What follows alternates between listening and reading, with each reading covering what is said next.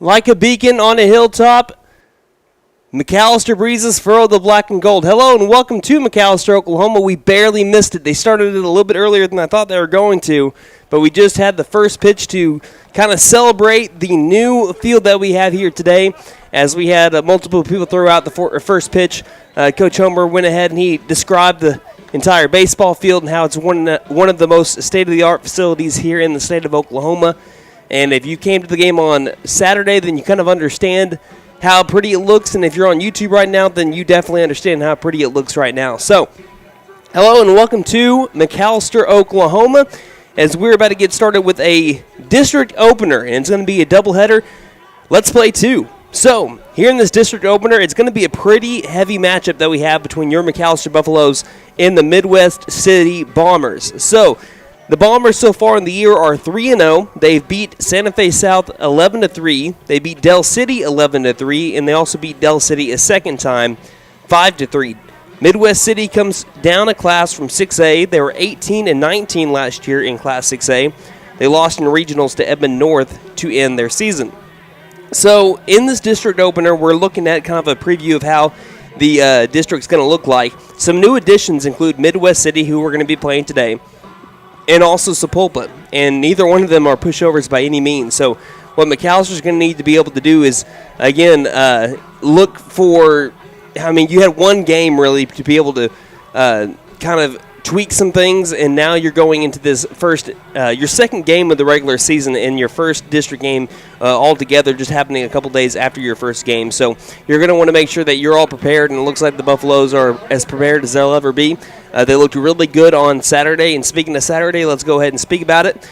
McAlester was down 2-1 going into the bottom of the third inning in that game, where they put up 4 runs in the bottom of the third. Ended up taking a 5-2 lead and never looked back. They did make it an 8-4 lead at one point. Salsaw brought it back to a 2-run deficit, 8-6, but McAllister's pitching and defense was able to hold them off and ended up getting the win. McAlester in that game only struck out 3 batters, but they only walked 4 as well. They had 7 hits in that game, and they're going to look to continue that nice hitting stretch that we have here. And some of the key players from that game included Gage Mullins, who had 1 for 3 with an RBI, Leighton Bass 2 for 4, and the overall man, Ethan Gillespie, who had 4 RBIs for McAlester, including a 3-run home run, and went 2 for 2 for the McAlester Buffaloes back on Saturday. We're going to see what he can do for a sequel. And also, we're going to see Trent Boatwright on the bump for the first time this season. Last year, he was the ace for McAlester, going 5-3 as a record 45 innings pitched. He also had a 2.18 ERA and 45 strikeouts to 26 walks. He led the team in strikeouts and an ERA and in batting average against, as he also had a no-hitter against Shawnee in 5 innings.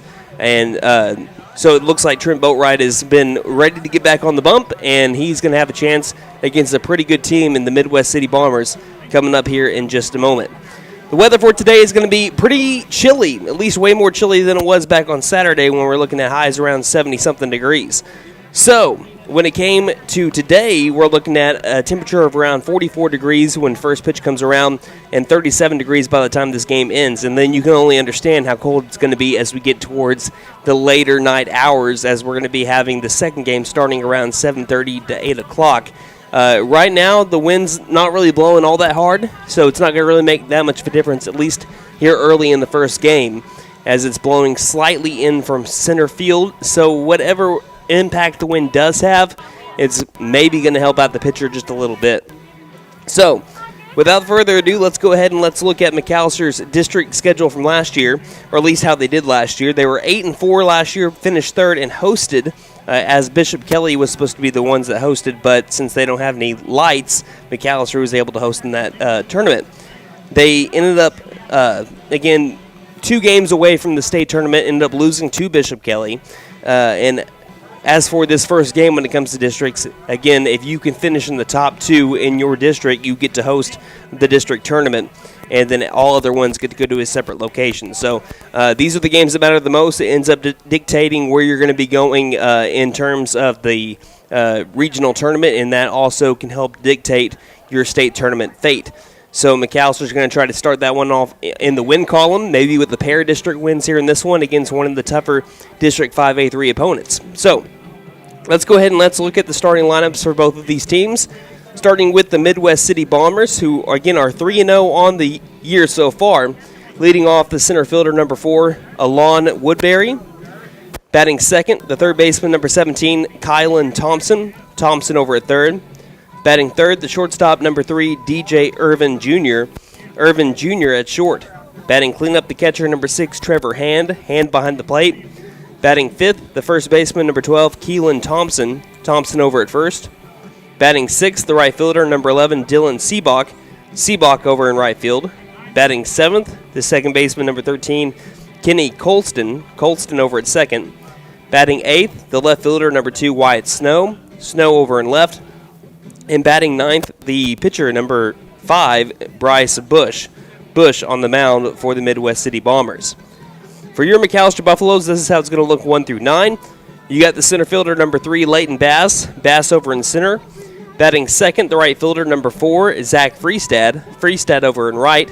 Batting third, the catcher, number 7, Ethan Gillespie. Gillespie behind the plate.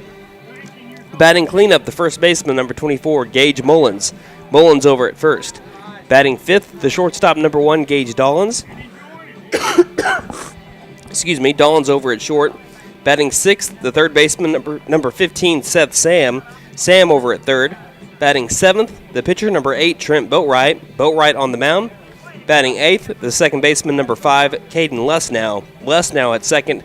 And batting ninth, rounding out the starting 9 in left field at number 11, Cale Prather. Prather over in left. No DHs in tonight's games, or at least in the first one. Can't say the same for the second one. Both teams are actually wearing gold jerseys, which is going to be a little bit interesting here today. The only difference in the gold jerseys, really, is that the Bombers are wearing kind of a black sleeve more so, and McAllister's got kind of all gold when it comes to their jersey. And also for the Bombers, they're wearing black hats with the gold B on the front. Here, McAlester Buffalo's wearing gold hats with the black MB logo on the front. McAllister is wearing looks like pinstripe pants, and as for the Bombers, they're wearing gray pants. All right, so we're going to take a break, and we're going to be having first pitch coming up here in just a little bit. You're listening to McAlester Baseball here on KNED. A penny doesn't get you much these days, but at Patriot Chrysler Dodge Jeep and Ram in McAlester, your penny goes a long way. Because right now at Patriot, you can get into any vehicle on the lot for just 1 penny down. Let me do that again. 1 penny down. And yes, that includes the 1-ton pickups. Not only that, but if you mention this ad, you'll get $2,500 cash. Only at Patriot Chrysler Dodge Jeep and Ram in McAlester. For more than 50 years, First Realty has helped the residents of McAlester and the surrounding area with their real estate needs. Whether residential or commercial, First Realty will guide you through the process of buying or selling your home or business. You can view our property inventory online at first-realty.net. And if you're into pickleball, the Pickle Palace is open. For membership information, call 918-424-3720 or go to picklepalaceok.com.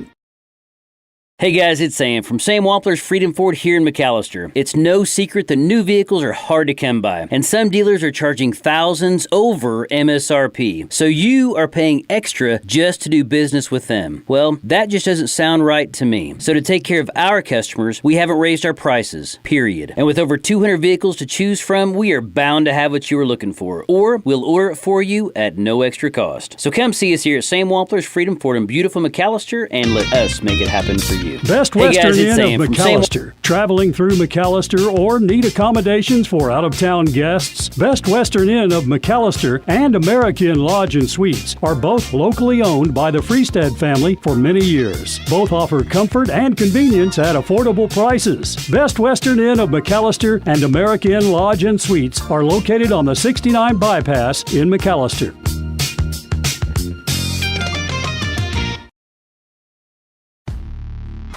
B&B Outdoor Innovations, LLC is licensed to do weed control and fertilization. We can also clean out your flower beds and plant new flowers plus other landscaping needs. Plus trim your trees and check your drainage systems to stay ahead of the spring storms. We offer commercial and residential services. Public service pros and military get a 10% discount. See us on Facebook and at bnboutdoorinnovations.com. We are insured and a first responder owned and operated business. Call 918-730-1594. We sell firewood. Batting 6, the right fielder, number 24. Welcome back to Mike Deek Field in beautiful McAlester, Oklahoma, as this is Brandon Green bringing you McAlester baseball. Second game of the season and the district opener for your McAlester Buffaloes against new district opponent, down from 6A, now 5A, Midwest City Bombers, who are 3-0 on the year, have already beaten Santa Fe South 11-3 and Del City 11-3, also beat Del City a second time 5-3. McAllister's lone victory in their lone game so far, they beat the Salsaw Black Diamonds back on Saturday 8-6. As Larry Barnett is already right now announcing your McAlester Buffalo starting lineup as we did just a moment ago, let's go ahead and let's look at your first pitch sponsor for this season, as we're about to have that here in less than 3 minutes. It's brought to you by Big V Feed Center in McAlester. They're always your best bet for your feeding program for all of your animals. Springtime is baby chick and gardening time. See us for your poultry and gardening needs. And this game is brought to you by First Realty, Patriot Chrysler Dodge Jeep and Ram, Freedom Ford, Best Western American, B&B Outdoor Innovations LLC, Vickers Furniture, OK Tire and Auto, The Bank and A, Fenton Nissan, HL Sports Shop, First Family Federal Credit Union, and Whitetail Properties, Sean Wilkerson agent. Let's send it now down to the field for our national anthem. And please remember Midwest City coach Ball and his family.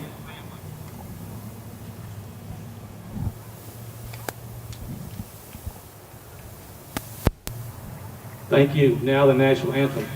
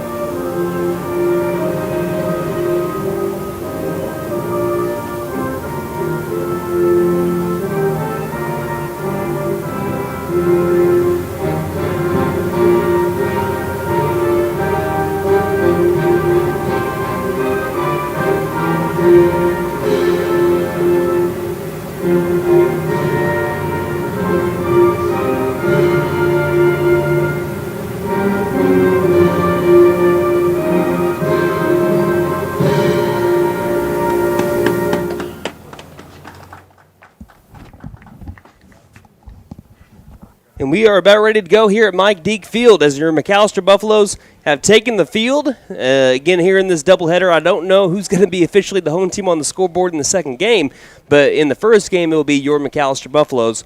And let's go around the diamond and look at the defensive alignment.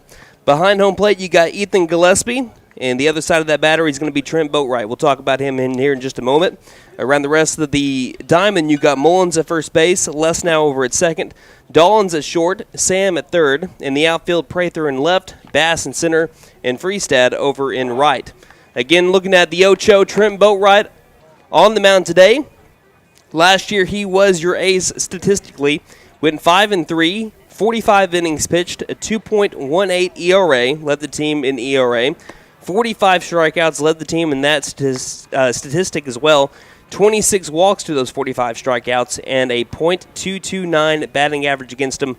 That was the lowest on the team as well, including that no-hitter against Shawnee in a district matchup in that game. He's going to be facing 1 through 3, at least here in the top of the first inning. The center fielder, number 4, Alon Woodbury. The third baseman, number 17, Kylan Thompson. And the shortstop, number 3, DJ Irvin Jr. So the infield has finished throwing around the ball, and once again, our first pitch sponsor will be Big V Feed Center at McAlester. They're always your best bet for your feeding program for all of your animals. Springtime is baby chicken gardening time. See us for your poultry and gardening needs. So the throwdown has been finished, and the infielders are making their way back towards their positions. It'll be a righty-on-righty matchup to begin the district opener. Here on this chilly Monday evening. Boatwright blown into his hand. Try to keep himself warm. He looks like he's ready. Woodbury is ready. Here's the windup from Boatwright, and the first pitch of the evening is a low ball, as it's baseball time here in the Heartland. 1 ball, no strike, nobody out here in the top of the first inning, as there was our first pitch of the afternoon. The second pitch will be a foul ball back into the netting, and that will move the count to even at 1 ball and 1 strike. Again, looks like we have a couple of good ball games in store for us today. Boatwright with the count even, 1 ball, 1 strike. Will wind up and deliver. The curveball will catch the bottom part of the zone, strike 2. And I mentioned it last year, he's got a fantastic curveball, and what makes Boatwright such a good pitcher is not as much velocity per se, but how he can locate his pitches with the quality of stuff that he has. As the 1-2 will miss up and outside, can't get Woodbury to chase, and that'll move the count to even at 2 balls and 2 strikes. He has a lot of velocity as well, but again, like I said, he's got a good changeup, good curveball. Whatever he throws is high quality stuff. The 2-2 is going to be a curveball down the third base line, going to stay foul, about 3 feet foul to the third base bag. And I'll keep the count at even at 2 balls and 2 strikes. You can still hear the opening batter, Alon Woodbury for the Midwest City Bombers. Boatwright deep breath, and the 2-2 delivery again is going to be a pop-up, right field. Freestad trying to chase it down. Will it stay fair? It will not. It'll fly foul. Again, the wind has picked up here a little bit since the pregame festivities, as it is, I guess it's picked up to about 8 miles per hour now in McAlester. Sam over at third base playing a little bit back beyond the third base bag. As for Mullins, he's playing just barely beyond the first base bag too, so not very deep. The wind up in the 2-2 again from Boatwright. This one's going to hit him. Curveball hit him on the elbow, and that will be a leadoff base runner for the Bombers. Now batting third baseman, Kylan Thompson. Woodbury fouled off a couple of pitches to keep himself alive, and that helped him get to the first base bag on a hit by pitch.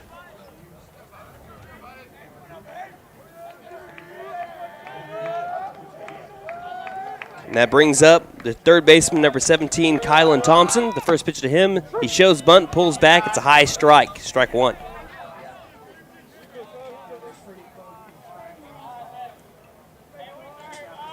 No balls, 1 strike. Runner at first, nobody out, top of the first inning, no score. Sam in on the infield grass. Pickoff over to first just to keep the runner honest. Again, always with your leadoff batter, how it typically always is in baseball, is he's got a lot of speed. Looking Ansey over at first base. Creeping towards the second base bag. Here's the 0-1. It's going to be swung on and missed for strike 2. So he showed bunt in the first pitch. No signs of bunt on the second as he was swinging away. And now Boatwright way ahead at 0-2. On Kylan Thompson, the third baseman. Another righty-on-righty matchup. Boatwright comes set. And the 0-2. Oh, he called time first. And it was a good pitch there from Boatwright, too. Looked like whatever it would have been low outside, but it looked like he caught plenty at the plate. So the count stays at 0-2. Not much of a lead over at first now. They're going to pick off anyway. Again, Woodbury over at first. Whether he has a big lead or he doesn't, he's not staying still. He's kind of keeping his feet moving. He's shuffling a little bit towards the second base bag with every second that follows. The 0-2 is he does take off for second. Swinging late at the pitch is the righty Thompson, and he fouls it off down the first base line. At that point, I think he was just trying to stay alive.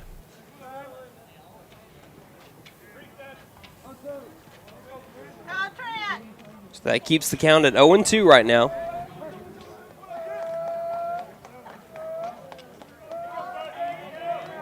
As Boatwright will come set. Look over at first and the 0-2. Runner doesn't take off. Did he go around? They're going to say no. The McAlester dugout said that they thought he did, and the field umpire says that he didn't either. So that's going to keep the count now to 1 ball and 2 strikes. Looked like he might have gone around from here. 1 ball, 2 strikes. The pitch, low outside. Count evens up at 2 balls, 2 strikes. Nobody out. Runner at first base. No score here in the top of the first inning. As Boatwright shakes off Gillespie, and now he likes the second call that he gives him. The 2-2. Fastball misses down below the knees, and now the count works from 0-2 to 3-2. After what Boatwright thought was a strikeout on the 0-2 pitch, he's thrown 3 consecutive balls, and that moves the count to full at 3-2. Does the runner take off for second in this instance? We'll see. Boatwright comes set. The 3-2 runner does not. Swing and a miss. Strike 3. Got him chasing a low pitch, and that will be out number 1. Shortstop, DJ Irvin. And the first strikeout of the year for Mr. Trent Boatwright will bring up the shortstop, number 3, DJ Irvin Jr.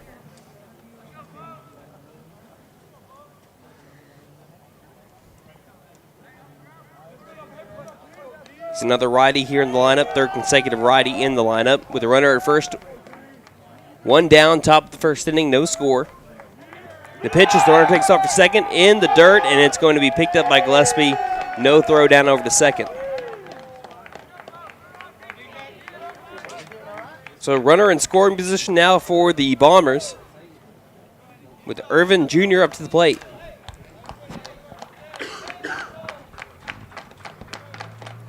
One ball, no strikes, 1 out. Runner at second, top of the first inning. Boatwright, the 1-0 pitch. Curveball catches the knees, strike 1.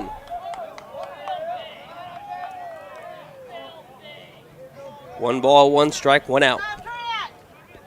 Outfield shifted a little bit over to the left with the righty up. Wind is blowing in from left center, complete opposite of what it was doing back on Saturday. The 1-1 will skip in the grass again. Runner takes off for third. The throw to third is going to get into the outfield. He'll take off for home, and that's going to be a score. So McAlester has given up a run off of a hit by pitch. A steal of second.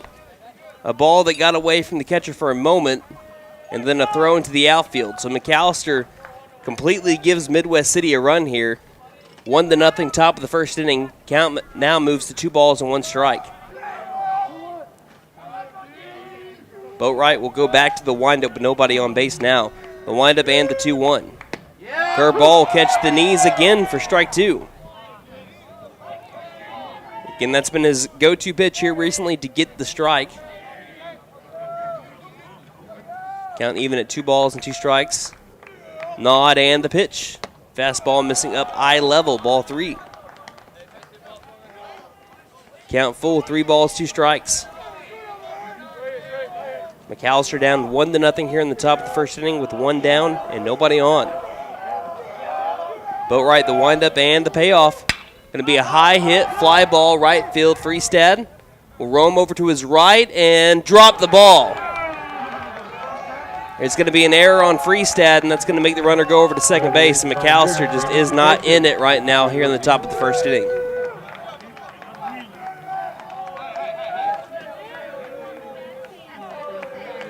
And that brings up the cleanup hitter, the catcher, number 6, Trevor Hand.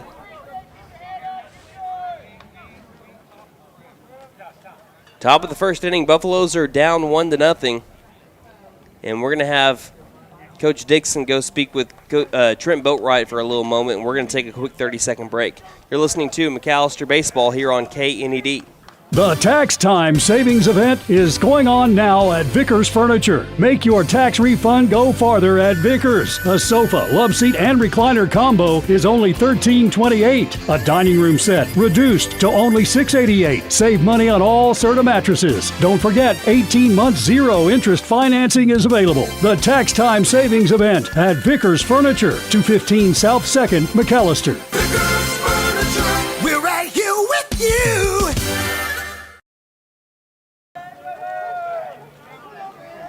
Still here in the top of the first inning, Buffaloes struggling here early. They're down 1-0 with the runner at second base and only one out. Trevor Hand, the cleanup hitter, up for the Bombers. Boatwright comes set, looks over at second, and delivers the pitch. Fastball in there for strike one. Again, it's been a hit by pitch. That guy went all the way around to home plate on McAllister's misfortunes. A strikeout of Thompson and then an error that put a runner over at second base. The 0-1. Nope. Boatwright's going to step off the rubber and take a little bit of time. Boatwright's got the low stirrups on today. So he comes set and delivers the 0-1. Curveball, it's going to be fouled off over to the left. It'll be taken by Coach Dixon. He'll throw it back over to Boatwright, and that will put Trent way ahead in the count 0-2. And McAlester trailed in the first inning in Saturday's game too, 1-0. Came back and won that game 8-6. Boatwright, the 0-2 pitch will be a fastball fouled off over towards the first base coach for the Bombers. And now keep it 0-2.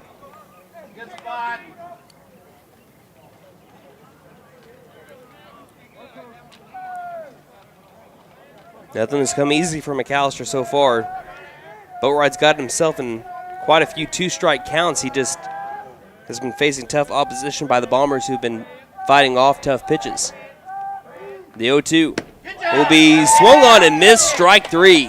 On a half-hearted swing, tried to check it, it didn't matter. It caught the outside corner.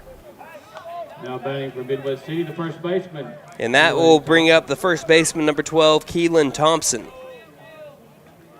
That's a good way to bounce back for Mr. Trent Boatwright. Righty-on-righty matchup, runner at second. 2 down, Buffs down 1-0 in the top of the first inning. As Boatwright comes set, outfield shifted slightly to the left, the first pitch.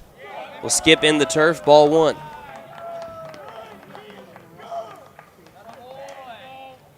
Again, the Bombers were in Class 6A last year, 18-19 in Class 6A.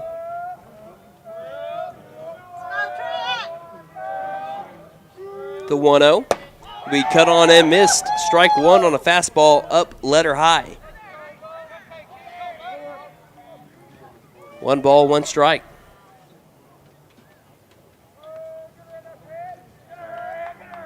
Boatwright comes set. Good lead over at second base. The 1-1 pitch will miss just a little bit above the Bombers' script. That goes across the chest, and that'll move the count in favor of the batters. 2 balls, 1 strike. A little bit of a shallow stance here for the batter. Not really spread apart with the legs, keeping them kind of close together. The 2-1 as the runner takes off for third. It's going to be a pop-up into the parking lot. And that will put deuces wild. 2s across the board. 2 balls, 2 strikes, 2 outs.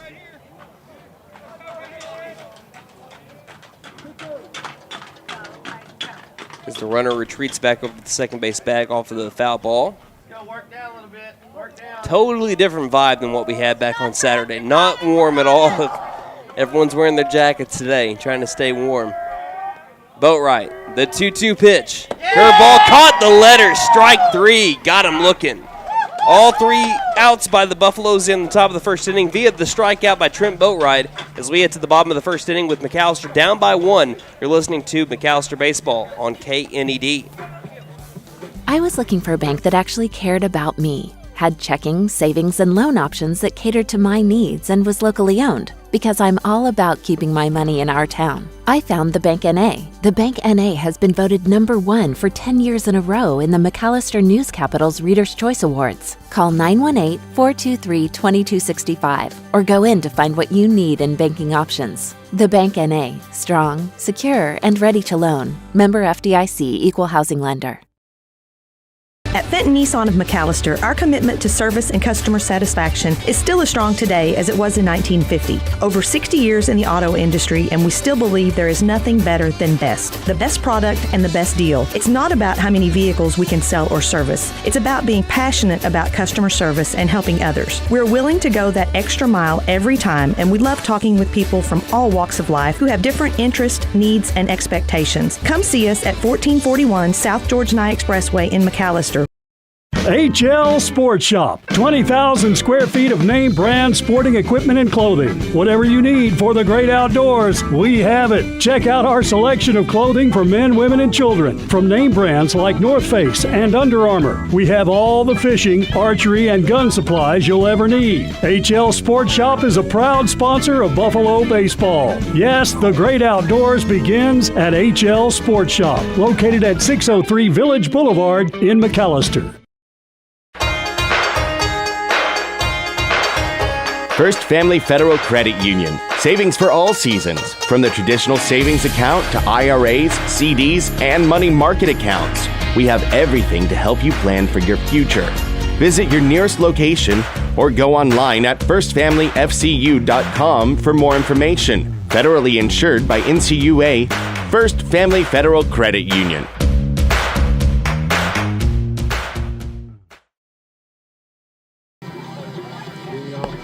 Welcome back to McAlester, Oklahoma. We head to the bottom of the first inning where the Buffaloes trail 1-0 to the Midwest City Bombers. It'll be Leighton Bass, Zach Freestad, and Ethan Gillespie up in the bottom of the first for your McAlester Buffaloes. Around the diamond for the Bombers, at catcher, Hand, first baseman Thompson, Colston at second, Irvin Jr. over at short, Thompson over at third. That's Keelan Thompson at first and Kylan Thompson over at third. In the outfield, Snow in left, Woodbury in center, and Seabach in right. Righty and lefty matchup to start off the bottom of the first with Bass up to the plate. Shows bunt, pulls back. It's high and outside. Ball one. Again, Bass, the lefty, on the mound for the Bombers. Again, number 5, Bryce Bush. Working out the windup. Here is the 1-0 delivery. Shows bunt again, pulls back. This one misses as well. 2 balls, no strikes. Bass had the first 2 hits of the season for the Buffaloes back on Saturday. Both singles, both hard hit right up the middle.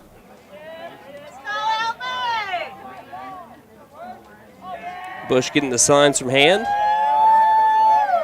The windup and the 2-0 delivery. This time Bass does not show bunt as it catches the inside corner for strike 1.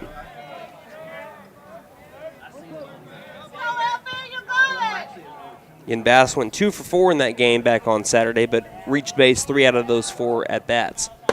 Next pitch barely catches the outside corner this time. Count moves to even at 2 balls and 2 strikes. Bass again had those 2 singles, reached on an error by the third baseman, and then grounded out over to second.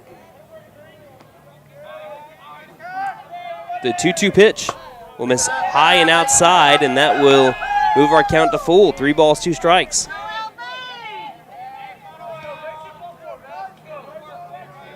Full count, 3 balls, 2 strikes. Bush, the windup, and the payoff to Bass is going to be a chopper. Third base side, rather shortstop. It's going to be fielded, thrown over to first. It's not in time. That's an infield single. A little dribble over towards Irvin Jr., and he did all he could, but the speed of Bass is just too mighty in that instance. So Bass with this third base hit of the year puts him on base, and now the tying run is, what is that, 270 feet? Trying to do math here. 270 feet away from home plate. Zach Freestad up at the plate. He's showing bunt as he will pull back as it's going to miss low of the zone for ball 1. 1 ball, no strike, no strikes on Zach Freestad, who went 1 for 4 back on Saturday. Struck out 3 times, but had a single in his third at bat as he lined one over towards right field. This one comes off of Bass on a pickoff attempt over to first, and now Freestad doesn't even have to bunt. Bass gets into scoring position on a pickoff move that I think hit Bass and then rolled over towards the dugout over here on the visitor side. So 1 ball, no strikes. Nobody out, runner over at second base.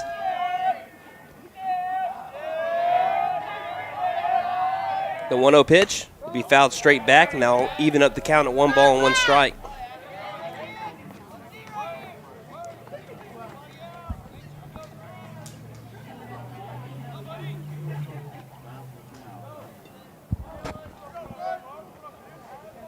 Over at third base, we got Thompson. He's playing a little bit even with the bag. Outfield playing a little bit shallow here and shifted a little to the left. Big gap in right center field. The next pitch will be cut on and missed for strike 2. So 1 ball, 2 strikes. Shortstop keeping the runner honest over at second base. Count 1 ball, 2 strikes. Bush comes set. And the 1-2 pitch will miss up above the McAlester script along the chest. Count evens up at 2 balls, 2 strikes. Freestad trying to get his first RBI of the season. Last year had 7 and a .350 batting average with runners in scoring position. The 2-2 to Freestad will be cut on and missed to strike 3. And that brings up Ethan Gillespie. And Gillespie had a heck of a start to the season back on Saturday. 2 for 2, was hit by a pitch in his first plate appearance, but then had an RBI double and then a 3-run home run that left the yard quickly. He's got a runner at second base with a chance to tie up the game already or possibly take the lead.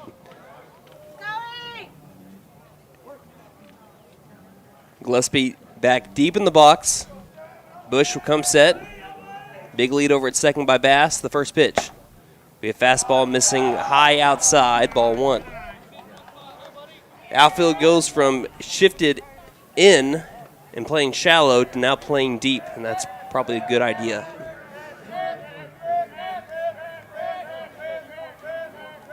Bush will come set. Bass with, again, healthy lead at second, the 1-0. Will miss down low, ball 2. On deck is Gage Mullins, who has also had a pretty good start off to the 2022 season. He had an RBI double back on Saturday. 2 balls, no strikes. As Bush comes set, quick delivers, and the pitch is going to be up high. I don't think he came set there. Doesn't matter, it still misses up by the chin, and that'll be ball 3. Yeah, it didn't look like he came set there at all, but still a ball, 3 balls, no strikes.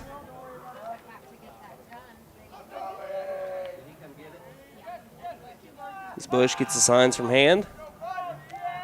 Comes set. And the 3-0. Will miss up high, so a 4-pitch walk to Ethan Gillespie. So runners at first and second. Now the double play ball is in effect in a couple of different ways. But also the go-ahead run is on base. Gage Mullins comes up to the plate, the cleanup hitter. Again, went 1 for 3 back on Saturday. He flew out to first, had an RBI double, and then grounded out over to third. Last year, Mullins had a .322 batting average, .446 on base percentage. At 33 RBIs, that's the third most returning for the Buffaloes this year, right behind Gillespie and Bryson Martin. Also had a home run back last year. First pitch. We'll skip off him and off the catcher as it rolls all the way towards the backstop.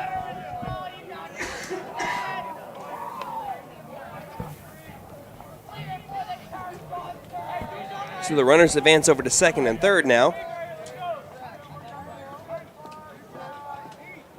So the double play ball is all gone.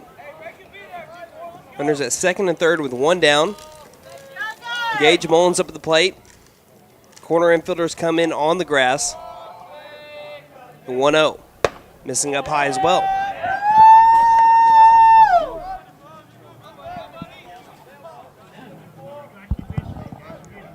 Two balls, no strikes on Gage Mullins.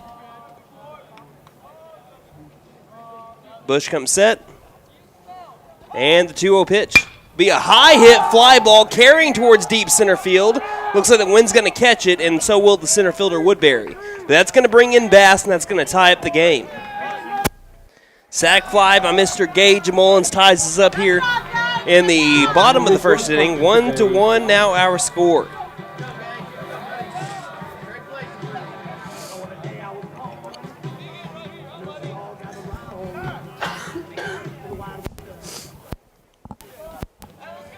So I'm sucking on cough drops right now. Hey, we got Mr. Gage Dollins coming up to the plate again. He's a switch hitter. He's going to be batting left here with the righty on the bump. Runner over at second, 2 down. 1-1 our score. Bush coming set on the mound, and he delivers. This one's a line drive down the right field line. This one's going to get past the right fielder. Dollins is going to give McAlester the lead as Dollins goes over towards second. He's going to round second. Going for the triple. He's going to get it easy.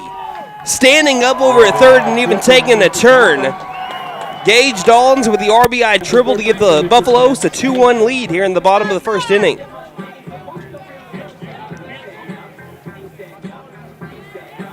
And that brings up Seth Sam.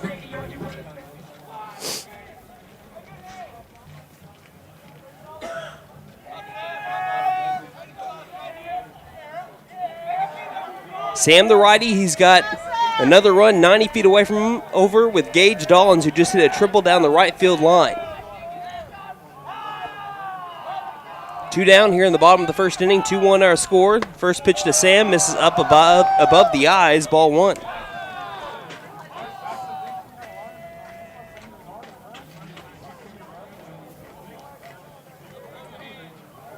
Two to 1, the Buffaloes lead.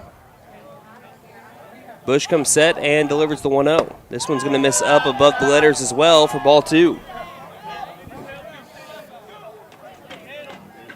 Wind blowing slightly in from center field.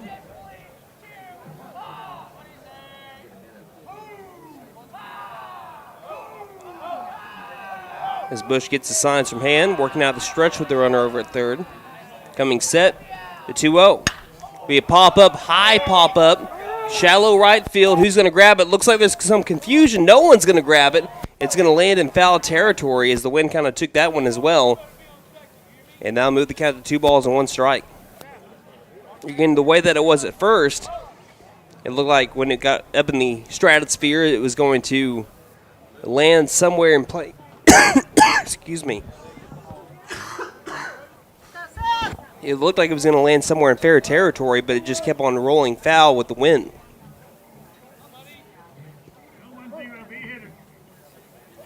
Here's the 2-1. This one's going to miss down low for ball 3. So 3 balls, 1 strike to Seth Sam.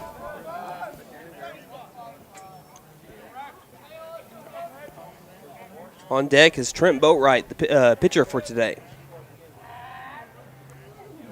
The 3-1 will miss down in the dirt, and that's going to be ball 4. Second walk at the bottom of the first inning for Bryce Bush of the Bombers, and it's going to bring out a coach to go speak with him. We're going to have a mound visit here. So runners at the corners here for the McAlester Buffaloes with 2 down in the bottom of the first inning. McAlester leading 2-1.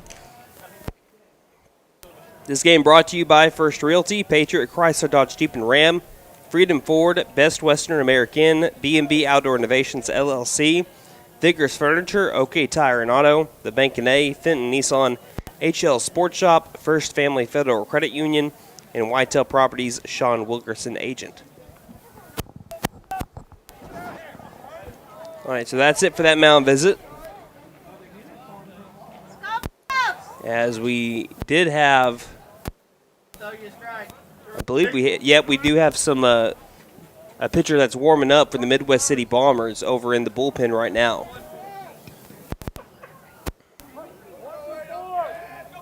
runners at the corners. 2 down. Bottom of the first inning, McAlester is leading 2-1. Boatwright showing bunt. He pulls back as the runner takes off for second, and Sam, and he's going to get there without play by the catcher. Pulled back on the bunt as it missed down low. 1 ball, no strikes on Trent Boatwright. Runners at second and third with 2 down. The 1-0 to Boatwright. Will miss up high, ball 2. Boatwright walked twice back on Saturday and also grounded out over to second. Batted .305 back in his junior season. The 2-0 from Bush will be down the middle for strike 1.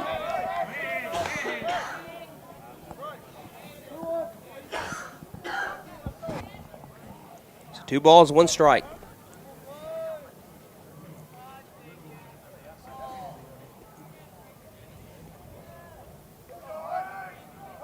Setting up down the middle of the plate, his hand. Here comes the 2-1 pitch.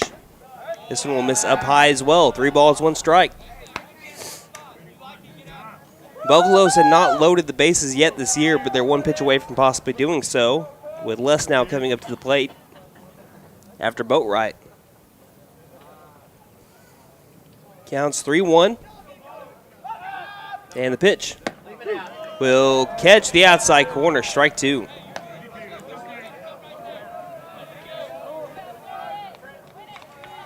With nobody at first, runners won't take off here on the 3-2 count.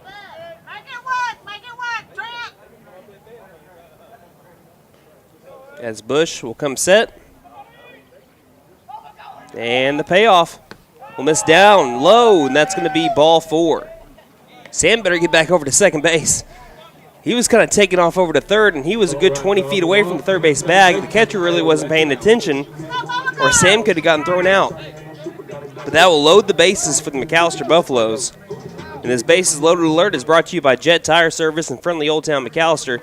They believe that while the Buffs are driving in runs, you should drive in to Jet Tire Service for your tire needs. So the courtesy runner for the Buffs here today is going to be number 10, Ethan Watkins. Bases loaded for the Buffs with 2 down here in the bottom of the first inning. Buffaloes leading 2-1. Caden Les now comes up to the dish. The first pitch to him is going to be cut on and missed on a high pitch inside strike 1.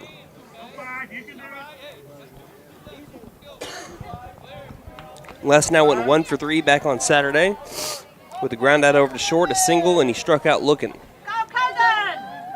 Standing up in the box here, the 0-1 pitch. Big curveball catching the lower outside part of the zone. Now Les now behind in the count 0-2. Les now had 65% of his hits last year with runners in scoring position. And a .425 batting average with runners in scoring. He's 0-2 right now. The pitch will miss outside for ball 1. Les now had 22 RBIs. That's good for 1, 2, 3, 4, 5. That was the 5th best on the team last year.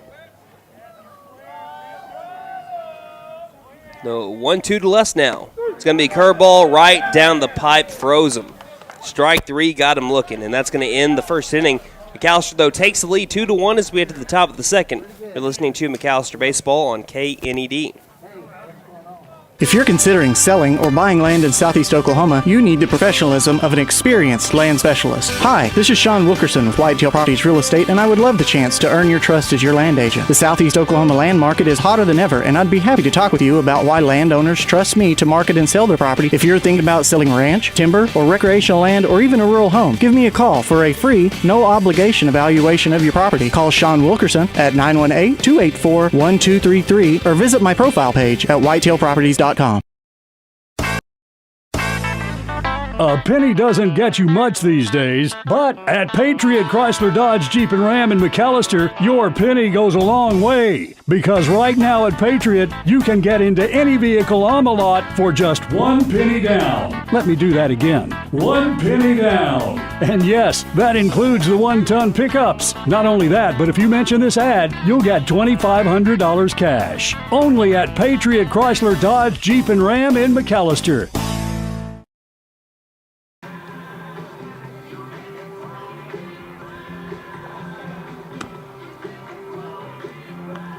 Welcome back to McAlester, Oklahoma. I'm Brandon Green, bringing you McAlester baseball. As we get to the top of the second inning, your McAlester Buffaloes are leading 2-1 right now. As the Midwest City Bombers scored 1 in the top of the first, McAlester 2 in the bottom of the first, with the help of an RBI sac fly by Gage Mullins and then an RBI triple by Gage Dollins. 6, 7, 8-hole batters up for the Bombers. Dylan Seabach, Kenny Colston, and Wyatt Snow as the first pitch to Seabach is low and outside for ball 1. Boatwright had all 3 of his outs in the top of the first inning via strikeout. The windup and the 1-0 from him will be cut on and missed for strike 1. Count evens up 1 ball, 1 strike. That run came across the plate due to unforced errors by McAlester as the second pitch is swung on and missed for strike 2. 1 ball, 2 strikes. Boatwright trying to get his 4th strikeout of the day. The 1-2 will skip in for ball 2.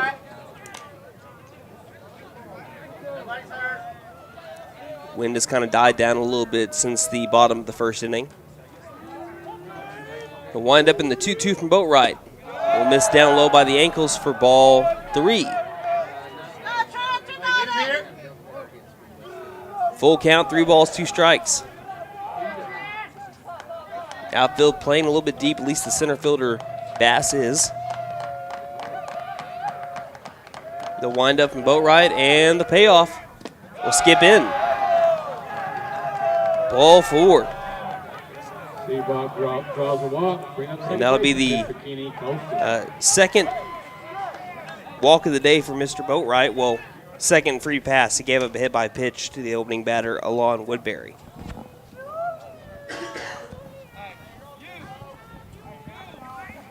So Kenny Colston's going to be coming up to the plate. He's getting a word from Coach Brady Baugh. And now he'll dig into the box. Another righty in the lineup for the Bombers. Don't think they've had a lefty yet. Not much of a lead at first. The first pitch is going to be catching the letters, strike 1.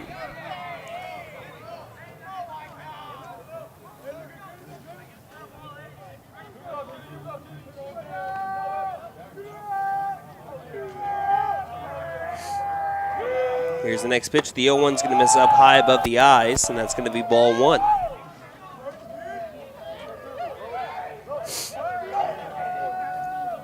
So 1 ball, 1 strike, 1 runner over at first. Nobody out here, top of the second inning. Boatwright, the pitch, will miss down by the ankles for ball 2. So both pitchers have kind of struggled here to find the zone, as we've had a combined 5 free passes given up between the two of them. 4 walks and a hit by pitch. The 2-1. No, fastball swung on and missed. Strike 2. So 2 balls, 2 strikes.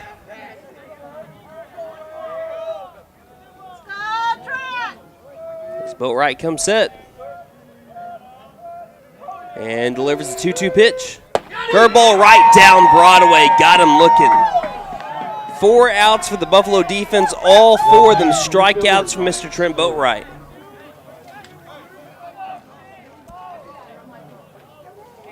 So now 1 on, 1 down here in the top of the second inning. Brings up another righty, Wyatt Snow, the left fielder, number 2.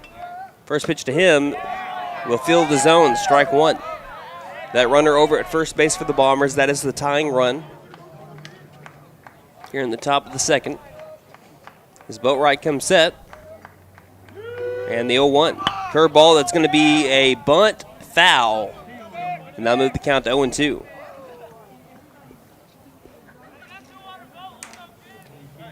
One thing that the Bombers were able to do back in the top of the first inning was able to run up Boatwright's pitch count, which might end up mattering later on in the game. As Boatwright will look over at first base. Not much of a lead. Counts 0-2. Here's the pitch. Curveball just missing the outside corner. Hard to lay off that one. Trying to get his 5th strikeout of the day here just in the 2nd inning alone. Boatwright comes set. The 1-2. This one misses the same location.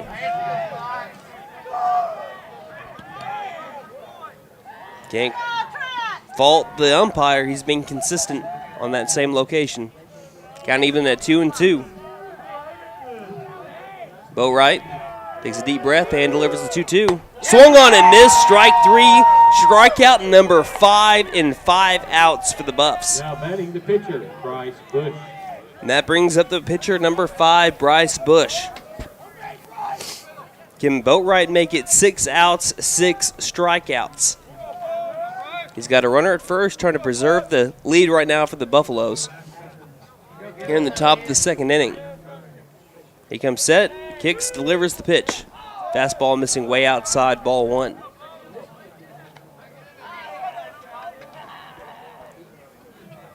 Getting started off the inning with a walk. Since then, a backwards K and a forwards K. Count 1-0, the pitch. Be a line drive, right center field. That one's going to one-hop over towards Freestad, and that's going to be a single for Bryce Bush. Back top lineup, center field. And that'll bring us to the top of the lineup.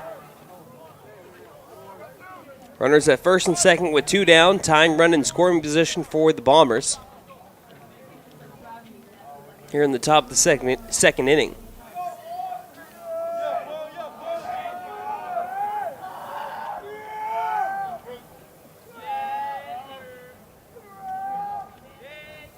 Against Alon Woodbury up at the plate. He was hit by a pitch in his first time up. Had 2 strikes on him before he was. His first pitch to him is a curveball right down the middle, strike 1. Doesn't matter how many times you see the curveball from Boatwright, if you're in the batter's box, it's still hard to get used to knowing that that's not going to come in on your hands every time you see it leave his hand. The 0-1, it's going to miss down low and outside. That'll move the count to even at 1 ball and 1 strike. Boatwright is the Evangel University commit. Actually signee now. He's going to go play football for him in the fall. The 1-1. Swung on and missed on the off-speed stuff for strike 2. So 1 ball, 2 strikes on Alon Woodbury.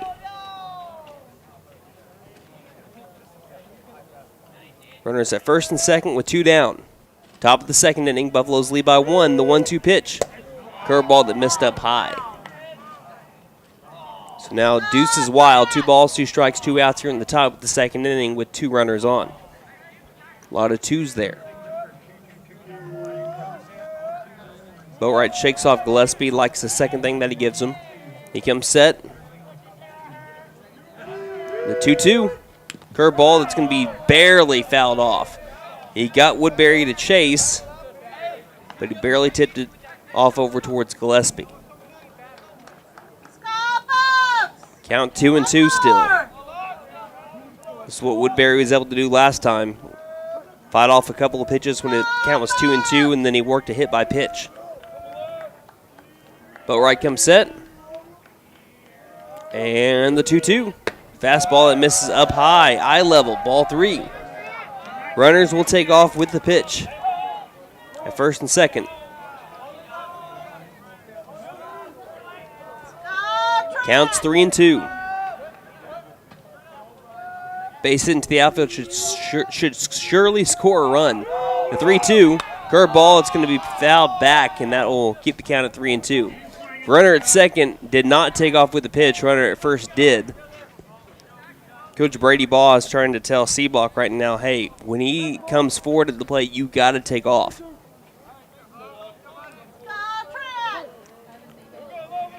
Count full at 3-2. We're going to do it again. Slightly open stance here for Woodbury as Boatwright comes set. Here's the 3-2 again. Swing and a miss, strike 3. They're going to have to throw down over to first, though, as they do in time, and that's going to be out number 3. 6 outs for McAllister's defense, all 6 of them strikeouts from Mr. Trent Boatwright. We'll go to the bottom of the second with McAllister leading 2-1. You're listening to McAllister Baseball on KNED. For more than 50 years, First Realty has helped the residents of McAlester and the surrounding area with their real estate needs. Whether residential or commercial, First Realty will guide you through the process of buying or selling your home or business. You can view our property inventory online at first-realty.net. And if you're into pickleball, the Pickle Palace is open. For membership information, call 918-424-3720 or go to picklepalaceok.com. Hey guys, it's Sam from Sam Wampler's Freedom Ford here in McAlester. It's no secret that new vehicles are hard to come by, and some dealers are charging thousands over MSRP. So you are paying extra just to do business with them. Well, that just doesn't sound right to me. So to take care of our customers, we haven't raised our prices, period. And with over 200 vehicles to choose from, we are bound to have what you are looking for, or we'll order it for you at no extra cost. So come see us here at Sam Wampler's Freedom Ford in beautiful McAlester and let us make it happen for you.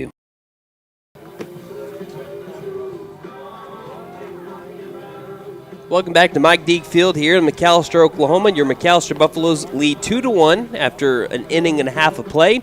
As we get to the bottom of the second inning, again, Buffaloes leading 2-1. According to the scoreboard, the Bombers have 1 run on 1 hit and 1 error. Your McAlester Buffaloes 2 runs on 2 hits and 2 errors. It'll be 9-1-2 up for the Buffs, starting with Cale Prather as the first pitch to him will be cut on and missed for strike 1. Prather was the starting pitcher in Saturday's game against Sallisaw. He's the left fielder today, number 11. The 0-1 to Prather will miss outside for ball 1. On deck, Leighton Bass, who had an infield single back in the bottom of the first inning. The windup and the 1-1. Will be a dribbler down the third base line, but it's going to stay foul. And Prather is behind in the count, 1-2. In Prather, the Oklahoma Baptist signee. Going to go play over in Shawnee in the fall. As he'll dig into the box with the count 1-2. The pitch. Swing and a miss, strike 3 in the dirt. They'll throw down over to first. They will. It's a little bit low, but grabbed by Thompson over at first. And that'll be out number 1.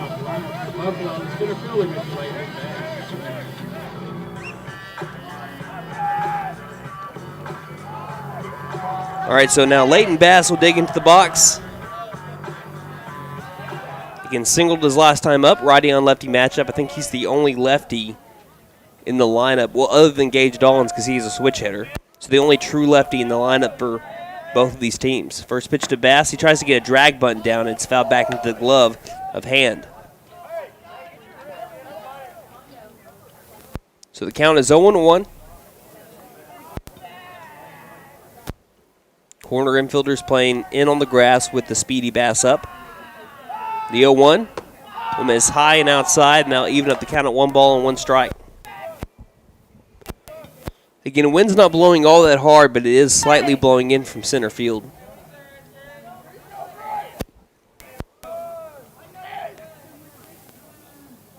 Still getting the signs is Bush.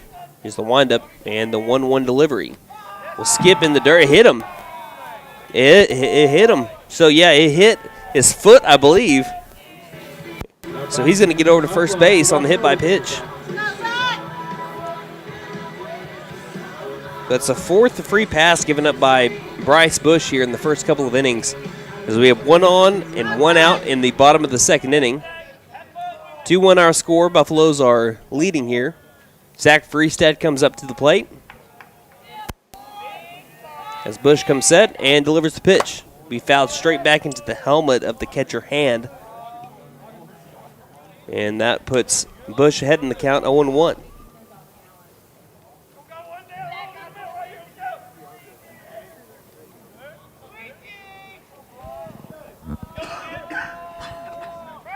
Pickoff over to first, not in time. Again, it was a pickoff attempt that went wrong by the Bombers in the first inning that got Bass over to second base. And then I think there was a pass ball that moved him over to third. The 0-1 as Bass takes off for second. It's too high. The throw to second is in time. Plenty of time, too. It was a little bit high and outside, and Bass kind of slid past the second base bag. So Bass is thrown out for the first time this year by the catcher, number 6, Trevor Hand, and that's going to be out number 2 with count even at 1 ball, 1 strike. The windup and the pitch. Will miss way too high for ball 2. It's another thing you got to remember when you're sliding on an all-turf field. You're going to slide a little bit further than you would if you're sliding on dirt. And Bass just overslid his target there. 2-1. Will miss the letters, and that'll be ball 3. Hitters count here for Zach Freestad, who struck out swinging his last time up. Bush with the windup, and the 3-1. This will catch the outside corner for strike 2. 3 balls, 2 strikes. Bush the windup, trying to get himself out of the inning. The 3-2 pitch. Curveball right down the middle, got him looking. Strike 3. And that'll send us to the top of the 3rd inning with the Buffaloes leading by 1 run, 2-1. You're listening to McAlester Baseball on KNED.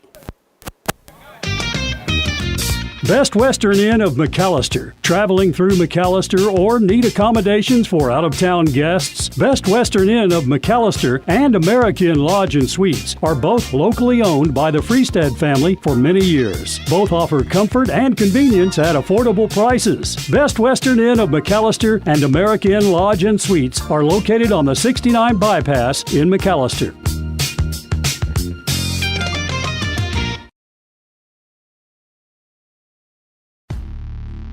B&B Outdoor Innovations, LLC is licensed to do weed control and fertilization. We can also clean out your flower beds and plant new flowers plus other landscaping needs. Plus trim your trees and check your drainage systems to stay ahead of the spring storms. We offer commercial and residential services. Public service pros and military get a 10% discount. See us on Facebook and at bnbouttdoorinnovations.com. We are insured and a first responder owned and operated business. Call 918-730-1594. We sell firewood.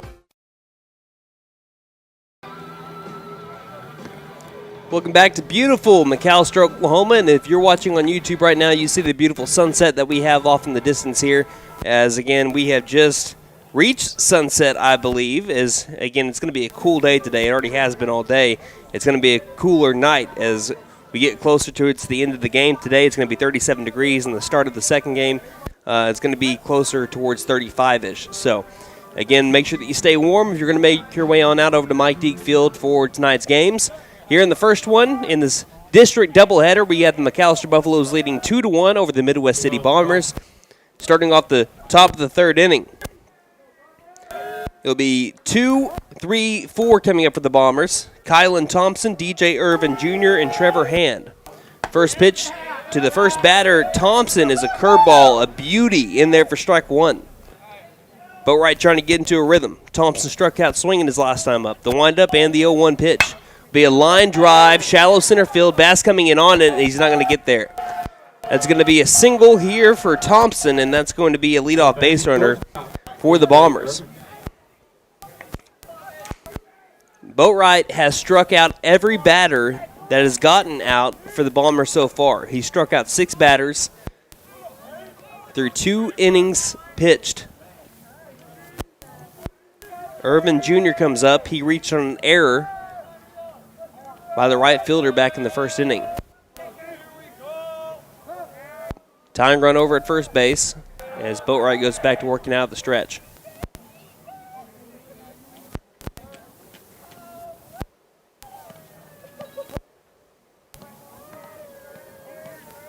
It's only the second hit of the day, by the way, by the Bombers so far. Pickoff over to first, not in time. Their first hit didn't come until the 9th batter in the lineup, Bryce Bush. They've already had a combined 10 strikeouts in this game through the first 2 innings pitched. The pitch, curveball, catching the knees, strike 1. The only problem with a lot of these strikeouts and what we've seen so far in the first couple of innings by Boatwright, his pitch count has been run up by pretty patient batters for the Bombers. The 0-1 pitch, Curveball, line drive, center field. That one's going to be another base hit. Runner's going to stay over at second base. Bass bobbled it, but he gathers it back and throws it in. And now we have back-to-back base hits by the Bombers, bringing up Trevor Hand. So runners at first and second. Both of those line drives towards center field. Nobody out here in the top of the third inning. Buffalo's leading by 1, but the tying run is over at second base, and the go-ahead run for Midwest City standing over at first. Hands the catcher, batting out of the 4 spot. Number 6 struck out swinging his last time up. Boatwright will come set and deliver the pitch. He shows bunt, gets it down, but he fouls it off over along the first base line.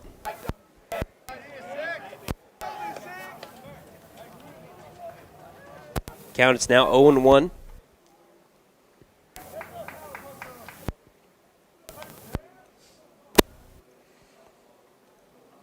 Boatwright will take a little bit of time to adjust the hat, and he gets on the rubber. Gets the signs from Gillespie right now. And he'll come set. Gillespie looks like he's going to set up down the middle of the plate. And there's going to be a pickoff move over to second, and it is not in time. Kind of close, though.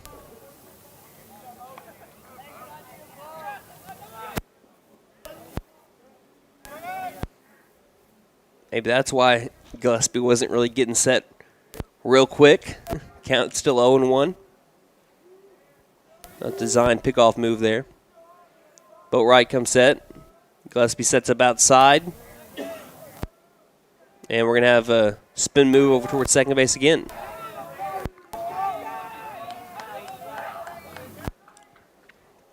So again, the count 0-1 right now. As Boatwright comes set a third time. The 0-1 pitch. Curveball fouled off down the third base line this time. And the count moves to 0-2.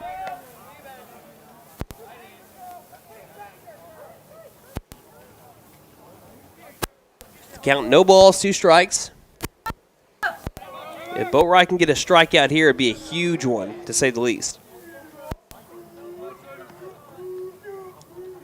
Boatwright comes set, looks over towards second base, back to the plate, and the 0-2 is going to be a swing and a miss, strike 3, and since first base is occupied as it was in the dirt, there will be no throw over to first.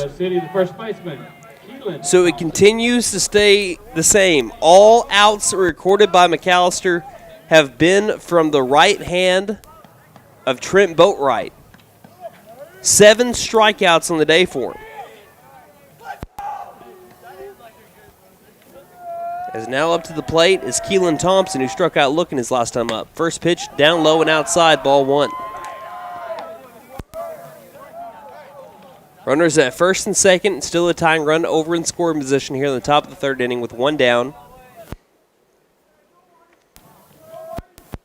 Boatwright likes what he sees from Gillespie, who will come set. Take a peek over towards second. Kicks and fires the 1-0. Curveball down the middle, strike 1. You know, base it off of just what I've seen from other pitchers around 5A baseball over the last couple of years, the curveball from Boatwright has to be one of the hardest pitches to hit in 5A baseball over the last 2 seasons. The 1-1. Fastball missing the lower outside part of the zone for strike, or rather ball 2.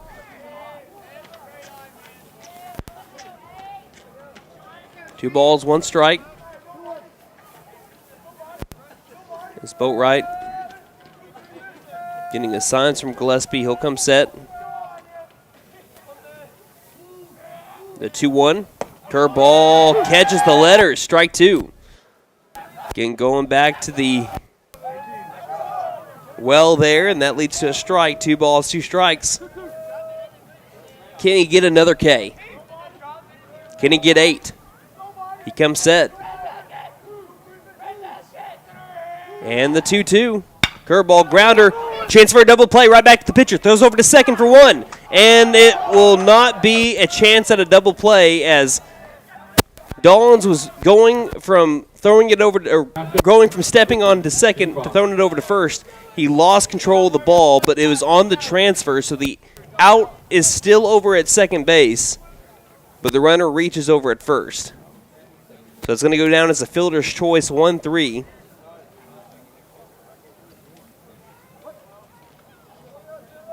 Fielder's choice 1-6, and that's going to put runners at the corners with 2 down here in the top of the 3rd inning. Dylan Seabach up to the plate now.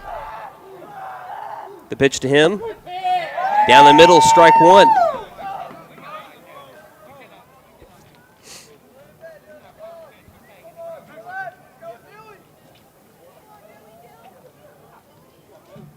No balls, 1 strike, 2 down, top of the 3rd inning. As Boatwright comes set, good lead over at first base, and there goes the runner. This pitch is going to be a hard-hit ground ball, but again, right over to Boatwright with the cat-like reflexes. Flips it over to first base, and that's it for out number 3 as Boatwright works himself out of the jam.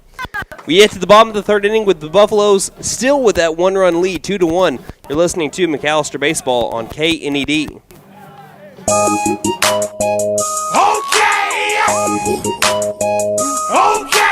Tire and Auto says come meet our new owner, Dylan Hackler. We're a Michelin dealer and we're stocked up with Cooper, Toyo, Hankook, and Max's Buckshot Mutters and Farm and ATV tires. Tire light on, we can fill your tires with nitrogen. We do brakes, alignments, struts, and oil changes too. You'll appreciate our fast, friendly service. All work's guaranteed and estimates are free. OK Tire and Auto, 801 North 1st, McAlester. Call 918-423-2121. Good luck, Buffs. Have a great season.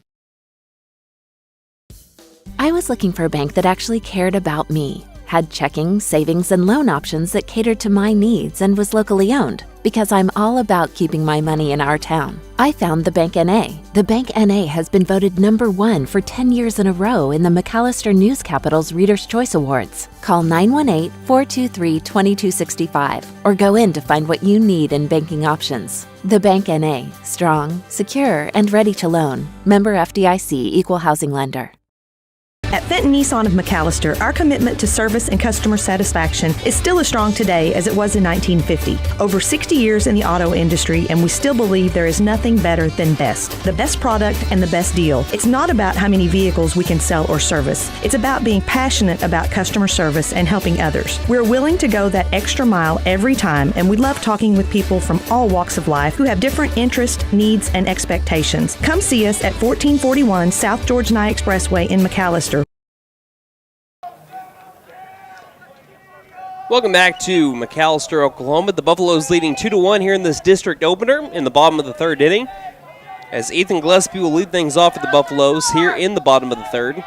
McAlester leading 2-1. Here's the windup from Bush, and the first pitch of the bottom half of the inning is in there for strike 1. The first strike that Gillespie has seen so far today, as he walked on 4 pitches back in the bottom of the 1st inning. Windup from Bush, and the pitch will be a high hit fly ball that will go over into the parking lot, and that will put Gillespie behind in the count 0-2.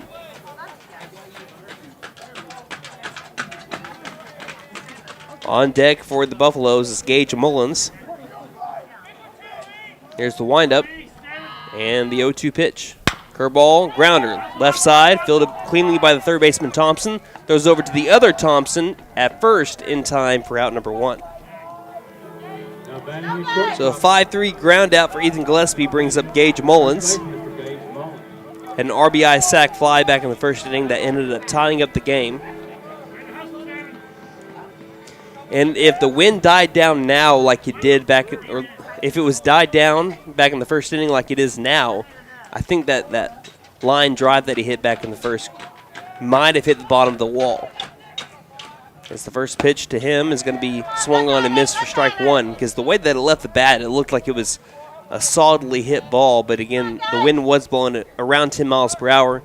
It did make it, did kill the ball a little bit while it was in the air. Second pitch is going to be cut on and missed for strike 2 on the fastball from Bush. And now he's behind in the count 0-2 as Bush has found his groove.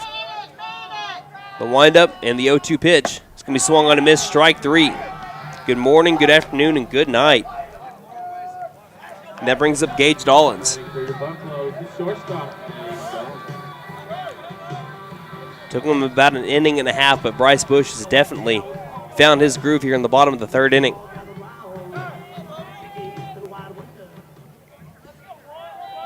Back deep in the box is the switch hitter batting left, Gage Dollins, who had an RBI triple that gave the Buffaloes the 2-1 lead back in the 1st inning. First pitch to him will miss up and outside, ball 1. Buffs have not had a hit since Mullins' RBI triple. Wind up from Bush, the 1-0 pitch. Fastball missing down by the ankles, ball 2.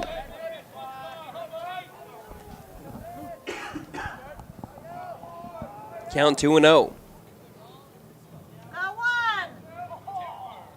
Wind up and the pitch. Will miss low and inside. That'll be ball 3. You can tell everyone's cold, especially in the dugout. They got the heating lamps on. They got their hands up by them. I do not blame them in the slightest. Bush, wind up and the 3-0. Will miss down low inside, ball 4. 4-pitch walk to Gage Dollins, and that puts a runner at first with 2 down here in the bottom of the 3rd inning. Seth Sam will come up to the dish.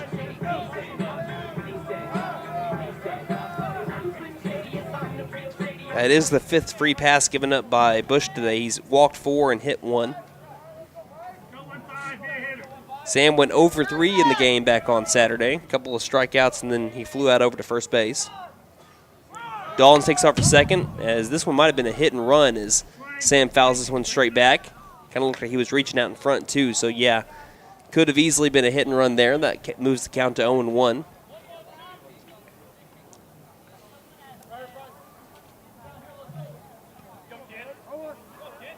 No balls, 1 strike.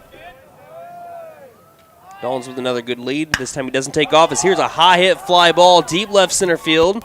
Looks like the left fielder gets underneath it, and this will be out number 3 in the alleyway, caught by Snow.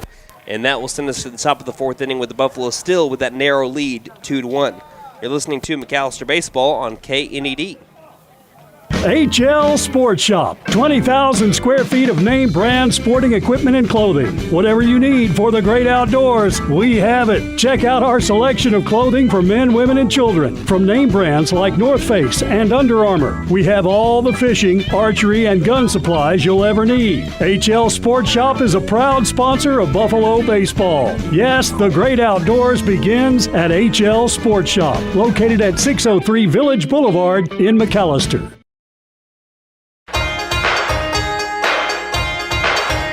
First Family Federal Credit Union. Savings for all seasons. From the traditional savings account to IRAs, CDs, and money market accounts. We have everything to help you plan for your future. Visit your nearest location or go online at firstfamilyfcu.com for more information. Federally insured by NCUA. First Family Federal Credit Union.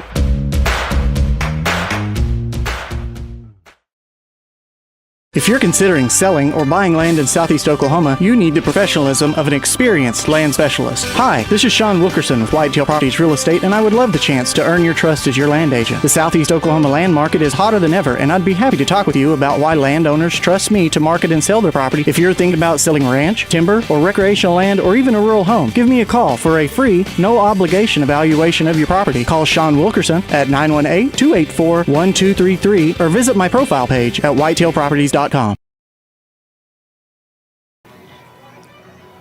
Welcome back to McAlester, Oklahoma, as we start off the top of the 4th inning with the Buffaloes leading 2-1 over the Midwest City Bombers. I'm Brandon Green, bringing you McAlester Baseball.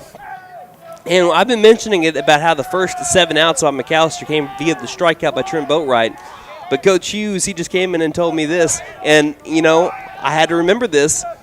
The first 9 outs have really all come from Trent Boatwright. The first 7 came from his right hand via the strikeout, and the last 2 with his left hand via his glove, fielding out a couple of batters. So he's had the first 9 outs all by himself, really, for the Buffaloes, including with a little bit of help from Gillespie behind the plate.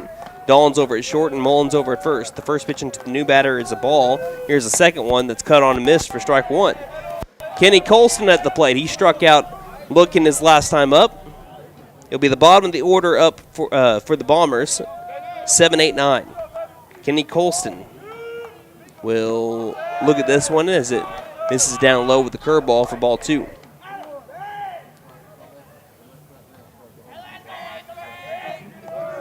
Two balls, 1 strike, nobody out, nobody on. The windup from Boatwright and the pitch.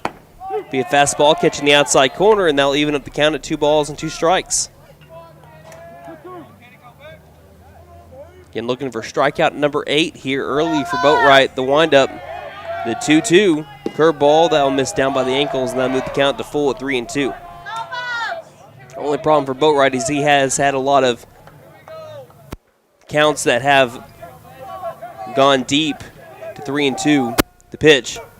We swung on and missed for strike 3. They'll have to throw down over to first, and this one is in time for out number 1. 8 strikeouts for Trent Boatwright. Have yourself a game. As that will now bring up Wyatt Snow.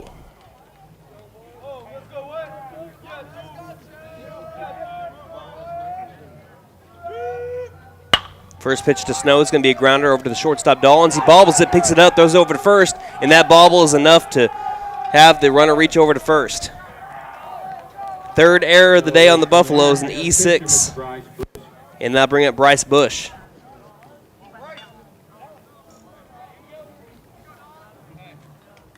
McAlester has kind of hurt themselves here with the errors, as the only run that has come across to score for the Bombers have been on errors, and that was unearned. Bryce Bush had the first hit of the game for the Bombers back in the second inning. He steps up to the plate with a runner at first and 1 out.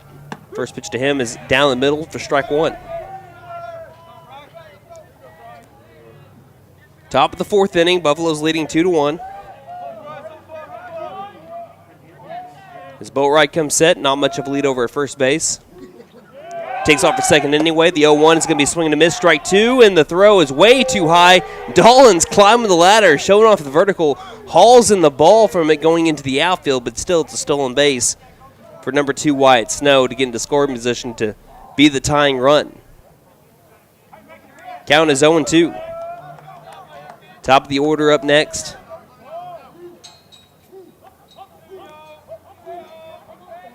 Big lead over at second base, too. The 0-2 pitch.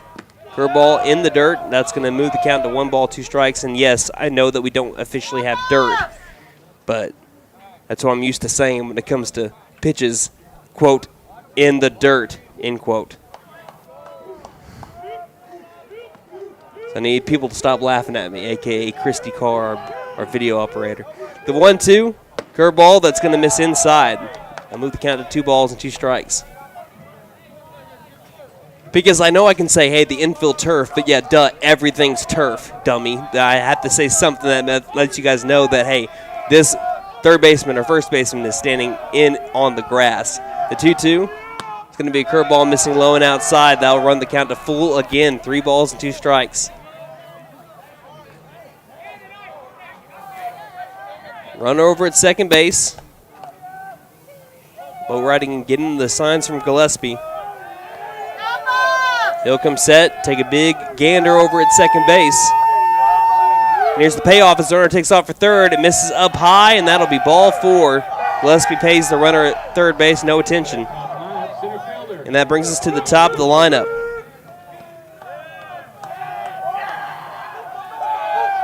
That's only the 3rd free pass given up by Boatwright today. 2 walks and hit by pitch. That brings up Alon Woodbury. He was the man that was hit by a pitch. He also struck out swinging his last time up. Are we going to have a courtesy runner coming in for Bush? That looks so. Be number 19. Got to go to my phone to be able to look up who number 19 is. That's going to be Ware.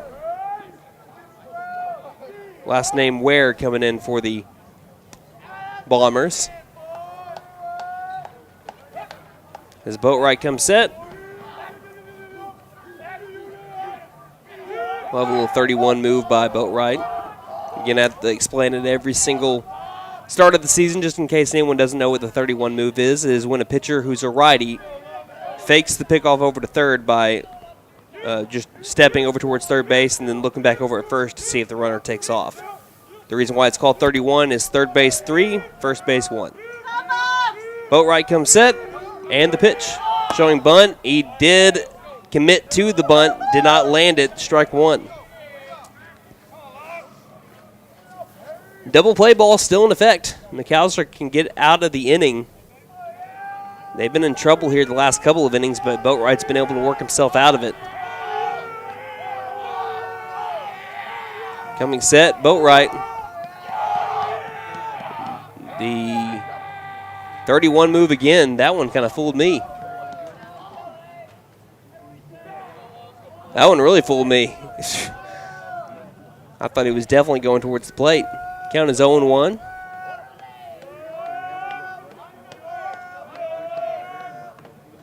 Still getting the signs from Gillespie. He'll come set. And the pitch. The fastball missing outside, ball 1. I believe we have someone warming up in the McAlester bullpen. Again, both teams are wearing gold jerseys, so it's hard for me to sometimes tell who is warming up in the bullpen because both teams are sharing the same bullpen right now. The 1-1, grounder, third base side, chance for a double play. Sam's instead going to throw over to first base alone, and that's going to be it for out number 2. That'll tie up the game, though. Again, Sam wanted to make sure that he went with the sure out, didn't go for the double play ball, went for the sure out and ended up getting out number 2. So that advances the runner over to second base, and that ties up the game 2-2.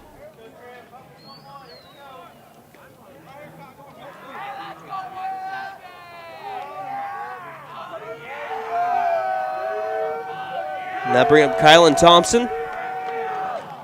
As the first pitch to him is a curveball that misses the top part of the zone for ball 1.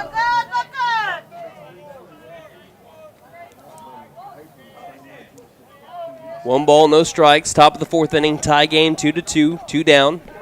Go ahead, run in scoring position. The 1-0 is going to miss low and outside. Runner's hung out to drive. The throw it over to second is not in time. They're going to say he slid underneath the tag. Dollins thought he had him, and it was a great throw by Gillespie, who was also halfway towards the dugout. And the count is at 2-0 now.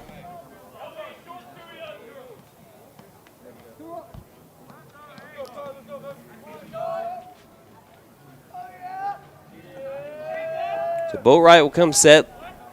Not much of a lead over at second base now. As here comes the 2-0 pitch. We'll miss outside, and that's 3 straight balls from Boatwright to move the count to 3-0. Gillespie's going to go speak with Boatwright. This game brought to you by First Realty, Patriot Chrysler Dodge Jeep and Ram of McAlester, Freedom Ford, Best Western American, B&B Outdoor Innovations LLC, Vickers Furniture, OK Tire and Auto, the Bank & A, Fenton Nissan, HL Sports Shop, First Family Federal Credit Union, and Whitetail Properties, Sean Wilkerson, agent.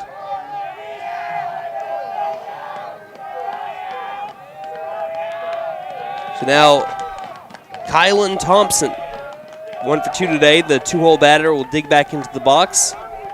Go ahead, run in scoring position, count 3-0. We'll see if he has the green light. Boatwright comes set, and the 3-0 pitch. Fastball, he does not. Strike 1. Well, he could have. It just might not have been his pitch. 3 balls, 1 strike. Still a hitter's count here for Thompson. Boatwright comes set. And the 3-1. Swing and a miss, strike 2.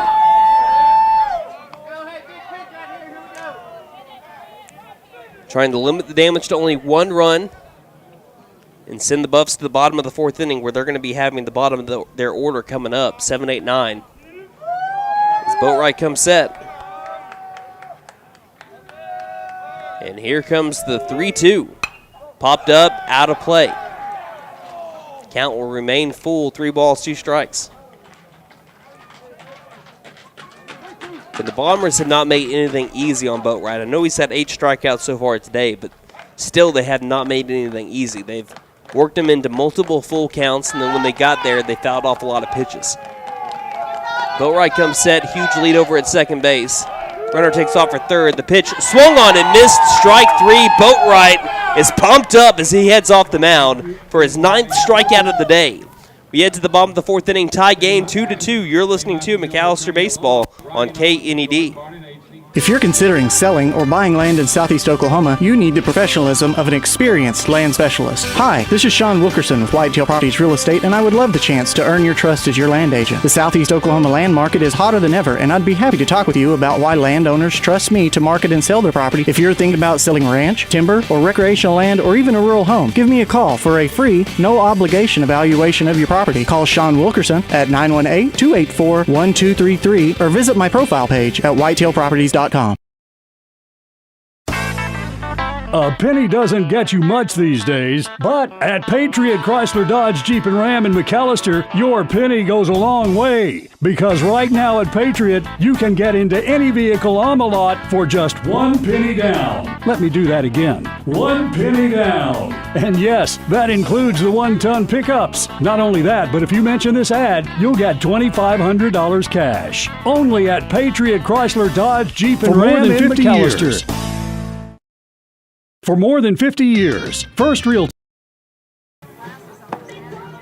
Welcome back to McAlester, Oklahoma. I'm Brandon Green, bringing you McAlester baseball as we head to the bottom of the 4th inning, as we are halfway through this game, at least if it doesn't go into extra innings, as the score is 2-2. The Bombers scored 1 in the top of the 1st inning. McAlester took the lead in the bottom of the 2nd and held on to it until just recently in the other half of the inning, the top of the 4th, where they scored a run and they have again tied it up 2-2. It'll be the bottom of the order up for the Buffaloes, 7, 8, and 9. Trent Boatwright, Caden Lesnow, and Cale Prather. Again, Bush struggled a little bit in the 1st inning, but since then has definitely found his groove. Buffalo's trying to mess with that groove here in the bottom of the 4th. The first pitch to Boatwright, as he showed bunt pulled back, it's ball 1.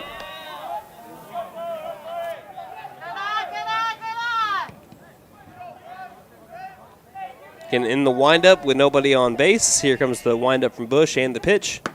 Swung on a miss way too late by Boatwright. That'll be strike 1. 1 ball, 1 strike.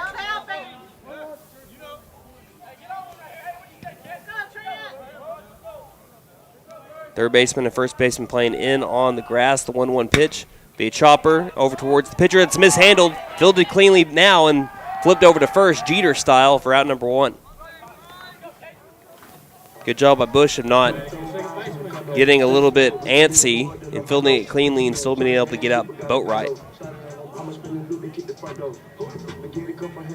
So that will bring up Caden Lesnow. Struck out looking his last time up.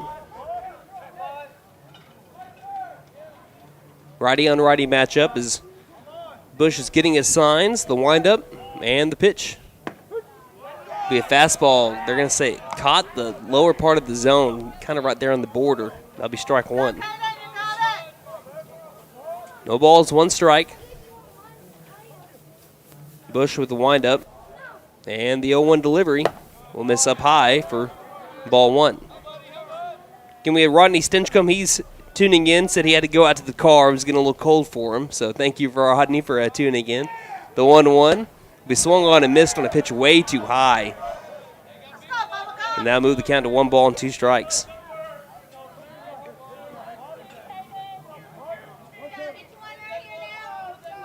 One and 2, the windup, and the pitch.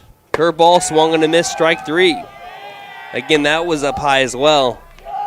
That's 2 up, 2 down for the Buffaloes. Now batting left fielder, Mr. Cale Prather. And see, since the walk to Boatwright that loaded up the bases, for Bush it's gone strikeout, strikeout, hit by pitch, strikeout, ground out, strikeout, walk, fly out, ground out, strikeout. Only allowed 2 base runners since that walk to load the bases back in the 1st inning. First pitch to Prather is cut on and missed for strike 1. As that's Bush's again 6th strikeout. The windup and the 0-1 with nobody on base for McAlester. It's going to be up and inside, nearly hit Prather as he turned into it. Count is even at 1 ball and 1 strike. Nobody on base for the Buffaloes. Tie game 2-2. Bottom of the 4th inning.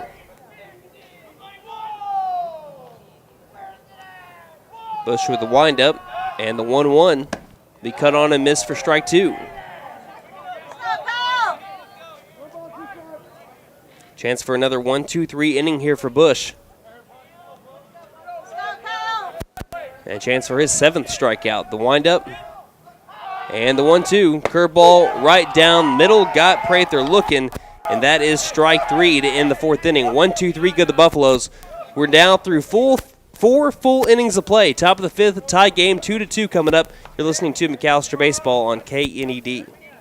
The Tax Time Savings Event is going on now at Vickers Furniture. Make your tax refund go farther at Vickers. A sofa, love seat, and recliner combo is only $13.28. A dining room set reduced to only $6.88. Save money on all Serta mattresses. Don't forget, 18 months zero interest financing is available. The Tax Time Savings Event at Vickers Furniture, 215 South 2nd, McAlester. Vickers Furniture, we're right here with you.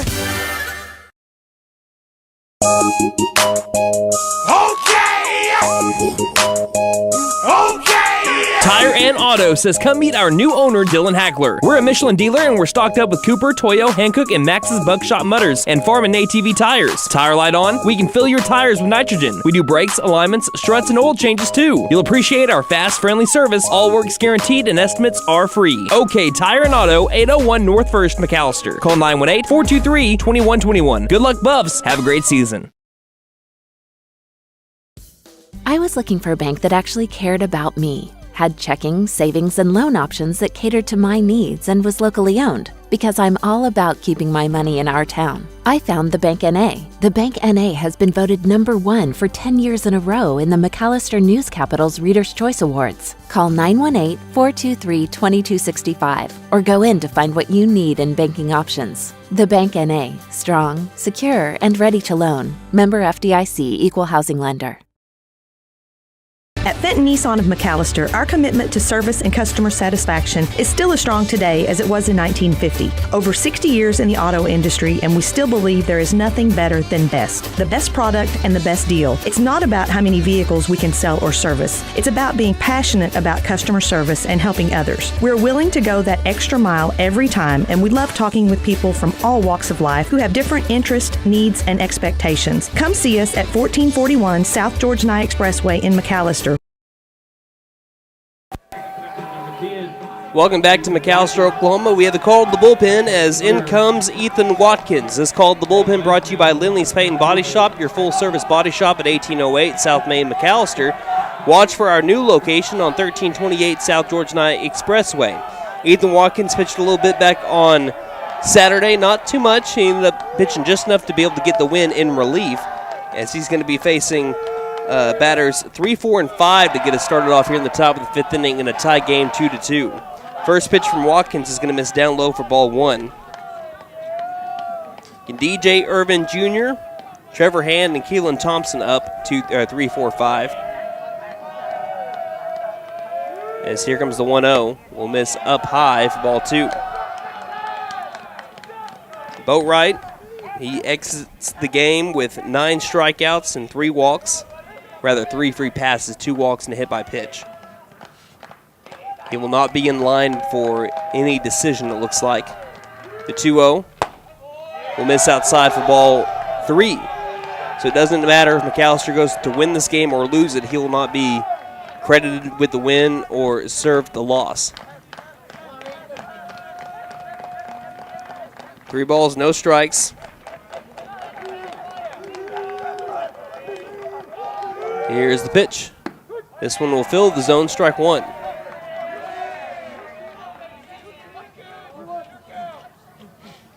Hitters count still for the 3-hole batter, Irvin Jr., who's so far 1 for 2 today. He's reached on an error and singled. The 3-1. Fastball missing low and inside, and that's a leadoff walk here for the Bombers. DJ draws the walk. Bring up the catcher, Trevor Hand. And that'll bring up Trevor Hand. 0 for 2 so far today with a pair of strikeouts. Runner at first, not much of a lead, but it doesn't matter much. Here's the pitch. Will fill the zone, strike 1. Watkins relying on that fastball. He's got a live one. Plenty of velocity from the right arm of Watkins.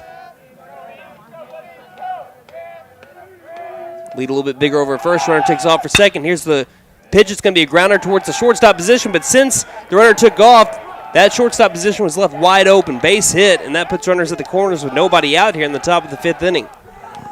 Now batting for Midwest City, the first baseman, Keelan Thompson. In the shortstop, Dollins was covering on the throw down over to second, and with the base hit, that left the second base or shortstop position wide open. That brings up Keelan Thompson, who is 0 for 2 so far today. Struck out looking and then reached on a fielder's choice.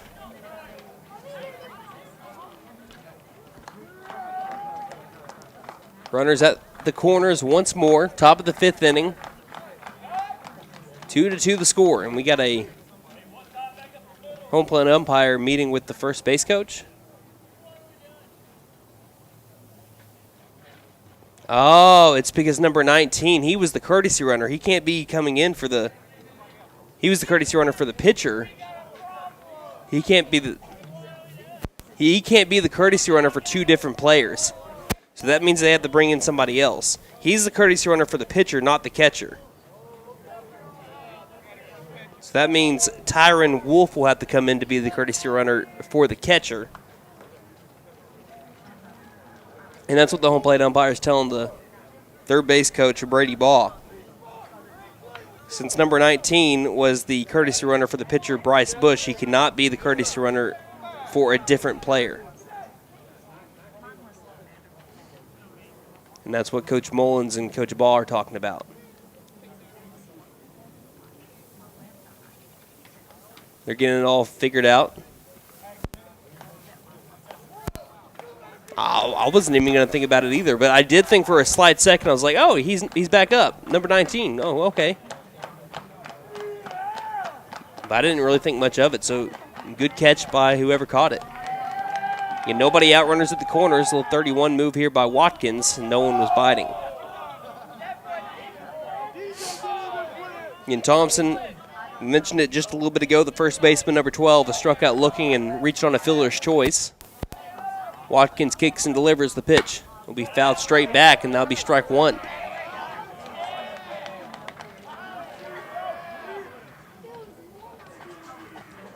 McAlester has committed 3 errors in this game. Midwest City so far has committed 1.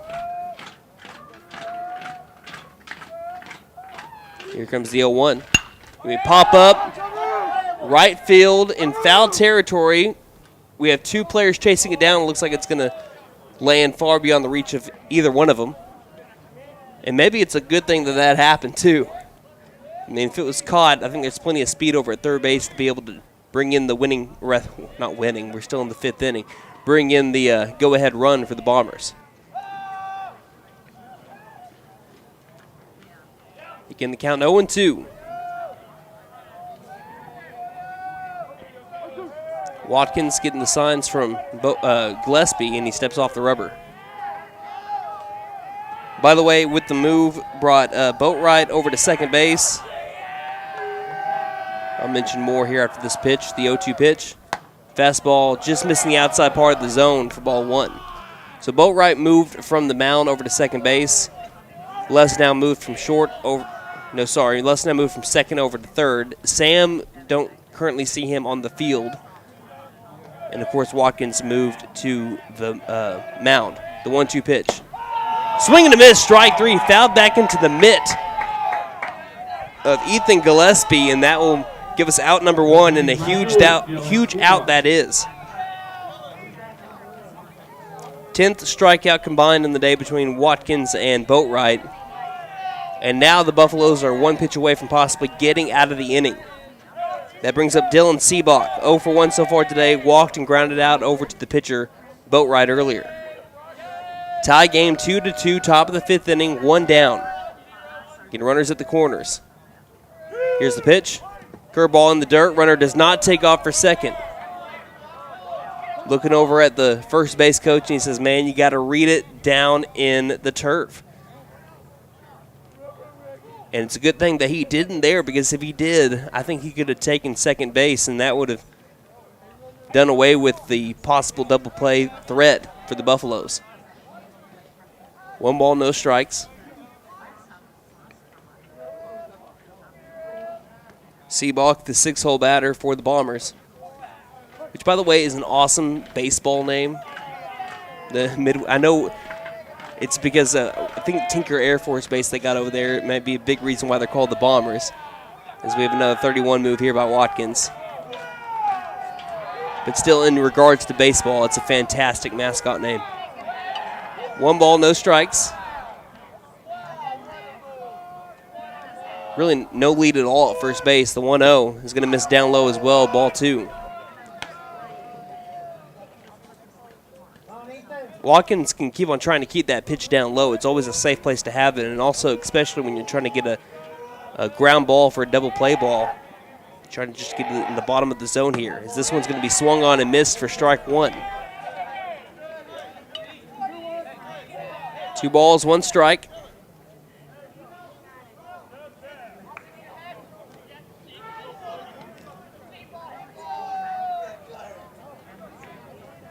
Watkins getting the signs from Gillespie. He'll come set. Can still not much of a lead over at first.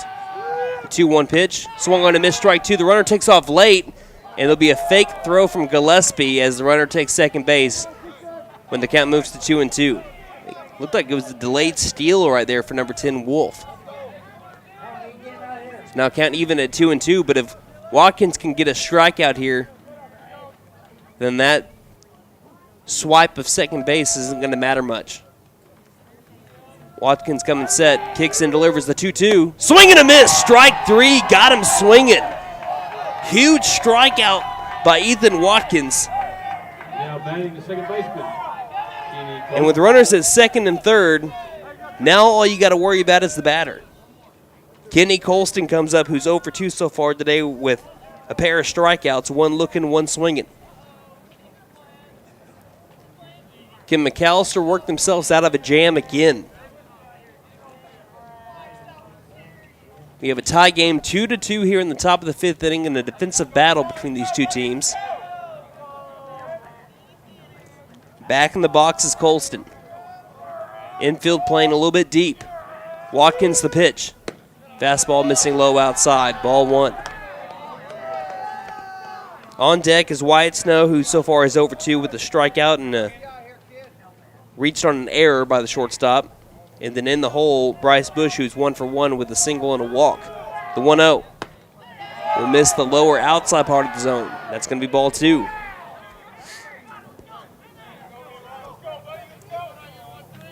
Two balls, no strikes. Watkins trying to find the zone again here against the righty, Colston. The pitch. This one will fill the zone. Strike 1. 2 balls, 1 strike.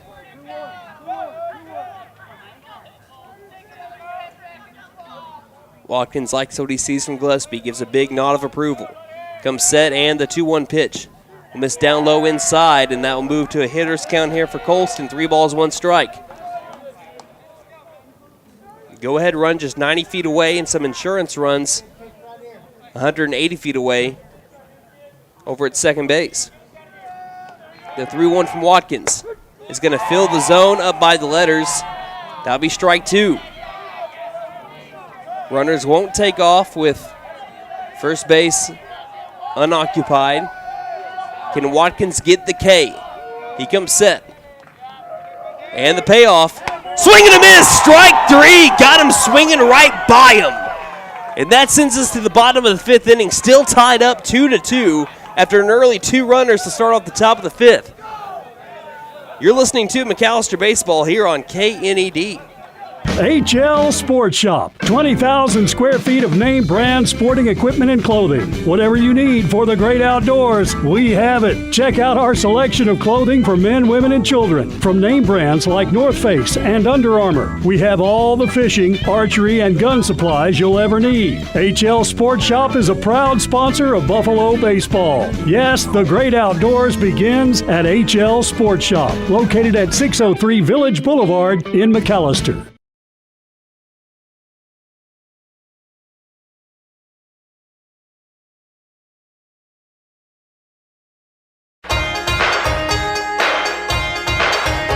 First Family Federal Credit Union. Savings for all seasons, from the traditional savings account to IRAs, CDs, and money market accounts.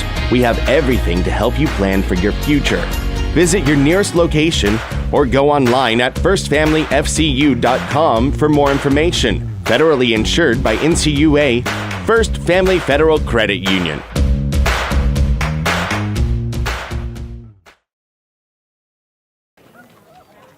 Welcome back to McAlester, Oklahoma, where we still have a tie game 2-2 as we head to the bottom of the 5th inning, with Ethan Watkins getting a few clutch strikeouts after a walk and a single to put runners at the corners. Watkins struck out 3 consecutive batters to keep us tied up 2-2 as we are now back to the top of the order for the Buffaloes here in the bottom of the 5th inning. Bush still on the mound for the Bombers. Here's the first pitch to Bass, and it's a line drive over to right field, but it's straight to the right fielder, Seabach, who had to just come in a few feet. It was a good piece, just a line out by Bass. And that brings up Zach Freestad with still the best walk-up song there is right now, Stacy's Mom. Who would have thought for Stacy's Mom for a walk-up song? I love it. The wind-up in the pitch. We fouled straight back by Freestad, strike 1. And Freestad went 1 for 4 yesterday. Trying to find his groove a little bit. Sometimes it can be hard to do at the start of a new season. Struck out a few times here at the 0-1. Will miss down below the knees for ball 1. 1 ball, 1 strike.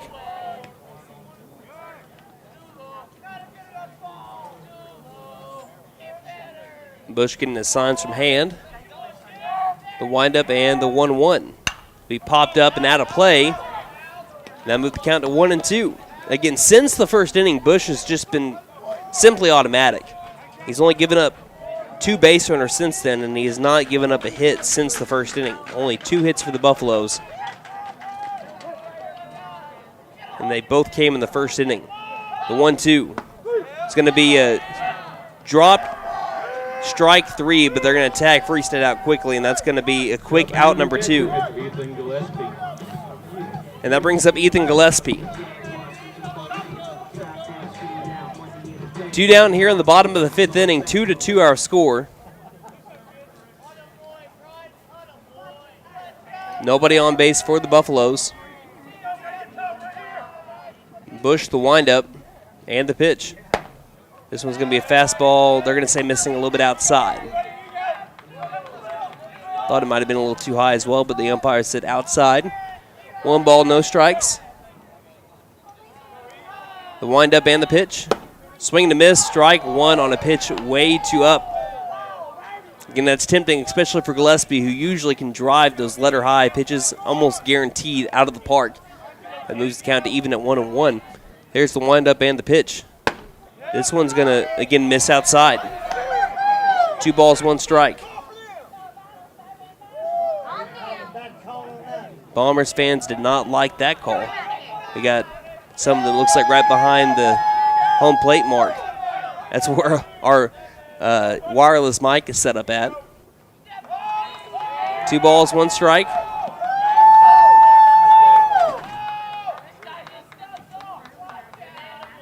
The windup from Bush and time called first by Gillespie.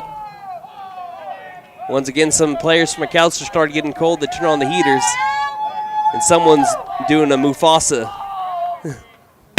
Here's a line drive over towards center field. That's going to one-hop over towards the center fielder, and that's going to be a single here for Gillespie, the first base hit of the first base hit by the Buffaloes since the first inning, coming here in the bottom of the 5th. And that brings up Gage Mullins. He's not going to have a courtesy runner. He'll stay right over at first base. And what I meant by Mufasa, they got their hands like all the way up to the ceiling because that's where the heaters are at. Just looked like someone's holding up baby Mufasa. Here's a line drive to left field. I need to keep on talking about Mufasa because that's apparently the magic word. Here's another single for the Buffaloes, and that puts runners at first and second. That brings up Gage Dollins. Dollins so far today 1 for 1 with an RBI triple. If he can get another one of those, then he'll put the Buffaloes up 4-2. Currently, though, the game is tied 2-2 in the bottom of the fifth inning with runners at first and second. Dawns trying to get on base once again. The pitch will catch the inside part of the zone for strike one. Bombers had someone warming up back in the first inning. He's been on and off warming up for the last few innings. But Bush really hasn't gotten in any kind of trouble in innings 2 through 4. This is the first time he has since the first inning. The 0-1, skipping in the turf. It will be bodied up well by Hand. They'll move the count to even at 1 ball and 1 strike.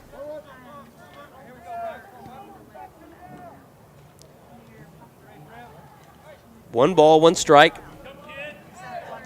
Dawns, a switch hitter, batting left. The 1-1 pitch. Going to be a high hit, fly ball left field. Looks like the left fielder, Snow's going to get underneath it and make the catch for out number 3, and that will end the threat by the Buffaloes. We're still tied 2-2 through 5 full innings of play. We head to the top of the 6th. You're listening to McAlester Baseball on KNED. If you're considering selling or buying land in Southeast Oklahoma, you need the professionalism of an experienced land specialist. Hi, this is Sean Wilkerson with Whitetail Properties Real Estate, and I would love the chance to earn your trust as your land agent. The Southeast Oklahoma land market is hotter than ever, and I'd be happy to talk with you about why landowners trust me to market and sell their property. If you're thinking about selling ranch, timber, or recreational land, or even a rural home, give me a call for a free, no-obligation evaluation of your property. Call Sean Wilkerson at 918-284-1233 or visit my profile page at whitetailproperties.com. A penny doesn't get you much these days, but at Patriot Chrysler Dodge Jeep and Ram in McAlester, your penny goes a long way. Because right now at Patriot, you can get into any vehicle on the lot for just 1 penny down. Let me do that again. 1 penny down. And yes, that includes the 1-ton pickups. Not only that, but if you mention this ad, you'll get $2,500 cash. Only at Patriot Chrysler Dodge Jeep and Ram in McAlester. For more than 50 years, First Realty has helped the residents of McAlester and the surrounding area with their real estate needs. Whether residential or commercial, First Realty will guide you through the process of buying or selling your home or business. You can view our property inventory online at first-realty.net. And if you're into pickleball, the Pickle Palace is open. For membership information, call 918-424-3720 or go to picklepalaceok.com.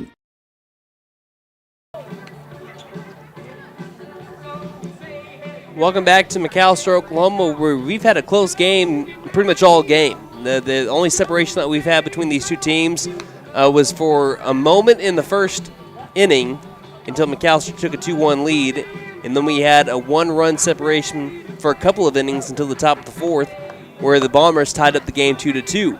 We head to the top of the 6th, where we're still knotted up at 2-all. With the batters 8, 9, and 1 coming up. Again, Ethan Watkins on the mound for McAlester. Out of relief, Wyatt Snow, Bryce Bush, and Alon Woodbury coming up. Snow is 0 for 2 so far with a strikeout swinging, and he reached on an error by the shortstop. McAllister's had 3 errors today, as we'll look at the rest of the box score here in just a moment. First pitch by Watkins showing bunt, pulling back. It's a strike anyway. Buffaloes have 2 runs on 4 hits and 3 errors. Bombers have 2 runs on 4 hits, 1 error by them.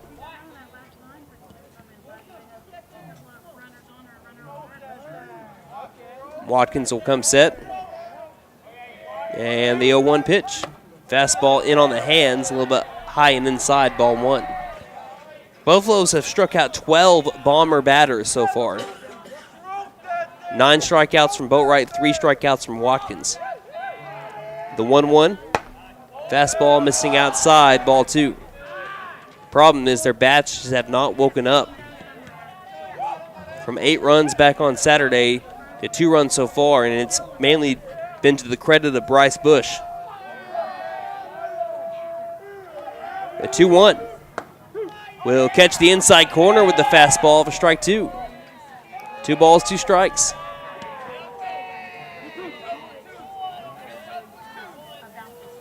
Watkins getting the signs from Gillespie. He'll come set. The 2-2 pitch. Fastball missing up eye level. Count moves to full at 3 balls, 2 strikes. You know, over the last couple of years, we've been seeing people wear masks sometimes because of, you know, the whole pandemic thing we've been having going on. But today you're seeing people wear masks for a totally different reason. The 3-2 pitch will miss high and inside for ball 4, and that will put a runner at first base to start off the top of the 6th inning. That's the go-ahead run. That brings up Bryce Bush, who has yet to be retired so far today. He has singled and walked. He had the first hit of the day for the Bombers back in the 2nd inning. Now, you got people wearing masks today just to keep their face warm. We are lucky here in the press box. We got a little bit more, you know, insulation in here to keep us warm. AC. Well, really, that would be a heater in here that we get to use. First pitch will miss up high over to Bush for ball 1. I don't mean to be bragging to anybody that might be listening out in the stands, but yeah, we have it pretty nice up in here. 1 ball, no strikes. 2-2 score here in the top of the 6th inning. Nobody out, 1 runner on over at first. Next pitch going to be a grounder, chance for a double play. Boatwright will field it cleanly, throw to second for 1, over to first, in time! Roll it up, 4-6-3 double play. And now bring us to the top of the order with nobody on base, 2 down. That's the pitcher's best friend, a double play. Now bring up Alon Woodbury. Woodbury so far today is 0 for 2. He has been hit by a pitch, struck out swinging, and had an RBI ground out. First pitch to him is going to be fouled back over into the sea of concrete, a.k.a. the parking lot, for strike 1. Christy doesn't have a mic, but I'm going to be speaking to you right here. Do you know why I call it the sea of concrete? Well, yeah, well, that's where the parking lot is at, but the first time I ever called a baseball game is Watkins is going to kick and deliver the 0-1. It's going to be fouled back once again into the sea of concrete. I couldn't remember the words parking lot. When I was calling the game, it said this ball got hit, and I was thinking, I just said sea of concrete. It didn't register in my mind at the time, and then in the 5 seconds, give or take, that was actually called a parking lot. The 0-2 is going to be a grounder third base side. A diving attempt by Lesnow. Instead, a sliding grab by Dollins, but still, it's not going to be nearly enough to be able to get the speedy Woodbury. So nothing you can do there by the defense. That's going to be a single for Woodbury. And they'll bring up Kylan Thompson. The range of Dollins is incredible, but instead, if you got a slower base runner maybe could have gotten the guy out over at first, but that was deep over into the hole over between third and short. Up comes Thompson. He shows bump, pulls back. Runner takes off for second. And it's a good throw. He got him right on the shoulder. Gillespie with the cannon, and that'll end the top of the 6th inning. 2-2 the score. We head to the bottom of the 6th inning with McAlester trying to take the lead before the top of the 7th. You're listening to McAlester Baseball here on KNED. B&B Outdoor Innovations, LLC is licensed to do weed control and fertilization. We can also clean out your flower beds and plant new flowers plus other landscaping needs. Plus trim your trees and check your drainage systems to stay ahead of the spring storms. We offer commercial and residential services. Public service pros and military get a 10% discount. See us on Facebook and at bnboutdoorinnovations.com. We are insured and a first responder owned and operated business. Call 918-730-1594. We sell firewood.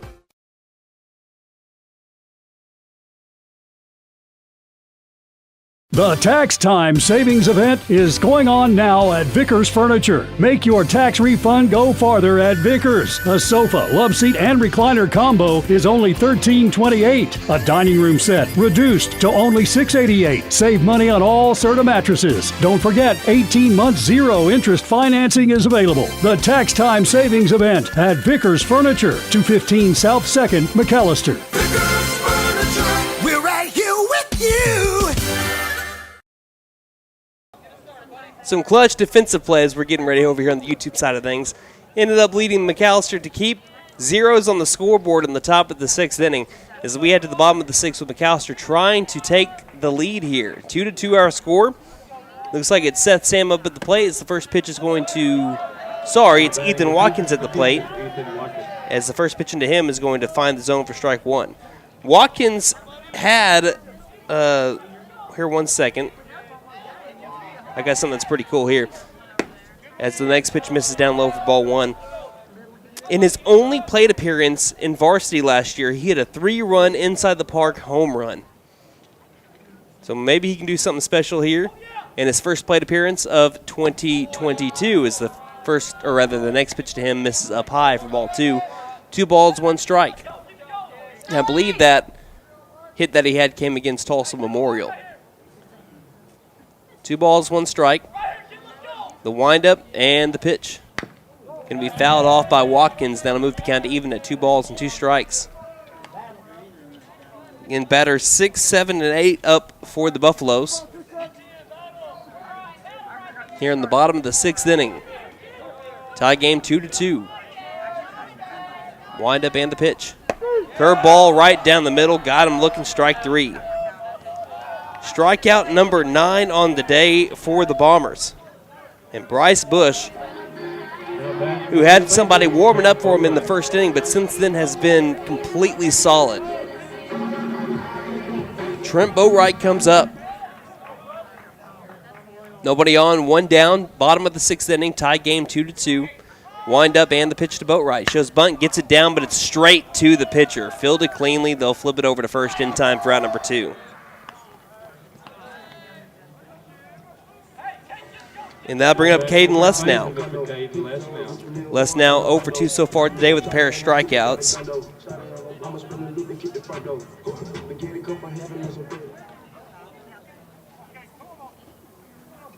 And he'll dig into the box. In righty on righty. Bush with the nod, the windup, and the pitch. Fastball missing up above the letters, ball 1.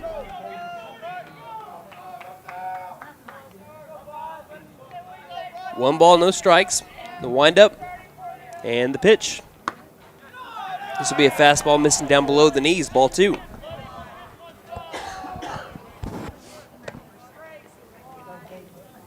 Two balls, no strikes. Here's the windup from Bush and the pitch. Be a pop-up, shallow right field. Looks like the second baseman is going to get underneath it and make the catch. That's Colston for out number 3. Another short inning here for Bryce Bush as we head to the top of the 7th inning. Score 2-2. You're listening to McAlester Baseball on KNED.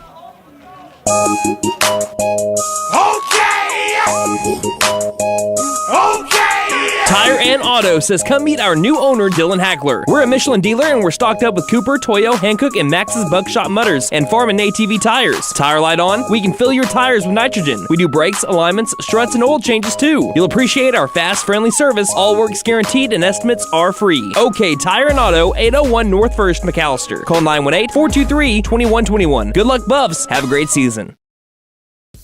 I was looking for a bank that actually cared about me, had checking, savings, and loan options that catered to my needs and was locally owned, because I'm all about keeping my money in our town. I found the Bank NA. The Bank NA has been voted #1 for 10 years in a row in the McAlester News Capital's Reader's Choice Awards. Call 918-423-2265 or go in to find what you need in banking options. The Bank NA, strong, secure, and ready to loan. Member FDIC, Equal Housing Lender.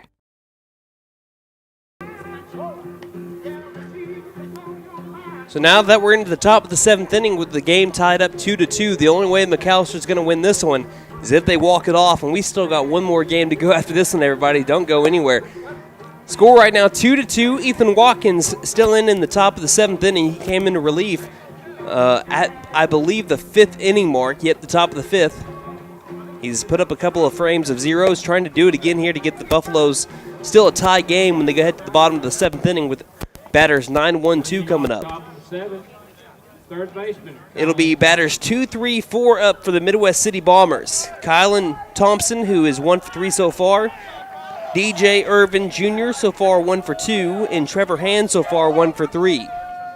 Watkins working out the stretch. First pitch. Be in there for strike 1 to Thompson. Thompson has struck out swinging twice, and he's also singled. Watkins shakes off Gillespie and comes set. Here's the 0-1 pitch. Swing and a miss, strike 2.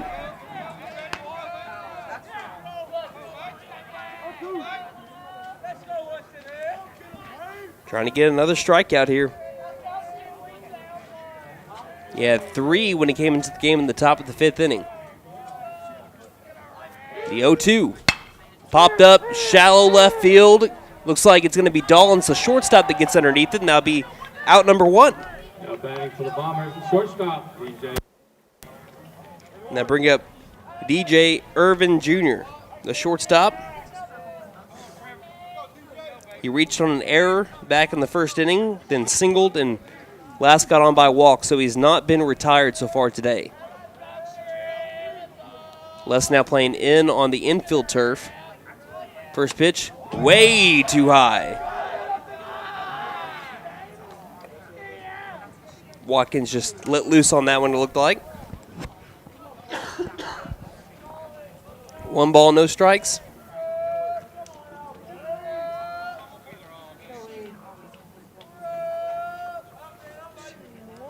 Watkins comes set. And the 1-0 pitch. Going to be popped up and out of play, straight back. Count will move to even at 1 ball and 1 strike.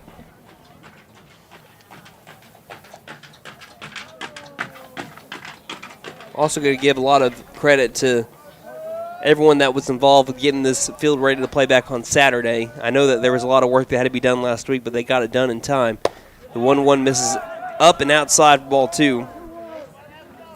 So if you're listening right now and you had something to do with getting the field all ready and done by Saturday, including the fences and being able to get all the sponsors put up around the outfield wall, y'all did an amazing job in your short time that y'all had. The 2-1 will be a high hit fly ball carrying towards center field. Looks like Bass is going to get underneath it, and he'll make the catch for out number 2. Looked good off the bat, but once again, Bass is able to get underneath it to make the catch. And that brings up Trevor Hand. Well, I guess anything off the bat back on Saturday looked like it was going to go far. The wind was howling out towards left center field at about 25 miles per hour. Today, it is not doing that. In fact, it's even blowing in a little bit.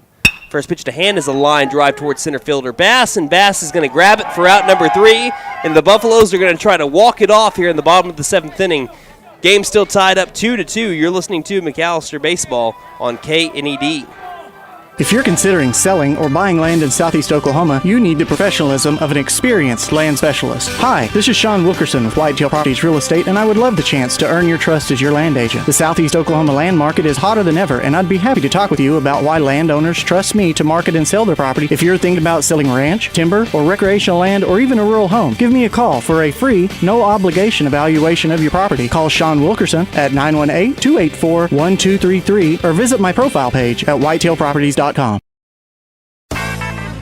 A penny doesn't get you much these days, but at Patriot Chrysler Dodge Jeep and Ram in McAlester, your penny goes a long way. Because right now at Patriot, you can get into any vehicle on the lot for just 1 penny down. Let me do that again. 1 penny down. And yes, that includes the 1-ton pickups. Not only that, but if you mention this ad, you'll get $2,500 cash. Only at Patriot Chrysler Dodge Jeep and Ram in McAlester.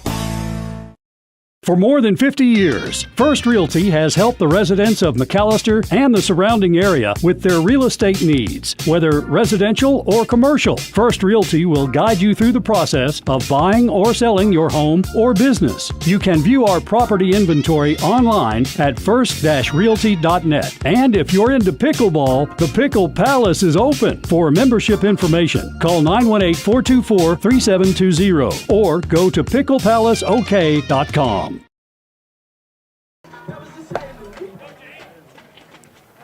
Welcome back to McAlester, Oklahoma, as the Buffaloes are looking to walk it off here in their district opener against the Midwest City Bombers here in the bottom of the 7th inning. We have a tied game 2-2, and it's the batters 9-1-2 coming up for the Buffaloes. Bryce Bush still in for the Bombers here in the bottom of the 7th. Gannon Mullins is going to be pinch hitting for McAlester, in for Cale Prather. So he'll dig into the box, righty on righty matchup. McAlester trying to figure out Bush here, and the first pitch is going to miss way up high for ball 1. Again, Bush struggled in the first inning, and since then he's put up nothing but zeros.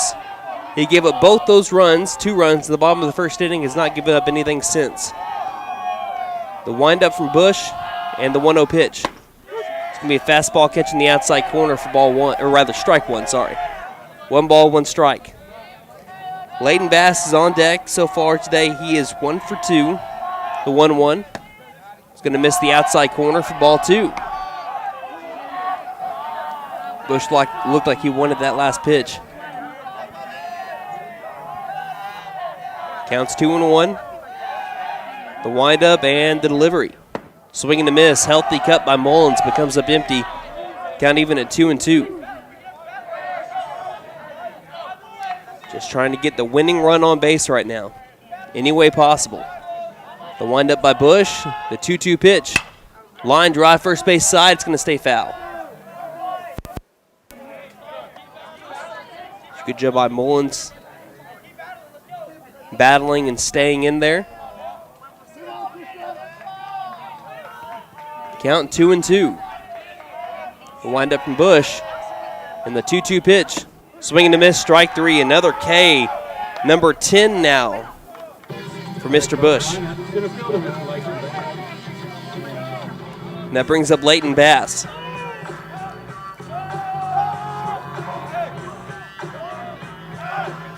Nobody on base, 1 down. Bottom of the 7th inning, 2-2 our score.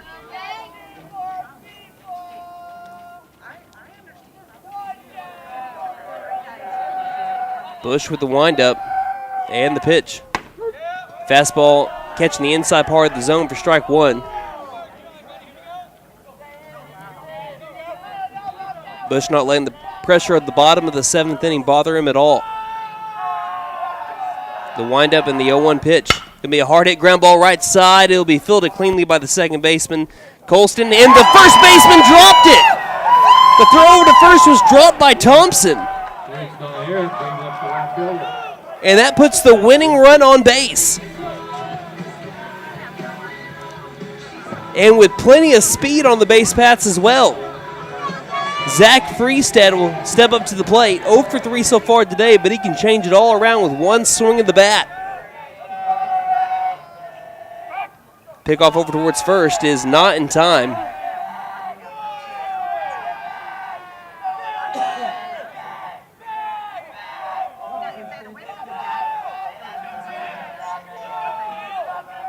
One down, runner at first.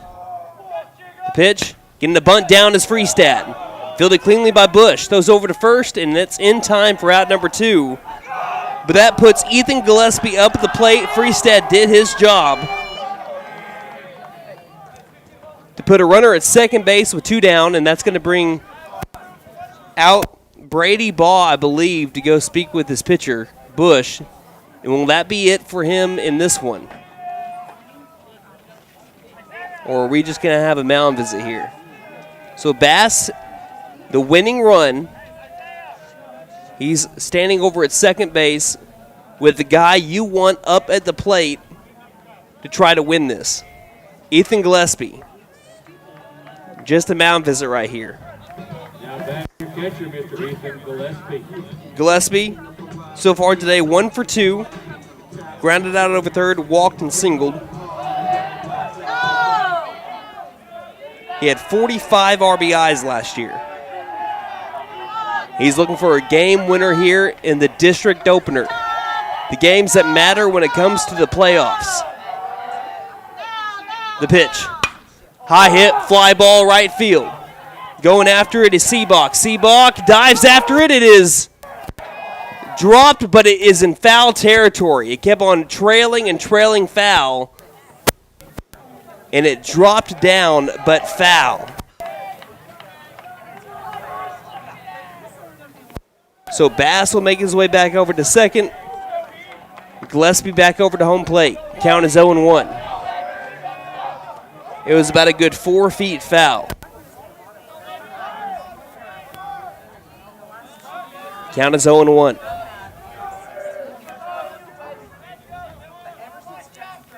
Gillespie trying to drive in the winning run, standing 180 feet away over at second base.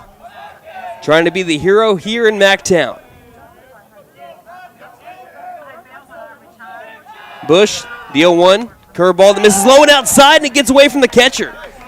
Bass is going to get over to third base, and now the winning run 90 feet away for Ethan Gillespie. And the count that's even at 1 ball and 1 strike.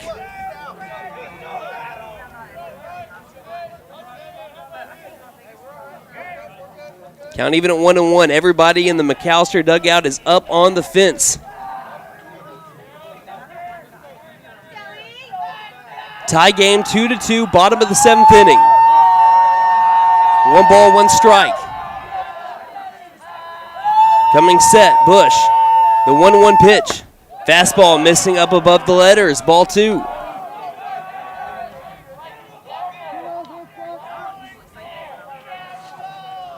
Two balls, 1 strike. Gillespie, who batted .395 last year, trying to come up with another big hit. The 2-1 popped up and out of play. And that'll move the count even at 2-2. And you can tell by the reaction, of especially the pitcher, Bush, when you see a ball get popped up and into foul territory, you're wanting nothing more than that one to stay in the yard. You want it to be done right there and get yourself back into the dugout. But that one exits the yard and he has to throw another pitch. Count even at 2-2. Big pitch here. Can Bush get his team back to the plate? Or can Gillespie win it for the Buffaloes?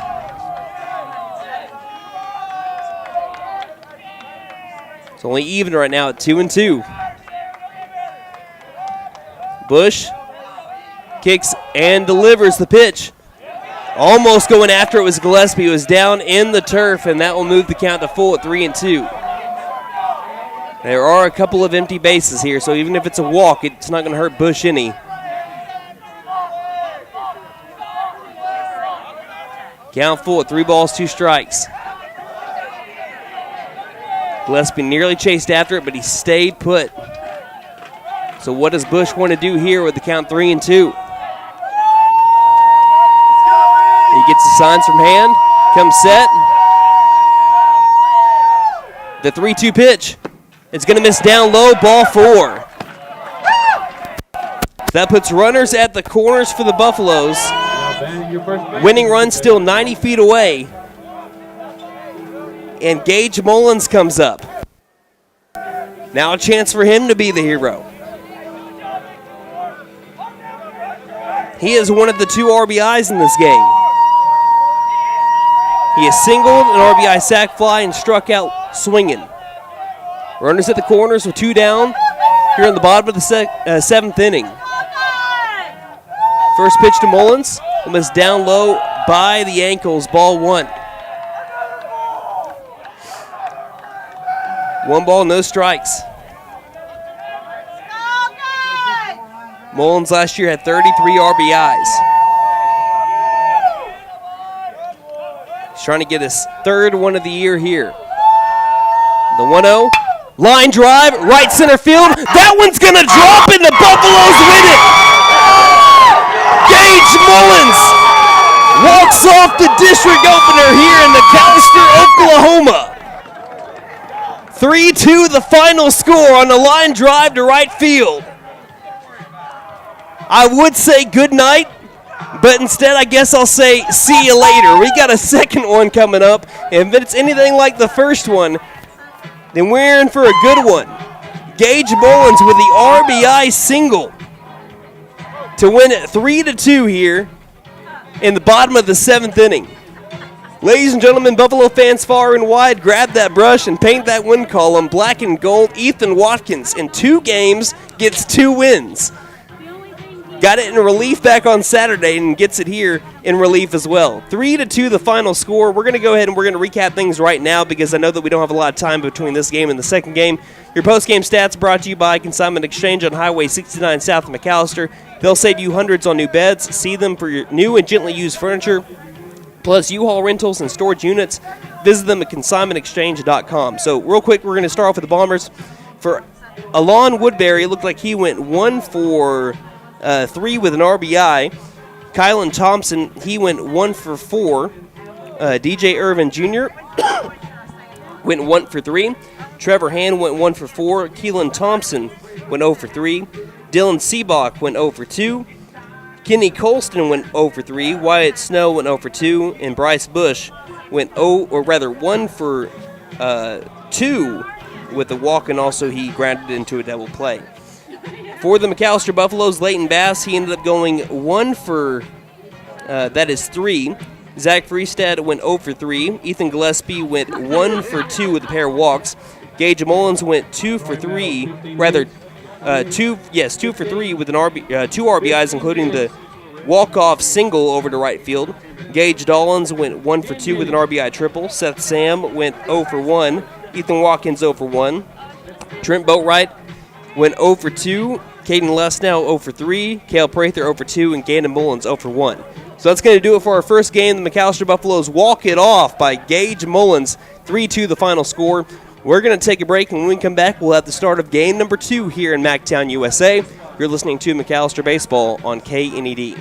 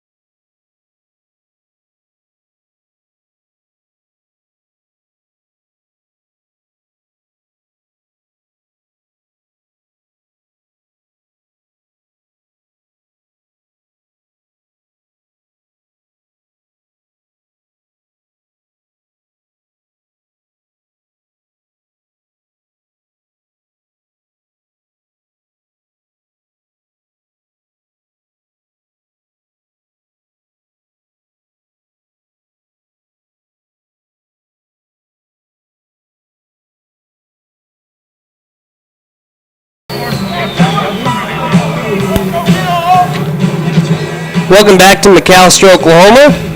As I think we might have something going on here with the... Do we? Hold on, let me check things out on YouTube. I think we're okay. I think we're okay on YouTube. We were kind of coming in a little bit hot right there. Let me see if everything's all right real quick.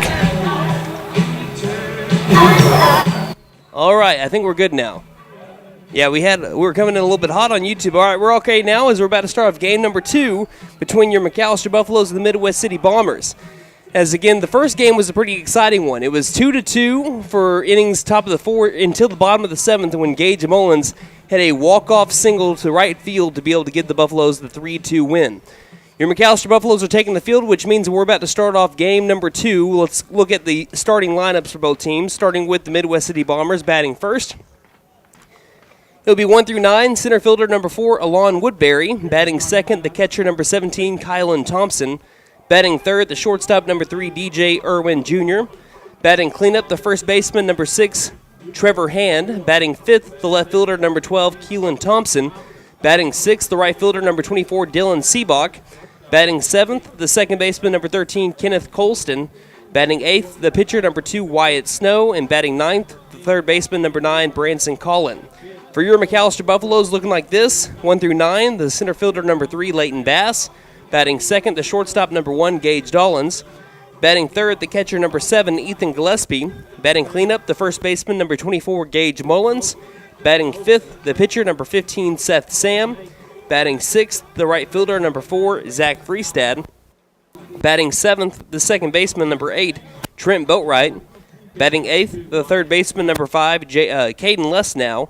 And batting ninth, the left fielder number 9, Jackson Lauerman. So again, as McAlester is taking the field, let's look around the diamond, all around the diamond. Behind the plate, Gillespie at first, Mullins at second, Boatwright, Dollins at short, Lesnow at third. And the outfield, Lauerman in left, Bass in center, and Freestad in right. Seth Sam on the mound for your McAlester Buffaloes. Sam pitched in 12 2/3 innings last year, struck out 8 batters, and he's looking for a great start to his 2022 season on the bump here in this district game. McAlester, again, 1-0 in district play now with their last win, that 3-2 win, big win over the Midwest City Bombers. And they're 2-0 on the season. Now Midwest City, 3-1. They suffered their first loss of the year just a moment ago to McAlester. We're about to have your first pitch. It's all brought to you by Big V Feed Center in McAlester. They're always your best bet for your feeding program for all of your animals. Springtime is baby chicken gardening time. See us for your poultry and gardening needs. Again, Seth Sam is the righty junior for your McAlester Buffaloes, wearing the 1-5, something that him and I have in common. We both pitched in ward number 15 for McAlester and also played third base a little bit too. So he is going to finish up his warm-up pitches here in just a moment. Again, the coaches were meeting with the umpires just a little bit ago, so we are going to let him finish up his warm-up pitches here in just a moment. This game brought to you by First Realty, Patriot Chrysler Dodge Jeep and Ram, Freedom Ford, Best Western American, B&B Outdoor Innovations, LLC, Vigorous Furniture, OK Tire and Auto, The Bank & A, Fenton Nissan, HL Sports Shop, First Family Federal Credit Union, and Whitetail Properties, Sean Wilkerson, agent. So there's the throwdown from Gillespie. Right on the money. And we're about ready to get started here. Not much of a change in the Bomber lineup. I mean, we have some people playing different positions, but as it goes 1 through 9, the only change that we have, it looks like, is a new 9-hole batter, Branson Collin, instead of... that was Bryce Bush. So Sam is ready. Woodbury is ready. Time for game 2 of this district doubleheader. Starting at 8:18 tonight, here's the pitch. And it's a swing and a miss, strike one to get us started off here in MacTown. Woodbury went 1 for 3 with an RBI in the previous game. Sam likes the call from Gillespie, the windup, and the 0-1 delivery. Fastball catching the knees for strike 2. Good pitch there from Sam, and he's ahead in the count, 0-2. Wind again, not really blowing that hard, but it is blowing in from center field. Sam looking for the strikeout, the windup, and the 0-2. We'll skip into Gillespie to move the count to 1 ball and 2 strikes.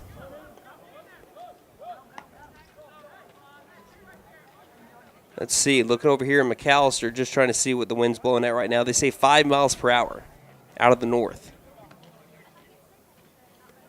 1 ball, 2 strikes. Sam with the windup and the 1-2 delivery. It's going to be a foul ball, hit the butt of the bat. It was in on the hands, but it hit the very bottom of the bat. So the count remains at 1 ball, 2 strikes.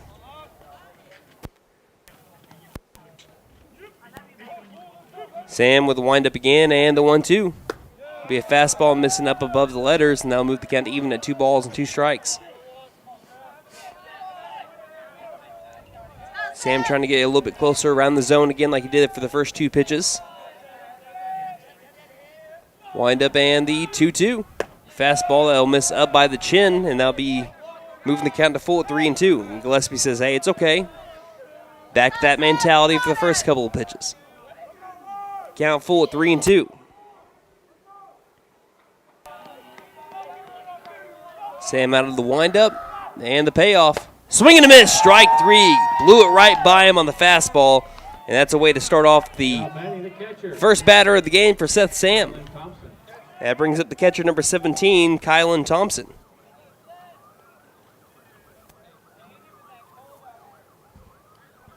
Again, Thompson, he's the catcher, number 17. Previous game played third base. Wind up in the first pitch to him. Be a fastball missing outside, ball 1.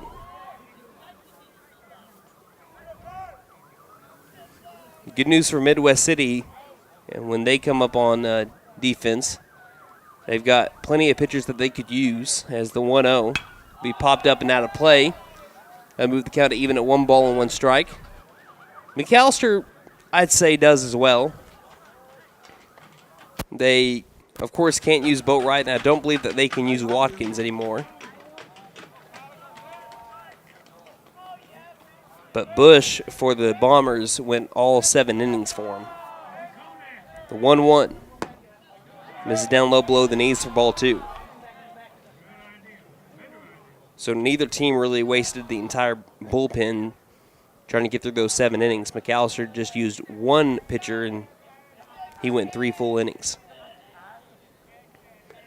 The windup in the 2-1. Be a fastball catching the zone for strike 2.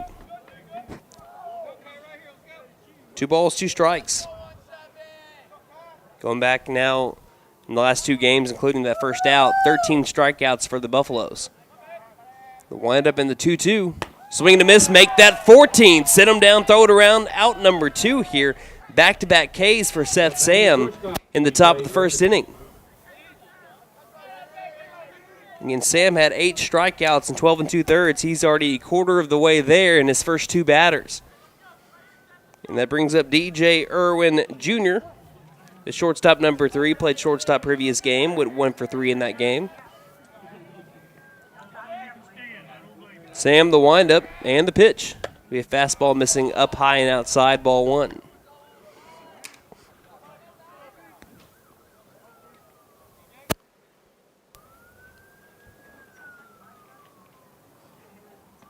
Nobody on base here for the Bombers here in the top of the first inning. The 1-0 pitch. Be a fastball fouled straight back into the netting. That'll even up the count of 1 ball and 1 strike. Always something I love about the night games here at Mike Deke Field. You can see the lights of McAlester in the background. You can see the Masonic Temple lit up. Pretty cool view. Doesn't matter what time of day it is over here at Mike Deke Field. The windup and the 1-1. Popped up in the infield, could be in play. Mullins chasing it down, and looks like it's going to land on top of the press box. And Mullins ends up making the catch, but, of course, it hit off the top of the press box. Yeah, he gets a big smile over there from Sam. And now the count will be 1-2.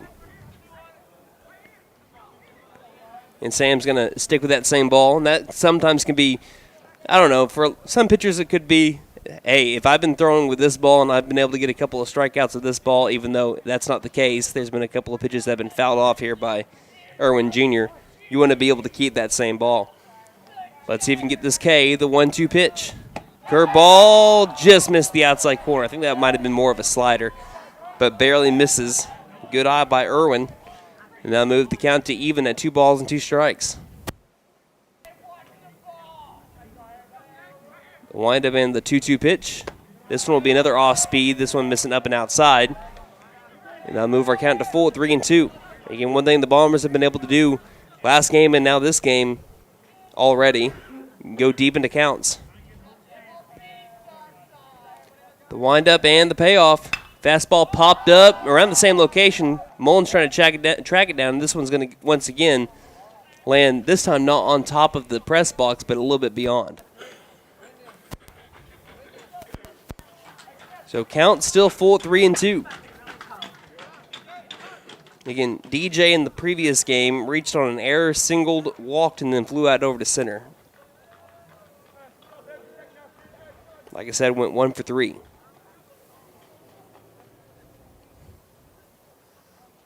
Did we run out of baseballs? Everyone is looking out over towards the parking lot in the same location over there by where the old visitors' bullpen is. I think we were waiting on a ref or an umpire. I have to keep on forgetting, or I have to keep on remembering that it's not referees anymore. We're trying to come out of basketball season. The windup and the payoff. Be a fastball missing low and inside, and that will be ball 4. Now batting the first base. So first base runner of the, or I would say of the day, of the game, will be number 3, DJ Irwin Jr. As that will send up the cleanup hitter, Trevor Hand.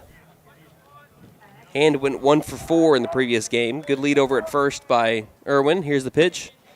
Fastball, they're going to say barely misses the knees, ball 1.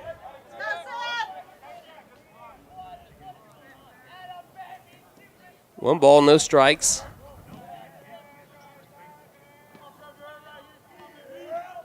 Sam will come set. Good lead over at first base. The 1-0. Fastball missing up high. Ball 2.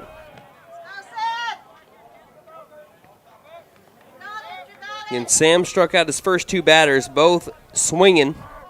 He was 1 pitch away from striking out DJ Irwin Jr., who's currently over at first base, but he drew a walk after a few pitches that he fought off. The 2-0 catches the outside corner.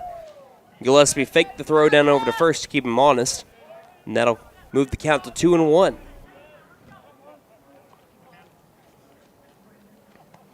Sam comes set.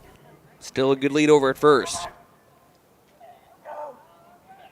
The 2-1 pitch. Fastball in the dirt. 3 balls, 1 strike.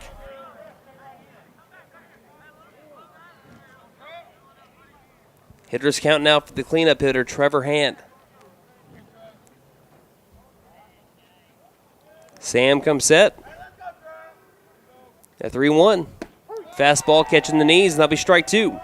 Runner over at first will take off with the pitch. Here with 2 down, and they count 3-2. Sam still has a chance to strike out 3 batters this inning, as he's going to step off the rubber here. Boatwright was able to strike out the first 6 outs that he recorded. Actually, take that back, first 7 outs that he recorded back in the first game. Sam will come set, as now Mullins playing off first base. The 3-2 as the runner takes off, will miss down by the ankles for ball 4. So after back-to-back strikeouts to start off the game, now back-to-back walks for Seth Sam.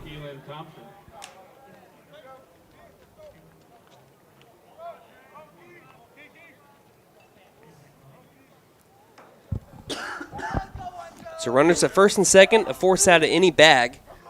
As now up to the plate is Keelan Thompson. First pitch to Thompson, down low below the knees, ball 1.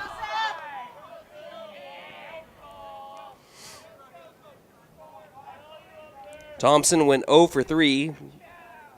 Pair of strikeouts, and then he reached on a fielder's choice. The 1-0 will catch the outside corner for strike 1. Now even up the count at 1 ball and 1 strike. Sam trying to get into a rhythm here. As he'll come set. The 1-1.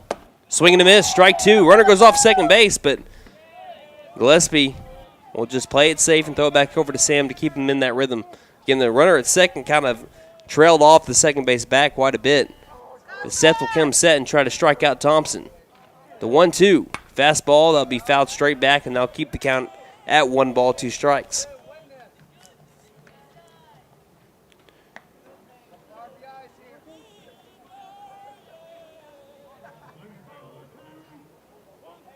Again, Les now over at third, playing just beyond the third base bag. Sam comes set, and the 1-2. Fastball missed. I don't know if that was a fastball. I think that might have been some kind of off-speed pitch that he didn't get on top of. So now 2's across the board, 2 balls, 2 strikes, 2 outs. That didn't look like the same velocity that he's had on his fastball here in the last few batters.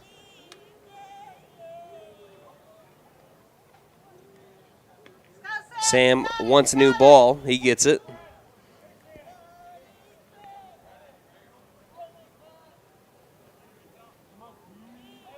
Sam comes set. Here's the 2-2. Fastball, again, fouled straight back.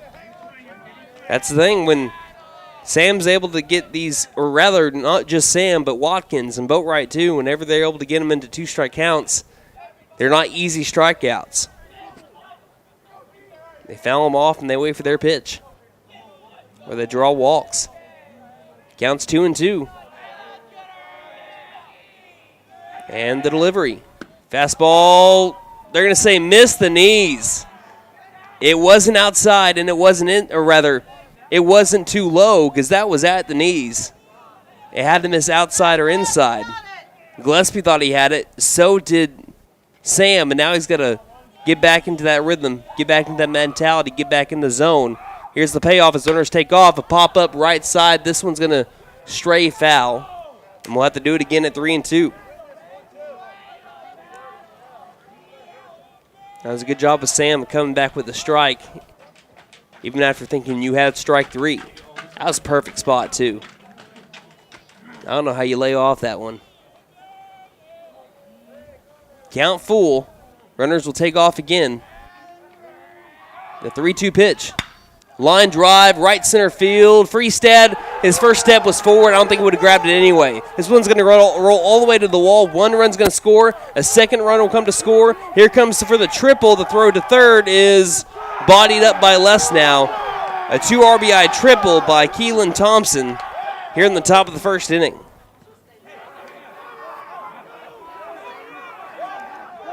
And Sam thought he had the strikeout down at the knees just a couple pitches prior to that one. Mullins is going to go speak with Sam. And again, the Buffs are down again in the top of the first inning, 2-0. The third consecutive game where they've trailed in the first inning. First pitch to the new batter, popped up. This one will get out of play, and that'll be strike 1. Dylan Seabach up at the plate. He went over 2 in the previous game, walked, and then grounded out over to first and struck out swinging.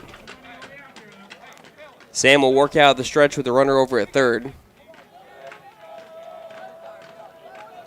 Sam comes set. The 0-1 pitch will be a high hit, fly ball, center field. Bass looks to be underneath it, and he makes the catch for out number 3.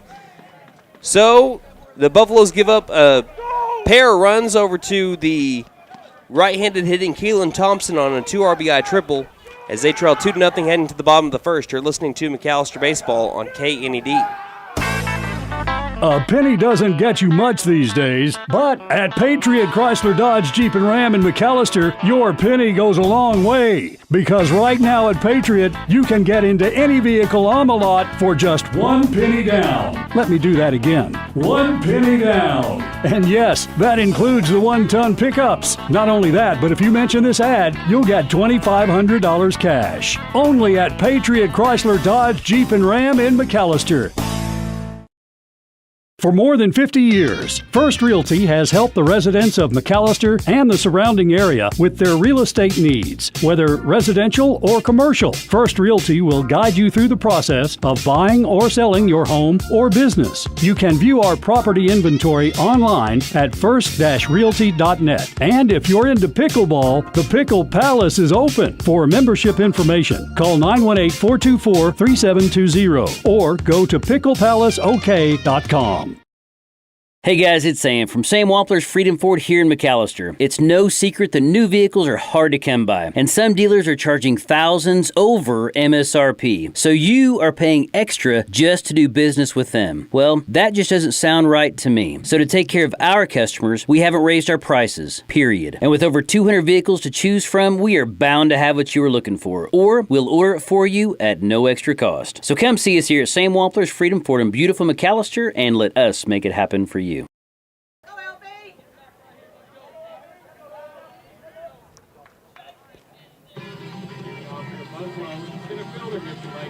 Welcome back to McAlester, Oklahoma. The Buffaloes trail 2-0 here in Game 2 of this doubleheader. McAlester won the first one 3-2. They trail 2-0 here in the bottom of the first, as it'll be Leighton Bass, Gage Dawlins, and Ethan Gillespie leading it off for your McAlester Buffaloes.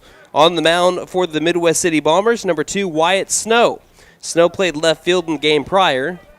He'll be working out the stretch with Bass up at the plate. The first pitch to Bass is going to be a show of a bunt, pulling back as it misses high and outside, ball 1. Around the diamond for the Bombers, Thompson behind the plate, Hand at first, Colston over at second, Irwin Jr. at short, Collin over at third, another Thompson in left, Woodbury in center, and Seabach in right.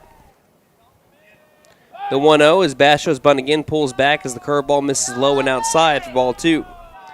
The Buffaloes change up their lineup a little bit. Looks like now Dawlins is batting out of the 2 spot instead of the 5. Freestad moves from the 2 spot to the 6, and Sam moves up from the 6 to the 5. As this next pitch misses outside again, ball 3. And, of course, we have Lauerman in at left field and batting 9 instead of Cale Prather. So those are the changes from the first game to the second game for the Buffaloes. Here's the 3-0. And that's going to fill the zone for strike 1 to move the count to 3 balls, 1 strike for Leighton Bass. Average depth, average positioning here for the Bombers. Count 3-1. Here's the pitch. This one fills the zone as well for strike 2. Full count, 3 balls, 2 strikes here for Leighton Bass.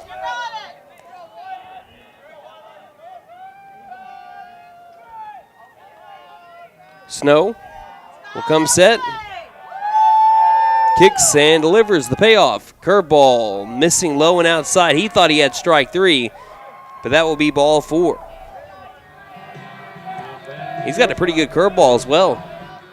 It's a long looping curveball that Wyatt Snow has. First time we've seen it, and that came on the 6th pitch of the day for him. So speed on the base pass once again for the Buffaloes with Leighton Bass as Gage Dawlins steps up to the plate. Switch hitter batting left, first pitch to him, catches the outside corner with the fastball for strike 1. Dawlins in the last game went 1 for 2 with an RBI. Counts 0-1. Snow comes set, good lead over at first. Takes off for second. Here's the pitch. It's going to be fouled out of play for anyone that dares to walk in this cold condition. Then better watch out if you're walking over near the walking track behind the dugout there. Counts 0-2. I feel bad for the players that have to try to go track down those balls. Pick off over to first, not in time, because they still don't have the netting really fixed on that side. So as far back as that will go, you have to go into the woods possibly to try to find those balls. And I remember back in my playing days, if you weren't playing in those games, sometimes you had to try to find them. The 0-2 is going to get past the catcher, and that's going to let Bass go over to second. He'll take a big big turnaround second and stay there. Count moves to 1 ball and 2 strikes. Again, the tying run is at the plate with Bass standing over at second. 1 ball, 2 strikes. Snow comes set. The 1-2.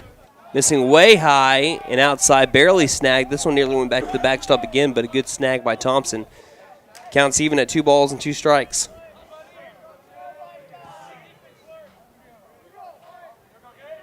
Two and 2. Snow comes set. And here's the pitch. They're going to call that one a strike down below the knees, strike 3.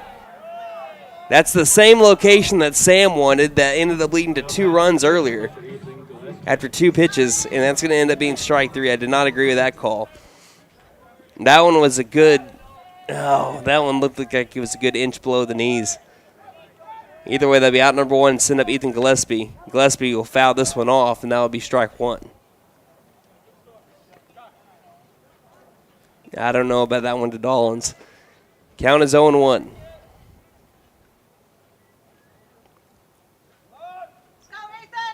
No balls, 1 strike, 1 out. Runner over at second base. McAlester trailing 2-0 here in the bottom of the first inning. Snow comes set. The 0-1 pitch. Hit him right between the shoulder blades. So that will put the tying run on the base paths. As once again, Ethan Gillespie just knows how to get on base. There's only been 1 time this year that he's been retired so far. Gillespie in his first game, hit by pitch, RBI double, 3-run home run. Second game, walk, ground out, single, walk, and now he's been hit by pitch. And that brings up Gage Mullins, the hero from the last game. RBI single, right field in the bottom of the 7th inning. Will swing at the first pitch he sees, and it's going to be an infield fly. Batter's already out. Didn't matter if he caught it or not, but he does make the catch to second baseman Colston. And that will bring up Seth Sam, the pitcher.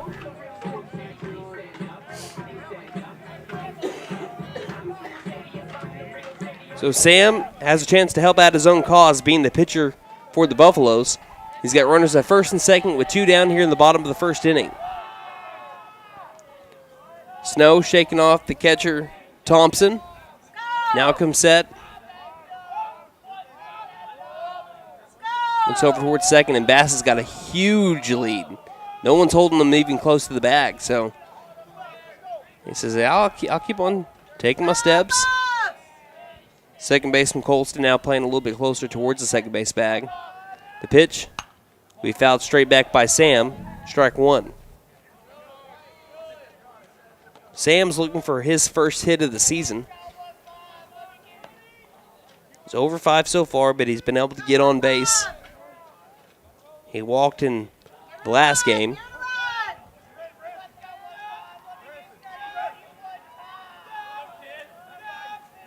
Coming set, Snow. The 0-1 delivery. Be a pop-up once again, this time to center field.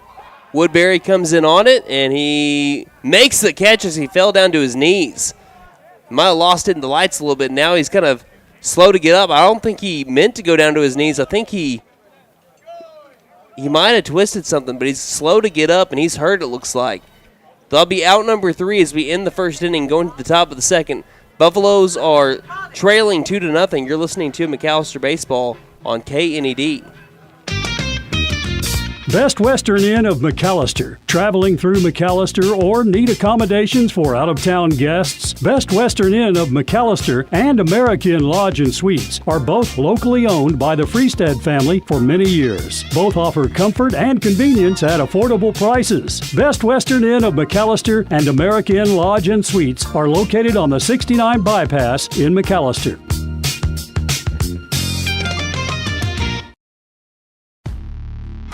B&B Outdoor Innovations, LLC is licensed to do weed control and fertilization. We can also clean out your flower beds and plant new flowers plus other landscaping needs. Plus trim your trees and check your drainage systems to stay ahead of the spring storms. We offer commercial and residential services. Public service pros and military get a 10% discount. See us on Facebook and at bnbouttoorinnovations.com. We are insured and a first responder owned and operated business. Call 918-730-1594. We sell firewood.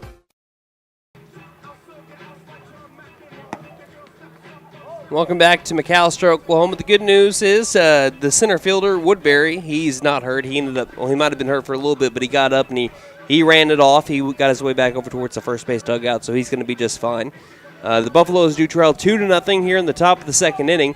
It'll be the bottom of the order up for the Midwest City Bombers. The second baseman, number 13, Kenneth Colston. The pitcher, Wyatt Snow, and the third baseman, Branson Collin, coming up for the Bombers. Seth Sam coming in for his second inning. Second baseman, Mr. Kenneth Colston. And he had a couple of strikeouts to start off the top of the first, then walked a couple of batters, and then it was a 2 RBI triple by Keelan Thompson that gave the Bombers the lead. First pitch to the new batter is missing for ball 1. Again, that has to be inside or outside because it's not below the knees. So ball 1 looked pretty good from here. The 1-0 pitch. This one's going to miss outside. Sam's wondering where it's at. It hit exactly where Gillespie wanted it. Here's the windup and the 2-0 pitch. That one does fill the zone for strike 1, but I'm looking back on Gillespie's body language on the last pitch. I think Gillespie called for it too far off the plate, and when it did hit the mitt, he kind of tapped his chest and said, "My bad. I should have called for it a little bit further in." The 2-1 will miss outside, and that'll be ball 3. So now a hitter's count for Kenneth Colston, 3 balls, 1 strike.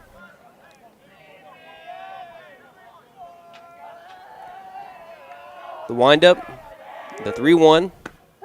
This one will catch the knees for strike 2.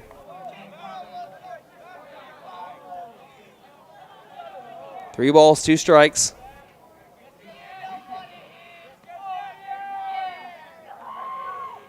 Sam takes a deep breath. The windup, trying to get the K. The payoff. Fastball catching the inside part of the zone for strike 3. Sit him down, throw it around as Seth Sam works his way back and gets the strikeout. And that'll bring up Wyatt Snow for a pitcher-on-pitcher duel. Third strikeout of the day for Seth Sam. Bringing up Snow. Here's the windup and the first pitch to Wyatt. We fouled straight back, and that had to hit off of the piece of the netting that had our mic by. That'll be strike 1. You heard that one pretty loud if you're listening on the radio. Snow is 0 for 2 so far today. This is his first at-bat of this game, the 0-1. We'll catch the inside corner for strike 2. Snow struck out swinging, reached on an error, and walked in his 3 plate appearances in the first game, in which McAlester won 3-2. Here's the windup from Sam, and the 0-2 pitch. Curveball, swung on and missed, strike 3, got him swinging. Sit him down, throw it around. 2 outs now here in the top of the second inning, with the Buffaloes trailing 2-0, bringing up Branson Collin.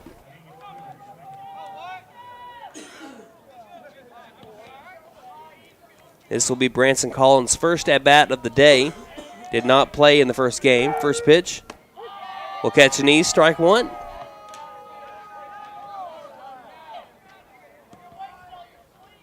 Nobody on base here in the top of the second inning for the Bombers. With 2 down, count 0-1, and we'll be having time called by Collin.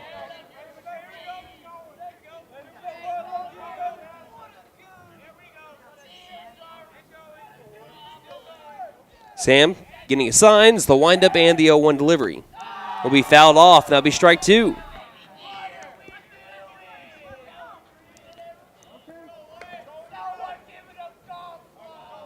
Top of the order is up after Collin. Sam trying to stay in that groove. Gives the nod over to Gillespie. Takes the deep breath, the windup, and the 0-2 pitch. Fastball line drive, right center field, and that one's going to one-hop in over to Freestad. And with the count 0-2, Collins able to rip one over to right field to keep the inning alive and bring up the top of the order. Center fielder, Alon Woodbury. And that'll bring up Alon Woodbury.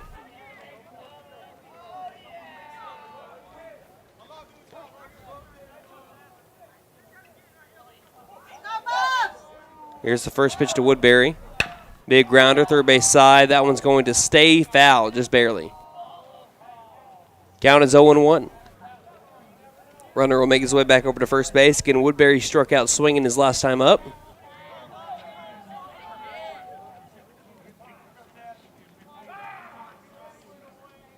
Buffaloes trailed 2-0, trying to keep it that way. Sam will come set. And the 0-1 as the runner takes off for second, low and outside. The throw from the knees of Gillespie is on target, but not in time to get out Colin. Count moves to even at 1 ball and 1 strike. A runner in scoring position for the Bombers here. Decent lead over at second. The 1-1 from Sam. Fastball fills the zone, strike 2.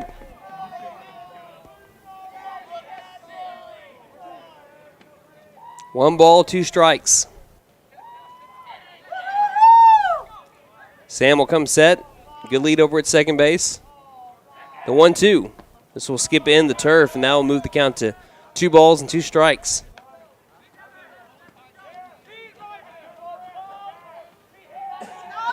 Twos across the board. Here in the top of the second inning, we got a lot of twos on the board right now.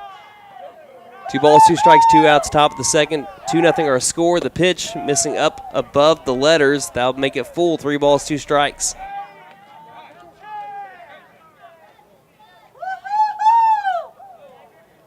Count is full, 3-2. Sam coming set, trying to get the K. And the payoff. Grounder, left side. It'll be fielded deep in the hole. No, it'll be bouncing off of Dollins, and it's going to roll all the way into foul territory. Another run's going to score. Runner tries taking second. The throw in from left field. Not in time. So that makes the score 3-0.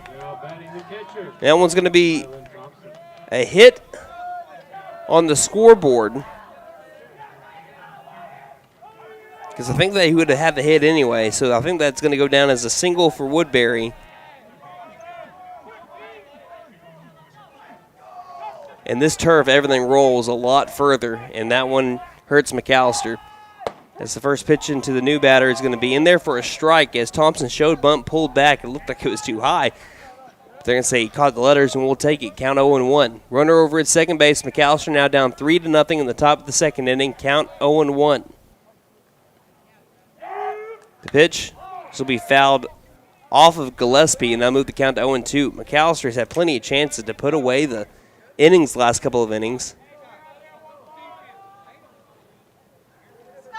And each time the Bombers have been able to fight off tough pitches and then either A, drive them in, just end up driving in runners, or using McAlester mistakes. The 0-2. Swing and a miss, strike 3. They're going to have to throw down over to first. Gillespie will do so, and that'll be out number 3. So once again, the Bombers score another run as we head to the bottom of the third, or rather bottom of the second inning. McAlester trailing 3-0. You're listening to McAlester Baseball on KNED. The Tax Time Savings Event is going on now at Vickers Furniture. Make your tax refund go farther at Vickers. A sofa, love seat, and recliner combo is only $13.28. A dining room set reduced to only $6.88. Save money on all Serta mattresses. Don't forget, 18 months zero interest financing is available. The Tax Time Savings Event at Vickers Furniture, 215 South 2nd, McAlester. Vickers Furniture, we're right here with you.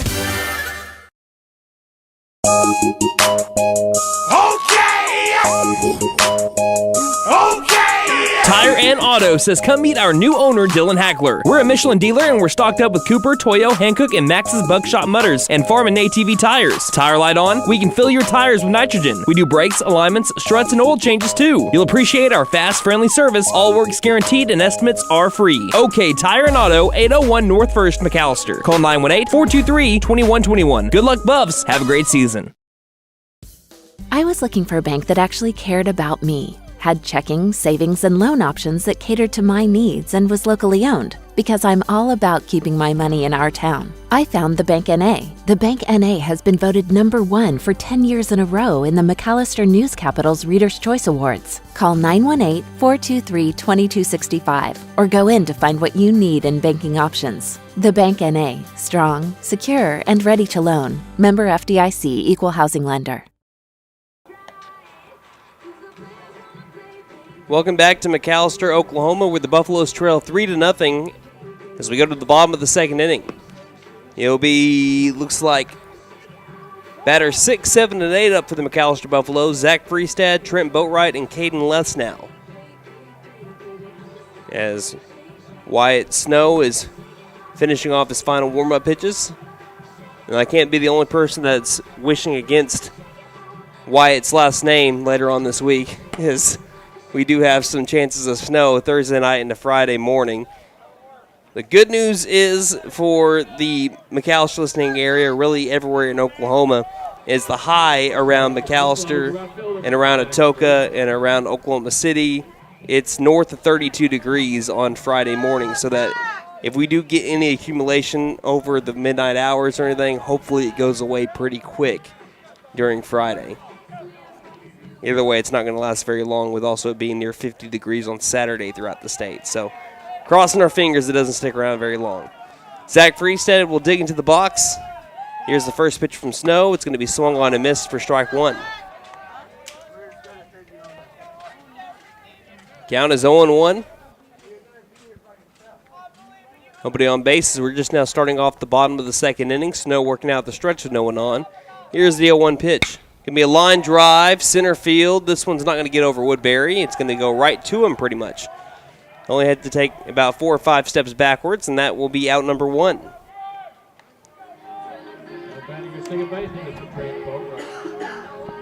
Now bring up the 7-hole batter, the second baseman, number 8, Trent Boatwright.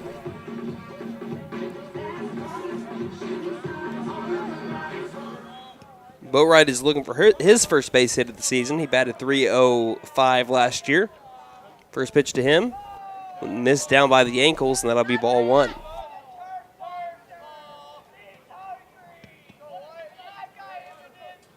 One ball, no strikes here to the senior Boatwright. He's back deep in the box. The 1-0 pitch. Be a high hit, fly ball, right field, nearly right to Seabach. He's going to go closer towards the right field line and make the catch. And that'll be out number 2. 2 up, 2 down for the Buffalo offense. And that brings up the third baseman, number 5, Caden Lesnow.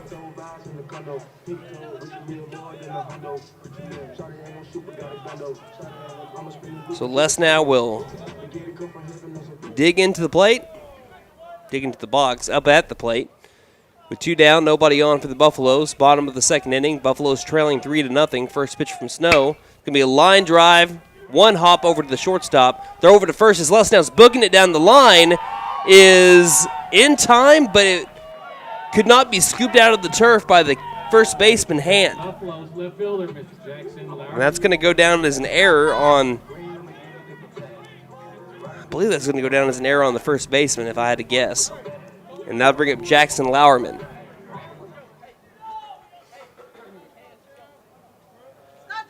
This will be Lowerman's first plate appearance of the season.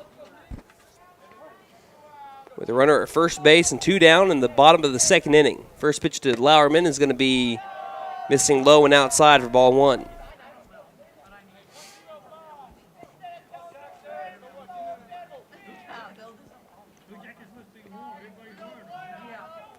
The tying run is on deck. The 1-0 pitch as Lesnow takes off for second. A line drive to center field. This one is going to get over the head of the center fielder. This could be an inside the Parker. Lesnow's going to score. Lowerman rounds second, and he's going to get over to third base, sliding in. An RBI triple for Jackson Lowerman. The center fielder, Woodbury, didn't really see it all that well off the bat, and then when it was time for him to go after it, he had to leap, and it went over the glove. So an RBI triple for Lowerman in his first plate appearance of the season. Brings up Leighton Bass with McAlester now trailing 3-1 here in the bottom of the second inning. Good piece by Lowerman. Snow comes set, and the pitch. Misses high and inside for ball 1. Another example of not really hits, but just making contact. It's contagious. Lesnow had a good piece, even though it was a grounder over to shortstop. Had a good piece, and then Lowerman follows it up. The 1-0 will miss down by the ankles for ball 2.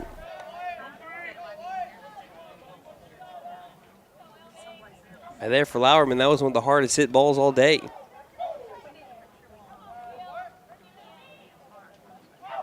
Here comes the 2-0. Going to be fouled back into the glove of Thompson, and that'll move the count to 2 balls and 1 strike.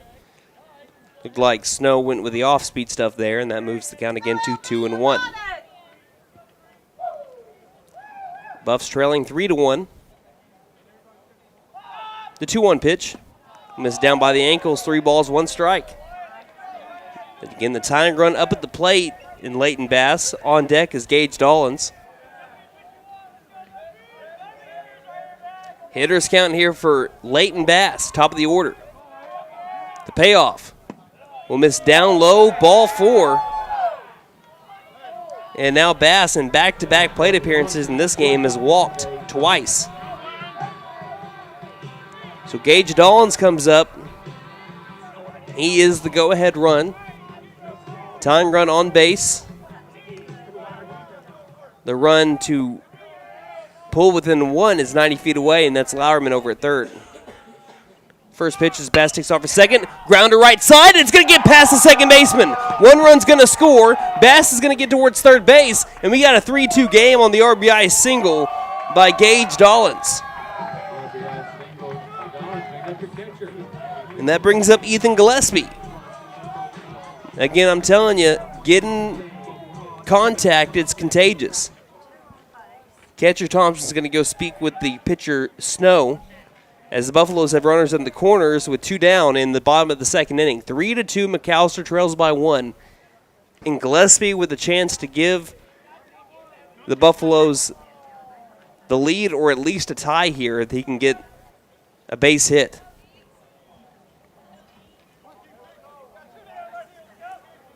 Gillespie was hit by a pitch the last time up right between the shoulder blades. First pitch as Dollins takes off for second. Well, Dollins don't exert too much energy. You're going to make your way back on over to first. Foul ball by Gillespie. Count is 0-1. I love every time there's a foul ball, you can hear at least I can. I know you can't, Christy. You don't have your headphones in. You can hear the clanking of metal cleats. The 0-1. Going to be a high hit fly ball right field, and looks like Seabach is trying to track it down. He can't. It's going to bounce. Tie game. There's the go-ahead run. Gillespie's rounding second, and Mullins is going to hold him up over at third. Buffaloes take the lead on a 4 spot here in the bottom of the second inning. Let's go ahead and wait to see what they had it at. Again, it was a fly ball into the outfield, a high hit fly ball. They're going to call it an error. So an error on the right fielder, and yeah, that probably is what it should be. It looked like if it was seen correctly, that should have been caught, but again, I don't think they did, so it's going to go down as an error on the right fielder that brought in 2 runs. 4-3 to score. McAlester has taken the lead now. And Gage Mullins steps up to the plate. Flew out to second his first time up. First pitch. High hit, line drive, deep left center field. This one is going to go straight to Woodbury. He goes to his knees to make the catch for out number 3, but a good piece by Mullins. Either way, McAlester takes the lead here in the bottom of the second. They score 4 to take the 4-3 lead going to the top of the third. You're listening to McAlester Baseball on KNED. I was looking for a bank that actually cared about me, had checking, savings, and loan options that catered to my needs, and was locally owned, because I'm all about keeping my money in our town. I found the Bank NA. The Bank NA has been voted #1 for 10 years in a row in the McAlester News Capital's Reader's Choice Awards. Call 918-423-2265 or go in to find what you need in banking options. The Bank NA, strong, secure, and ready to loan. Member FDIC, Equal Housing Lender. At Fenton Nissan of McAlester, our commitment to service and customer satisfaction is still as strong today as it was in 1950. Over 60 years in the auto industry, and we still believe there is nothing better than best. The best product and the best deal. It's not about how many vehicles we can sell or service. It's about being passionate about customer service and helping others. We're willing to go that extra mile every time, and we love talking with people from all walks of life who have different interests, needs, and expectations. Come see us at 1441 South George Nye Expressway in McAlester.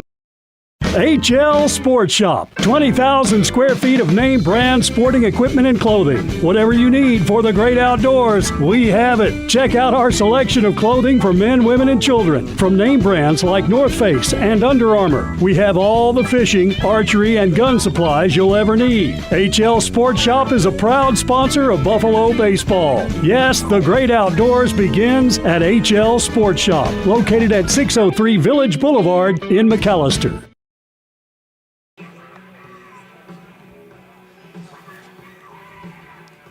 Welcome back to McAlester, Oklahoma, where the Buffaloes took a 4-run bottom of the second inning to take a 4-3 lead as we head to the top of the third. And it will be the middle of the order coming up for the Bombers, or the heart of the order, rather. It's going to be the shortstop, number 3, DJ Irwin Jr., Trevor Hand, the first baseman, and the left fielder, number 12, Keelan Thompson. 4-3 the score, as Sam coming in for his third inning. Out of the windup. Will deliver the first pitch of the third, and it's going to bounce in over to Gillespie for ball 1.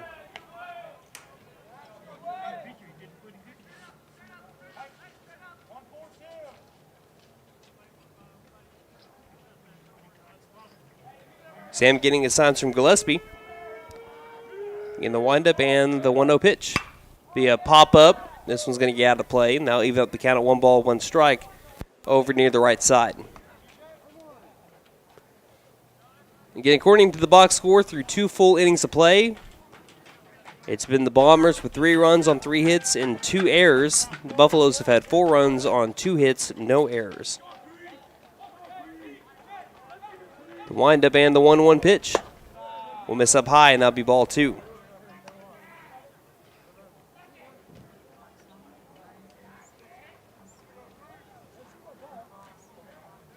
Two balls, 1 strike.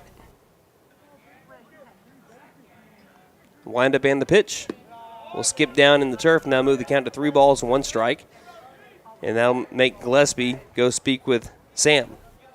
And according to Coach Randy Hughes, talking about the shortstop for the Bombers, DJ Irwin Jr., talking about how good of an athlete he is. He says that he's the quarterback for the Bombers when fall time comes around. So 3 balls, 1 strike. And Sam behind in the count, 3-1. Here's the pitch. Be a grounder right over to Sam. Sam will pick it up, throw it first. It's high, and it's going to be an error.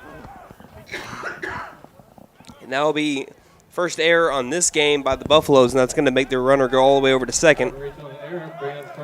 On a little dribbler back over to the pitcher, Sammy overthrew him up and to the left of Gage Mullins, and that will put the runner over at second base.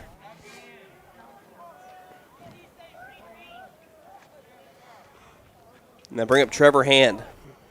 So now the tying run is on base in scoring position.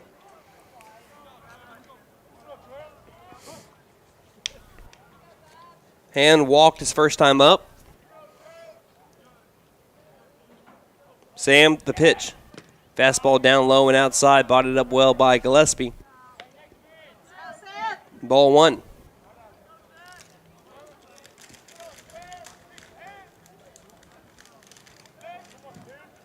Get 1 ball, no strikes. So Sam gets the signs, comes set. Good lead over at second base. The 1-0 pitch. Misses down low as well for ball 2. And Coach Dixon's going to come out to speak with Seth Sam. We'll take a quick 30-second break. You're listening to McAlester Baseball here on KNED. First Family Federal Credit Union. Savings for all seasons. From the traditional savings account to IRAs, CDs, and money market accounts. We have everything to help you plan for your future. Visit your nearest location or go online at firstfamilyfcu.com for more information. Federally insured by NCUA, First Family Federal Credit Union.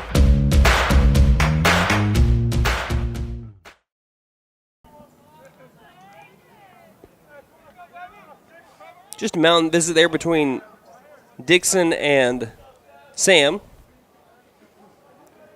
And that will Again, put us at the count at 2-0 right now with the cleanup hitter Trevor Hand up at the plate. Here comes the 2-0 pitch. This one's going to be a fastball catching the corner for strike one. 2 balls, 1 strike. McAlester is leading 4-3 here in the top of the third inning. Won the first game of the doubleheader 3-2 in walk-off fashion via Gage Mullins and an RBI single. The 2-1 pitch, be a pop-up right field. This one's going to get foul. And now move our count to 2 balls and 2 strikes.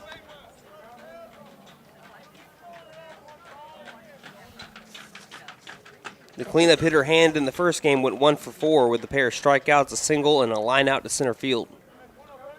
Count even at 2-2. Sam comes set.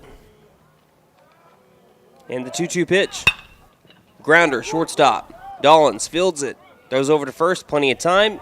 In there for out number 1. That does advance the runner over to third base. It was a good read by Irwin,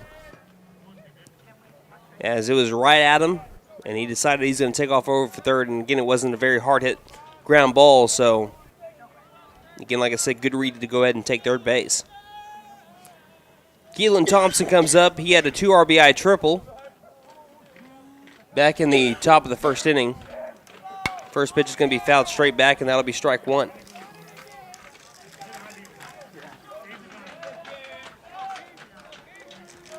You can count 0-1.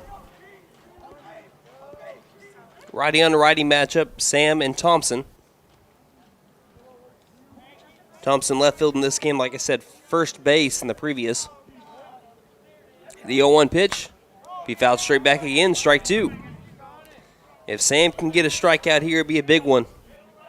Because right now, all Thompson needs to do is, really with the speed of Irwin, maybe put a ball in play, but especially if he can get a fly ball into the outfield, that should score a run and tie up the game. Again, Irwin is the tying run over at third base. Count is 0-2. Sam comes set.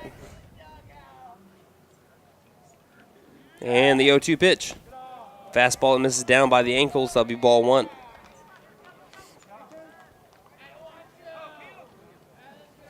And the wind has really been blowing in from center field all game long, but it hasn't been a very strong wind. Sometimes it's been up to about 10 miles per hour. Right now they have it in McAlester at 5 miles per hour. The 1-2 from Sam. Fastball missing up high and inside, forcing Thompson to lean back like an early 2000s rap song. Counts even at 2 balls and 2 strikes. Jiminy Christmas. All right. Sam will come set.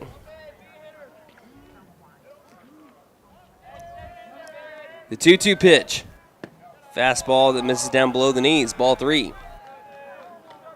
So Thompson works the count from 0-2 to 3-2. I believe Cale Prather is warming up in the McAlester bullpen right now. Count is full at 3-2. Here comes the payoff from Bass. Rather, Sam. That's going to be down low and outside for ball 4. Now batting the right fielder, Dylan Seabock. Good news for McAlester is the double play ball is in effect. They can get out of the inning with 1 pitch, unless you see Thompson swipe second here. Dylan Seabock coming up to the plate. Right fielder number 24 flew out to center in his last at-bat. First pitch, going to be fouled off over towards the McAlester dugout, and I'll move the count to 0-1.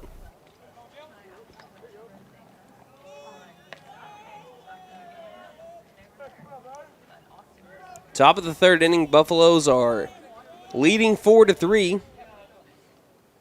They've been scoring all of their runs in bulk like Costco.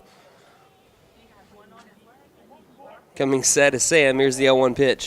Going to be a line drive, shallow line drive towards center field, and it's going to drop in there to tie up the game.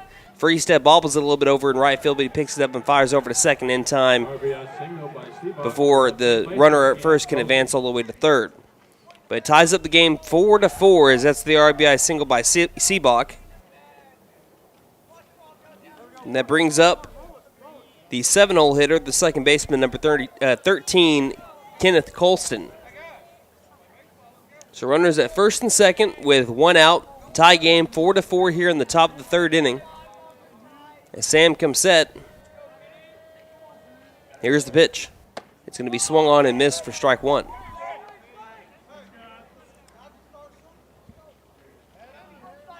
Colston so far today is 0 for 4 with 4 strikeouts. Here's the 0-1 pitch. It's going to miss down below the knees for ball one.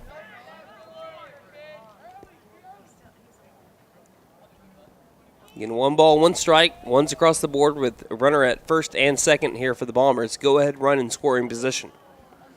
The 1-1 will catch the upper inside part of the zone for strike two.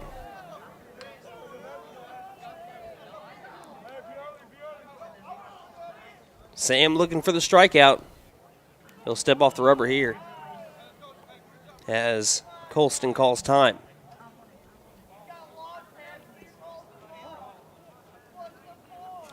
One ball, 2 strikes.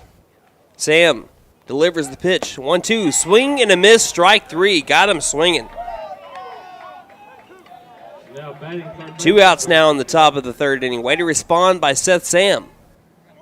And that brings up Wyatt Snow.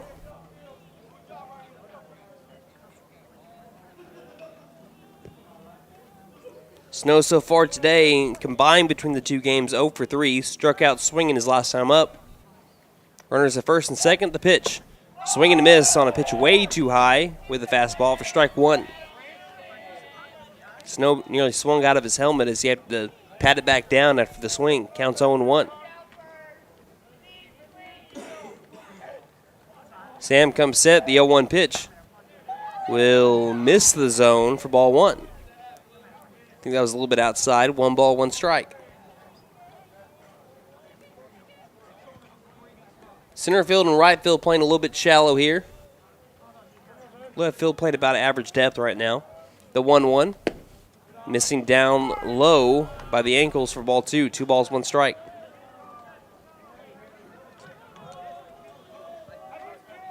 Buffalo's trying to exit the top of the third inning. Still in a tie game. Right now we're at 4-4. The 2-1 from Sam. Swing and a miss, strike 2. 2's across the board with 2 runners on.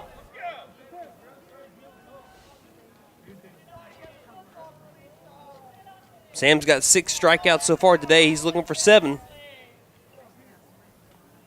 He comes set. And the 2-2 pitch. Missing down by the ankles, and that'll make the count full at 3 balls, 2 strikes. So runners will be taken off with the pitch, with the first and second and 2 down in the top of the third. Sam comes set. Here's the payoff. Runners take off. It's going to catch the inside part of the zone. Strike 3, got him looking. 7 out of Sam's 9 outs have come via the strikeout, just like Boatwright through his first 3 innings. It is incredible. We head to the bottom of the third inning with a game tied 4-4. You're listening to McAlester Baseball on KNED. If you're considering selling or buying land in Southeast Oklahoma, you need the professionalism of an experienced land specialist. Hi, this is Sean Wilkerson with Whitetail Properties Real Estate, and I would love the chance to earn your trust as your land agent. The Southeast Oklahoma land market is hotter than ever, and I'd be happy to talk with you about why landowners trust me to market and sell their property. If you're thinking about selling ranch, timber, or recreational land, or even a rural home, give me a call for a free, no-obligation evaluation of your property. Call Sean Wilkerson at 918-284-1233 or visit my profile page at whitetailproperties.com. A penny doesn't get you much these days, but at Patriot Chrysler Dodge Jeep and Ram in McAlester, your penny goes a long way. Because right now at Patriot, you can get into any vehicle on the lot for just 1 penny down. Let me do that again. 1 penny down. And yes, that includes the 1-ton pickups. Not only that, but if you mention this ad, you'll get $2,500 cash. Only at Patriot Chrysler Dodge Jeep and Ram in McAlester. For more than 50 years, First Realty has helped the residents of McAlester and the surrounding area with their real estate needs, whether residential or commercial. First Realty will guide you through the process of buying or selling your home or business. You can view our property inventory online at first-realty.net. And if you're into pickleball, the Pickle Palace is open. For membership information, call 918-424-3720 or go to picklepalaceok.com. Welcome back to MacTown, USA, as we head to the home half of the third inning with the tie game 4-4 between your McAlester Buffaloes and the Midwest City Bombers. It has been just neck and neck through all, what is it now? That's 9.5 innings now? It's been neck and neck. We haven't had more than a two-run difference between these two teams. I think the most has been 3, and that was after the top of the second inning where the Bombers led 3-0, but right after that, McAlester made it a 4-3 game as the first pitch to Seth Sam will be fouled off for strike 1. And then the Bombers tied the game right back up in the top of the third inning. There's really not been any separation between these two teams for all of our first game and now our second game here tonight. Bottom of the third inning, nobody on as we're just starting off the inning. It'll be 5, 6, 7-hole batters coming up for the Buffaloes, as the 0-1 pitch is going to be exactly what the first pitch of the at-bat was, a foul off over into the parking lot to move the count to 0-2.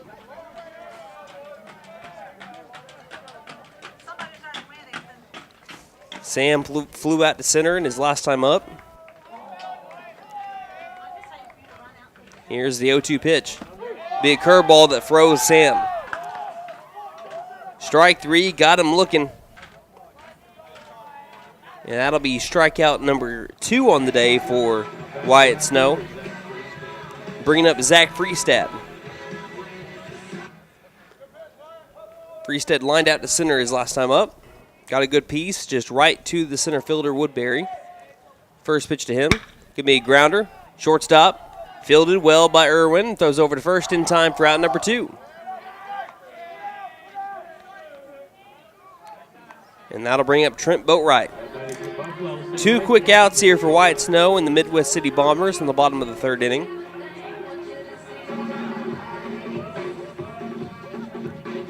Boatwright's still looking for that first base hit of the year. He's gotten on base quite a few times.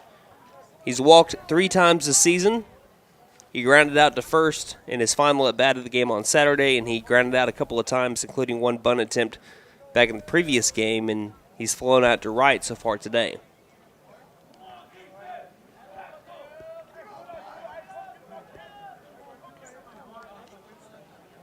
He spoke with, I believe, Coach Mullins for a little bit. Now he digs into the box, slightly open stance, deep in the box. The first pitch.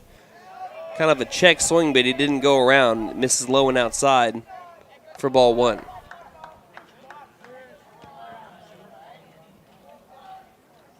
One ball, no strikes. Snow comes set. The 1-0 pitch. This one will catch the knees for strike 1. Count evens up 1 ball, 1 strike.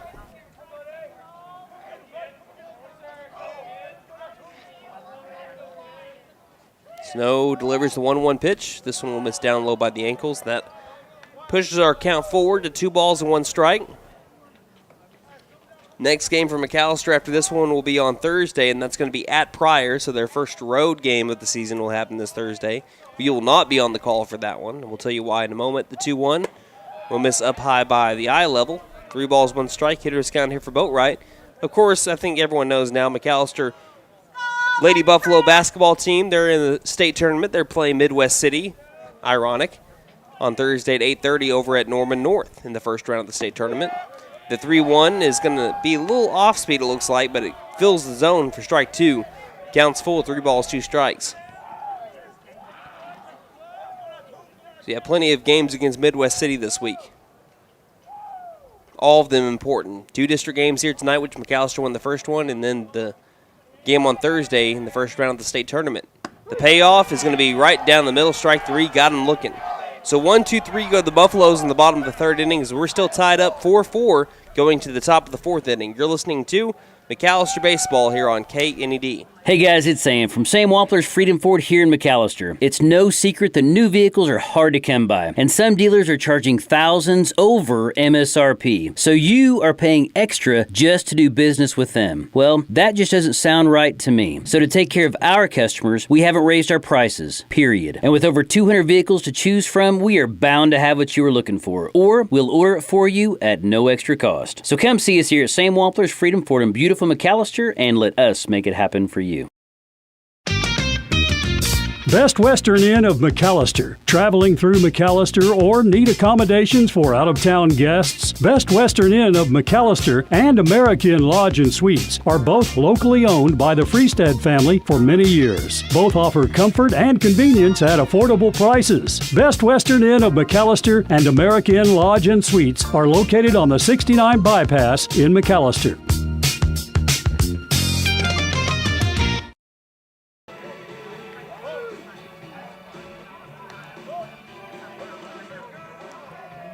Welcome back to Mike Deke Field here in McAlester, Oklahoma, underneath the lights here for the first time really this season. I know that it's only 3 games long now, but yeah, we're under the lights here at Mike Deke Field as the game is tied up 4-4 as we head to the top of the 4th inning.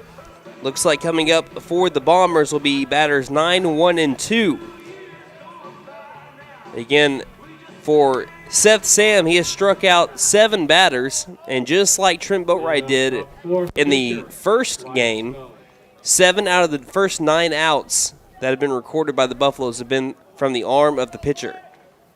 Again, it was Boatwright in the first game, now it's Seth Sam here in the second. McAlester has struck out 20 batters here in 10 full innings of play. That'll do, Donkey. That'll do. First pitch. It'll be a bunt down the third base line, fielded by Les Now, throws over to first, in time for out number 1. Again, that'll do, Donkey. That will do. 1 pitch, 1 out here in the top of the 4th inning. On a bunt attempt down the third base line, that brings up the top of the order, Alon Woodbury. Woodbury so far today 1 for 2 with the strikeout swinging, and also he had an RBI single. Here's the windup and the pitch. Swung on and missed, strike 1.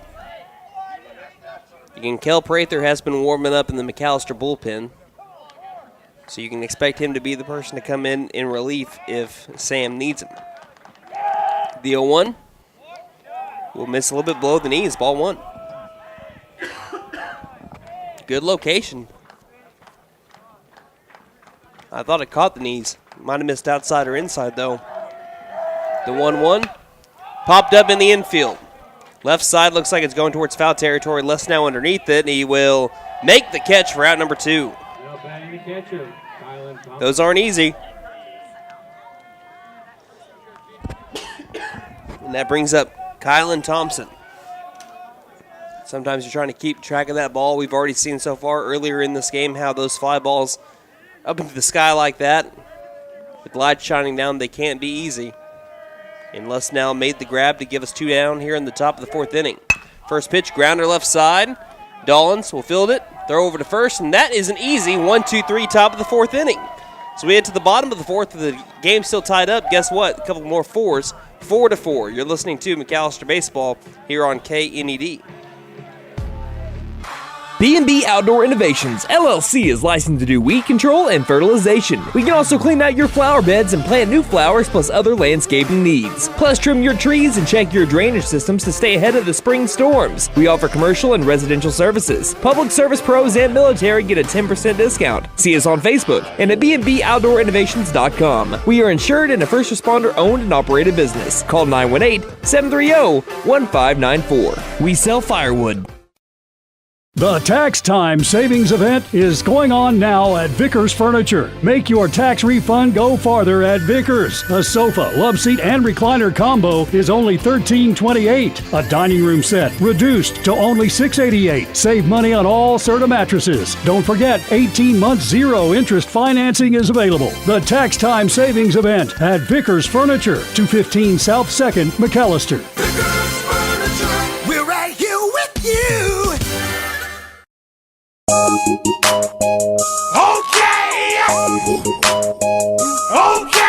Tire and Auto says come meet our new owner, Dylan Hackler. We're a Michelin dealer and we're stocked up with Cooper, Toyo, Hankook, and Max's Buckshot Mutters and Farm and ATV tires. Tire light on? We can fill your tires with nitrogen. We do brakes, alignments, struts, and oil changes too. You'll appreciate our fast, friendly service. All work's guaranteed and estimates are free. OK Tire and Auto, 801 North 1st, McAlester. Call 918-423-2121. Good luck, Buffs. Have a great season.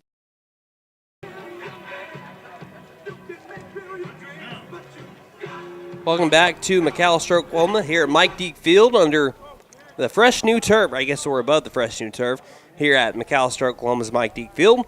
The score is 4-4. McAlester is tied up with the Midwest City Bombers as we're halfway through the game unless we go into extra innings. And again, in the bottom of the fourth inning, it'll be 8-9-1. The 8-9-1 batters coming up for the Buffaloes. These are the batters that started off the 4-run inning for McAlester back in the second. First pitch to Les now is going to be a line drive, right center field. That one's going to land, and the very first pitch at the bottom of the fourth is going to be a base hit by Caden Lesnow, his second one of the season. Because back in the second inning, it looked like this for the Buffs. It was an error, Lesnow reaching on an error, Lauerman RBI triple, Bass walk, Gage Dollins RBI single, Gillespie reached on an error, and that error was able to bring along the tying and go-ahead runs. Let's see if we can have similar results here in the bottom of the fourth inning. Pitch over to Lauerman. He tries to lay down a bunt, but it's going to be fouled off. And that will put Lauerman behind the count 0-1. I mean, he gave the last pitch that Lauerman saw before that bunt. I mean, he drove one out to deep left center field that got it over the head of Woodbury. Woodbury is playing deep now over in center, and so is the rest of the outfield. Count is 0-1. Coming set, showing bunt again is Lauerman. This time he gets it down on the first base line. It's a good one. Fielded over by the first baseman, throws over to first, and it's in time. It was a close play, but the sac bunt by Lauerman moves the runner over to second base. That is the go-ahead run, and that brings up the top of the order.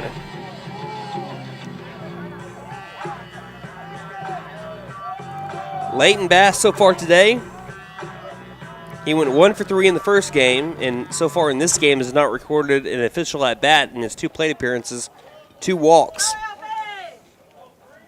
Leighton Bass last year actually led the team in batting average with runners in scoring position. This time he gives one a ride right up the middle, and that's why. Rounding third will be Lesnow. McAlester will retake the lead on the very first pitch. Leighton Bass drives one into center field to give the McAlester Buffaloes a 5-4 lead. Leighton Bass is just having an excellent start to the 2022 season. He's had a hit in every game so far in the first 3. 2 for 4 against Sallisaw, 1 for 3 against Midwest City the first go-around, and now 1 for 1 so far today. Now Dollins will step up. He had an RBI single earlier. He showed bunt, pulled back. Did he not pull back in time? Because that one was low and outside, and he called it a strike. Either way, Bass takes second base.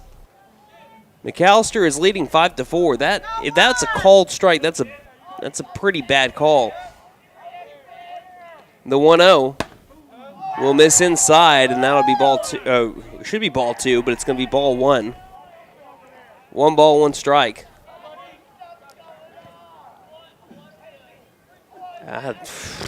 Beats me. The 1-1 will miss way too high. Sails straight into the backstop, and Bass will take third base. The count now is 2-1. And we'll have the catcher Thompson go speak with Snow. This game brought to you by First Realty, Patriot Chrysler Dodge Jeep and Ram of McAlester, Freedom Ford, Best Western American, B&B Outdoor Innovations LLC, Vickers Furniture, OK Tire and Auto, The Bank & A, Fenton Nissan, HL Sports Shop, First Family Federal Credit Union, and Whitetail Properties, Sean Wilkerson, agent. Thank y'all for putting us on the air this season. Snow getting the signs from his catcher, Thompson, comes set. And the 3-1. This will be a curveball missing outside. It's not the 3-1, it's a 2-1. And now they'll move the count to 3 balls, 1 strike. Buffalo's leading 5-4 after a Leighton Bass RBI single up the middle. He's standing over at third base right now. Here's the 3-1. Going to be a pop-up, left side, foul territory. No one's going to get to it. Count moves to full now. 3 balls, 2 strikes here for Gage Dollins. 1 for 2 so far in this game. 2 for 4 so far on the day with a couple of RBIs. Can get another one here.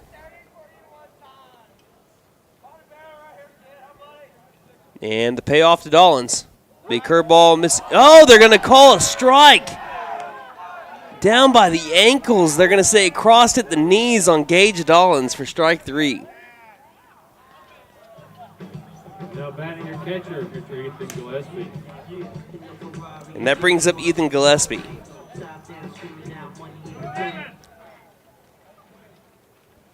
So Gillespie stands up at the plate. McAlester leading 5-4 with a runner over at third base. And here's the pitch. Going to be a line drive, right field, and that one's going to one-hop nearly right by the right fielder, but that's going to score a run. And Ethan Gillespie, on the first pitch he sees, drives one to right field to extend the Buffalo lead, now to 6-4. And just like Bass, Gillespie now has a hit in every game that he's had so far. Buffalo's now leading 6-4 here in the bottom of the 4th inning. They just like those even numbers, I guess. As Gillespie takes off for second, that one 2-hopped over towards the catcher, and Gillespie gets into scoring position. And McAlester scored their 4 runs in the bottom of the 2nd inning and 2 runs in the bottom of the 4th. And we're going to have Coach Brady Ball go speak with Mr. Wyatt Snow.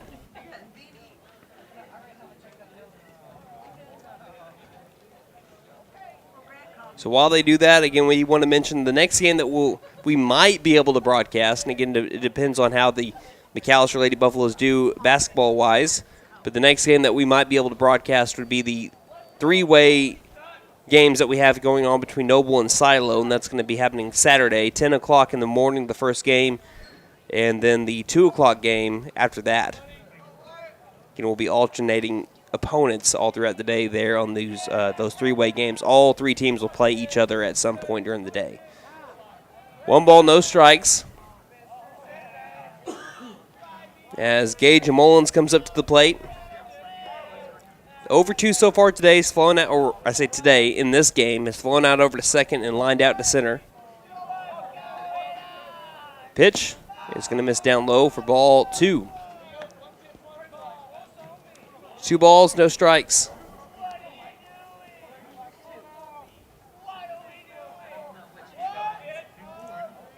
Snow comes set. Takes a look over at second, and the 2-0 misses high and inside, ball 3. So 3 balls, no strikes. On deck is Seth Sam, who's 0 for 2 so far today.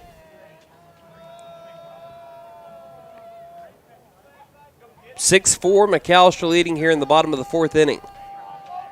The 3-0. This one will fill the zone, strike 1. Still a hitter's count for Gage Mullins, the hero of the last game, who went 2 for 3 with a couple of RBIs, including the biggest one of the early season so far, the walk-off RBI single back in the bottom of the 7th of the previous game. Gave McAlester the district win. Count 3-1. The pitch popped up and out of play into the sea of concrete. Count moves to full at 3-2.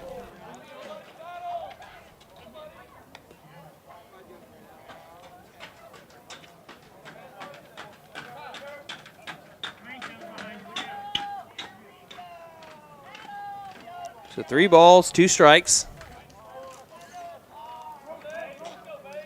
Coming set, and Gillespie takes off for third. The curveball is right down the middle, strike 3. Got Mullins looking. And that's going to end the bottom of the 4th inning, but McAlester retakes the lead with a couple of runs as we head to the top of the 5th, 6-4, the Buffaloes lead. You're listening to McAlester Baseball on KNED.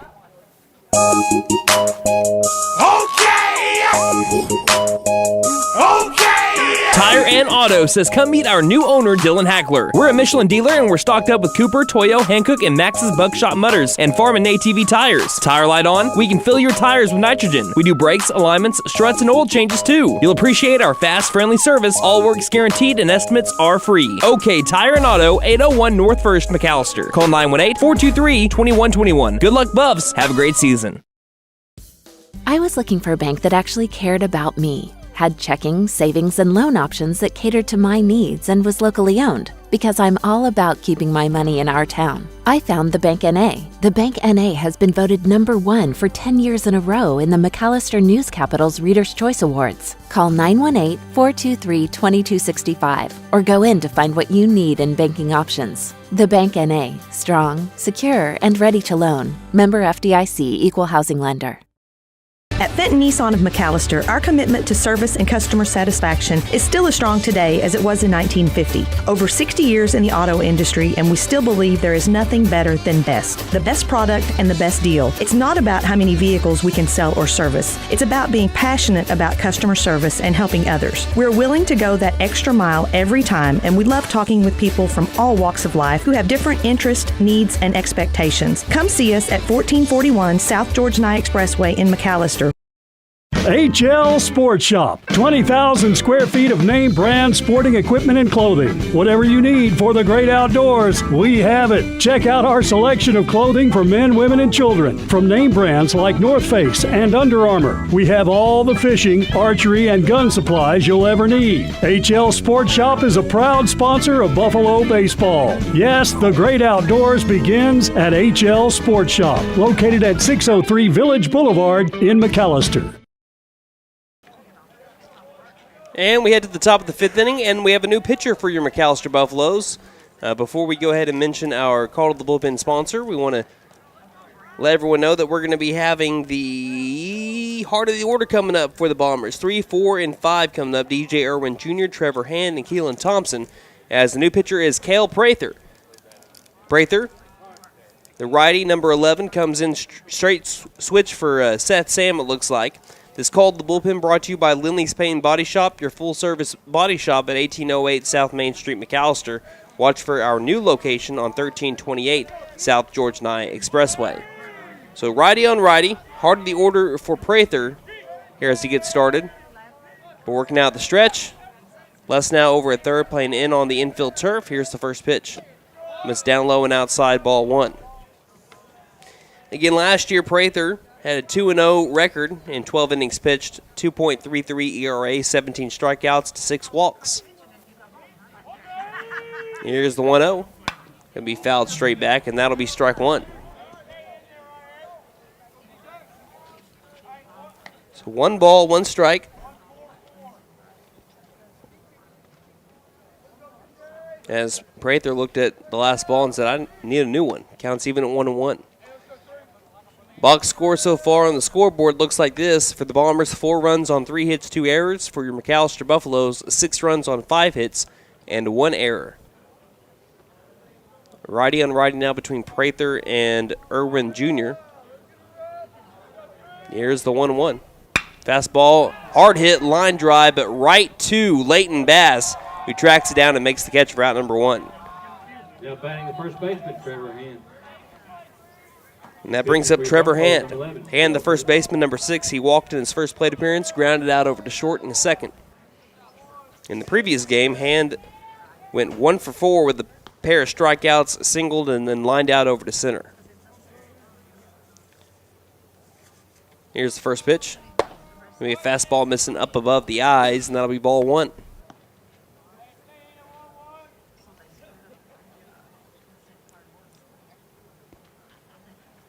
Prather comes set. Gillespie setting up outside, the 1-0. Will miss. 2 balls, no strikes.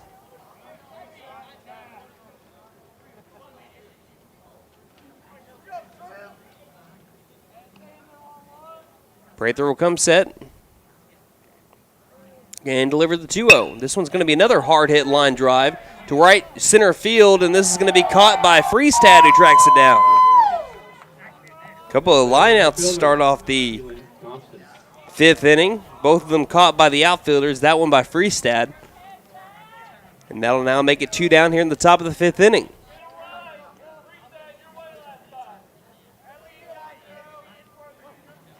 So Keelan Thompson comes up. Had an RBI, a 2 RBI triple and a walk as the first pitch to him misses up above eye level for ball 1. Thompson was 0 for 3 in the previous game. 1 ball, no strikes, 2 down. Nobody on here for the Bombers in the top of the 5th inning. The 1-0 pitch. Same location as the last. 2 balls, no strikes, too high.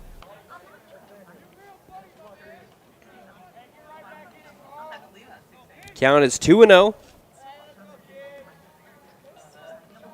As Prather toes the rubber, again, always works out the stretch. Doesn't matter if someone's on or not. Here's the 2-0. As that one will miss high and outside, ball 3.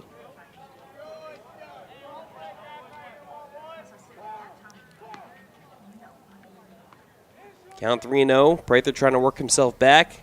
The pitch. This one will catch the letters, strike 1.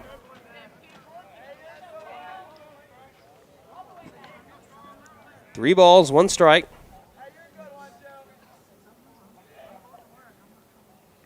And the pitch. Hard hit ground ball to the shortstop, Dawlins. He'll field it.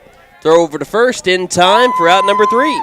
So a good way to enter the game for Mr. Cale Prather. 3 up, 3 down, and we head to the bottom of the 5th with McAlester still leading by 2 runs, 6-4 the score. You're listening to McAlester Baseball on KNED. At Fenton Nissan of McAlester, our commitment to service and customer satisfaction is still as strong today as it was in 1950. Over 60 years in the auto industry, and we still believe there is nothing better than best. The best product and the best deal. It's not about how many vehicles we can sell or service. It's about being passionate about customer service and helping others. We're willing to go that extra mile every time, and we love talking with people from all walks of life who have different interests, needs, and expectations. Come see us at 1441 South George Nye Expressway in McAlester. HL Sports Shop. 20,000 square feet of name brand sporting equipment and clothing. Whatever you need for the great outdoors, we have it. Check out our selection of clothing for men, women, and children. From name brands like North Face and Under Armour. We have all the fishing, archery, and gun supplies you'll ever need. HL Sports Shop is a proud sponsor of Buffalo Baseball. Yes, the great outdoors begins at HL Sports Shop, located at 603 Village Boulevard in McAlester. First Family Federal Credit Union. Savings for all seasons. From the traditional savings account to IRAs, CDs, and money market accounts. We have everything to help you plan for your future. Visit your nearest location or go online at firstfamilyfcu.com for more information. Federally insured by NCUA. First Family Federal Credit Union.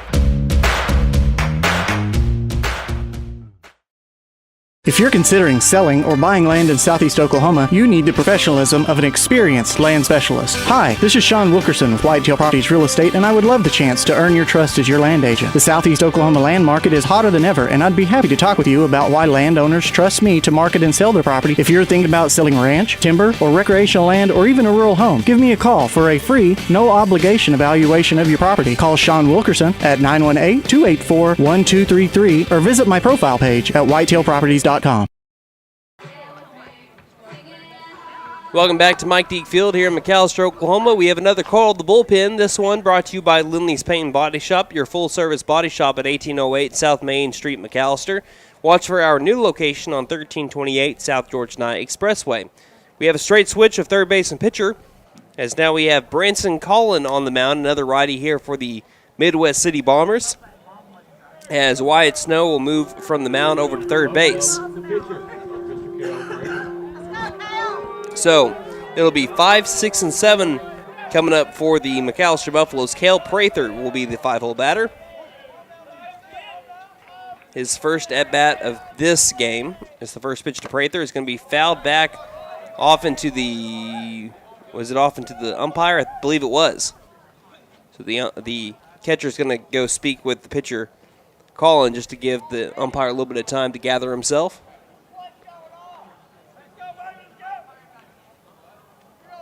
His count is 0-1. Prather in the previous game went 0 for 2 with a pair of strikeouts.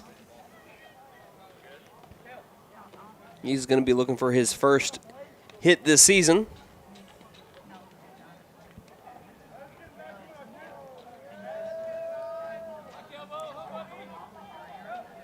So after we get ourselves all situated, Prather will dig back into the box. The windup from Colin and the 0-1 pitch will be cut on and missed for strike 2. Zach Freestad is on deck. Has gotten a couple of good pieces of the last pitches that he saw. Line out to center and a hard hit grounder over towards short. Right now Prather's facing an 0-2 count. Here's the pitch to him. Going to be fouled back, and that's going to keep the count at 0-2.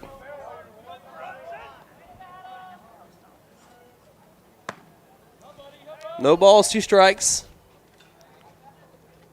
Wind just slightly blowing a little bit in from center field.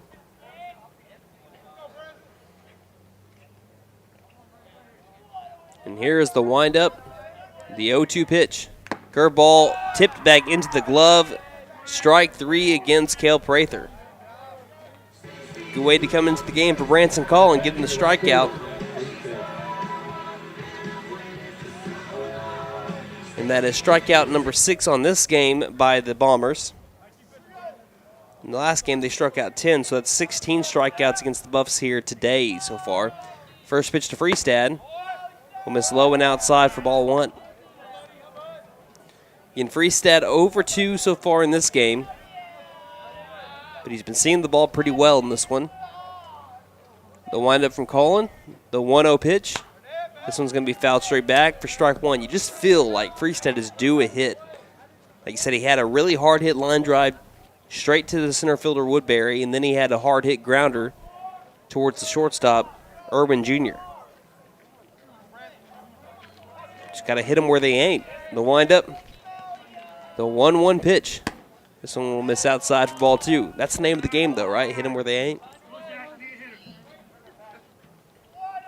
Some people are like, no, stupid. The name of the game is baseball. The count's 2 balls, 1 strike. Here's the windup and the pitch. This will be fouled straight back right near our field mic, and that'll even up the count with 2 balls and 2 strikes. McAlester leading 6-4 here in the bottom of the 5th inning. They won the first district game this season against the Bombers back in the game that happened about a couple hours ago. Won it 3-2 with a Gage Mullins walk-off single. Here's the windup and the 2-2 to Freestad. This one's going to be a curveball that misses a little bit outside, and that's going to move the count to full at 3 balls, 2 strikes. Count 3-2. Freestad trying to get on first or just get on base.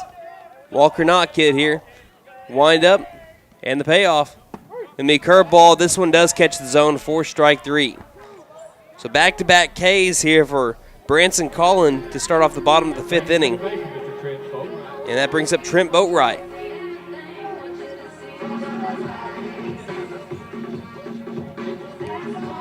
A lot of strikeouts in these 2 games, by the way.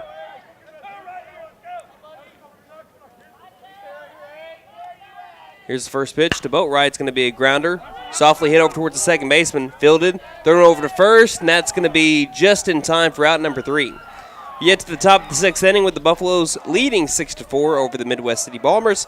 You're listening to McAlester Baseball here on KNED.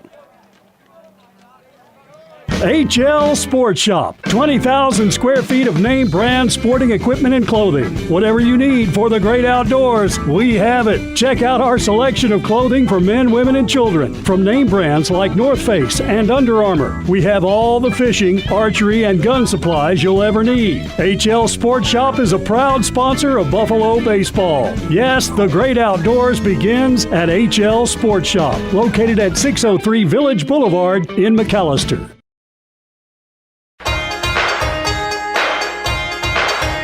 First Family Federal Credit Union. Savings for all seasons. From the traditional savings account to IRAs, CDs, and money market accounts. We have everything to help you plan for your future. Visit your nearest location or go online at firstfamilyfcu.com for more information. Federally insured by NCUA. First Family Federal Credit Union. If you're considering selling or buying land in Southeast Oklahoma, you need the professionalism of an experienced land specialist. Hi, this is Sean Wilkerson with Whitetail Properties Real Estate, and I would love the chance to earn your trust as your land agent. The Southeast Oklahoma land market is hotter than ever, and I'd be happy to talk with you about why landowners trust me to market and sell their property. Welcome back to McAlester, Oklahoma. I'm Brandon Green, bringing you McAlester baseball as the score is 6-4 here as we hit the top of the 6th inning. And looks like it's going to be the 6, 7, and 8 hole batters up for the Midwest City Bombers. Dylan Seabach, so far today, 1 for 2 with an RBI single. Kenneth Colston, 0 for 2 with a pair of strikeouts. Same way for Wyatt Snow, 0 for 2 with a pair of strikeouts. Prather in for a second inning of relief. Here's the first pitch, cut on, and is it missed or tipped? Doesn't matter, it's a strike to start off the top of the 6th inning. Count is 0-1. Seabach so far today overall has been 1 for 4. It's reached base safely twice, again that RBI single and then the walk. The 0-1 pitch will be swung on and missed for strike 2. No balls, 2 strikes. McAlester pitchers have struck out 19 Bombers here today over the 2 games. And there's going to be a curveball that misses low and outside for ball 1. Prather trying to get 20 here. 1 ball, 2 strikes.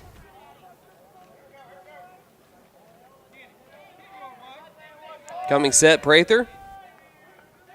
The 1-2 pitch. Curveball. This one misses low and outside also. 2 balls, 2 strikes. There have been 36 combined strikeouts in, 12 innings of work between these 2 teams. The 2-2, fastball that bounces off the plate and into the catcher's chest to move the count to full, 3 balls, 2 strikes. To put that into perspective, McAlester and the Black Diamonds had, 12 strikeouts together in that first game back on Saturday. The payoff, line drive that hits off of the glove of Lesnow and rolls over towards foul territory. They're going to try to get the runner over to second. Lauerman throws it over to second, and that was a little bit of a delay over at first base before Seabrook tried making his way over there. That's going to go down as a double.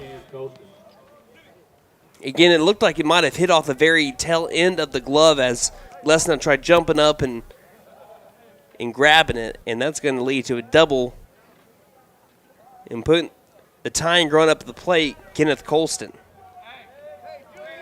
Colston so far in this game 0 for 2 with a pair of strikeouts. But right now a problem for McAlester has been strikeouts. And that's been evident here pretty early. Prather, the first pitch, is going to miss up above the letters for ball 1. Like I said, they struck out 9 times against Sallisaw on Saturday, struck out 10 times in the previous game, and have struck out 6 so far in the first 5 innings of this one. Prather looks over towards second. The 1-0 pitch. This will catch the outside corner for strike 1.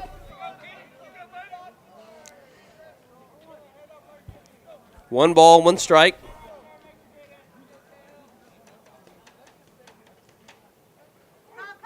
Got a runner in scoring position over at second base, and Seabach, who just hit a line drive down the third base line. The 2-0, trying to get a bunt down. He can't do so, and that's a big deal because now that makes it 1 ball, 2 strikes.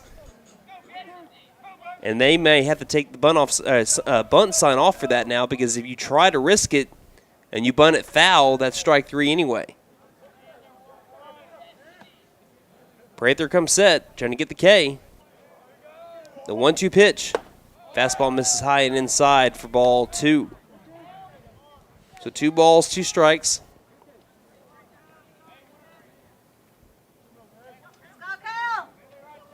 As Prather will come set, take a look over towards second. Seabach getting a bigger lead, now decreasing that lead, and he steps off the rubber. Again, count even, 2 balls, 2 strikes as we get closer towards the 10 o'clock hour here.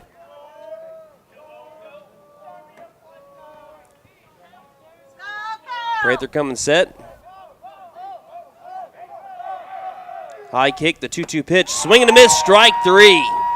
First strikeout of the day for Cale Prather. Comes against Kenneth Colson. Now batting the pitcher. And that'll bring up number 9, Branson Collin. I thought Collin was batting out of the 9 hole. Why would he have to move up to the 8 hole? He's come up to the plate, but it should be Wyatt Snow. You don't switch.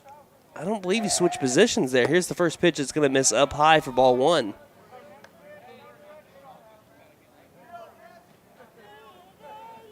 Huh, okay.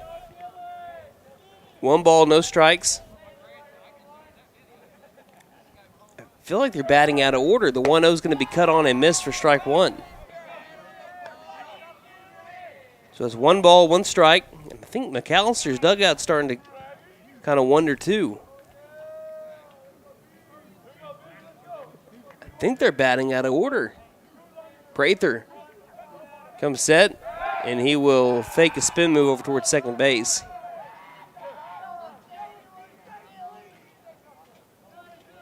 Right now you don't say anything about it, but if he gets a hit here, you can call him out. The 1-1. Swing and a miss, strike 2.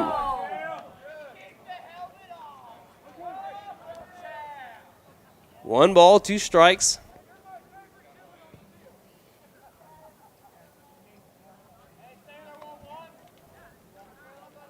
Prather comes set.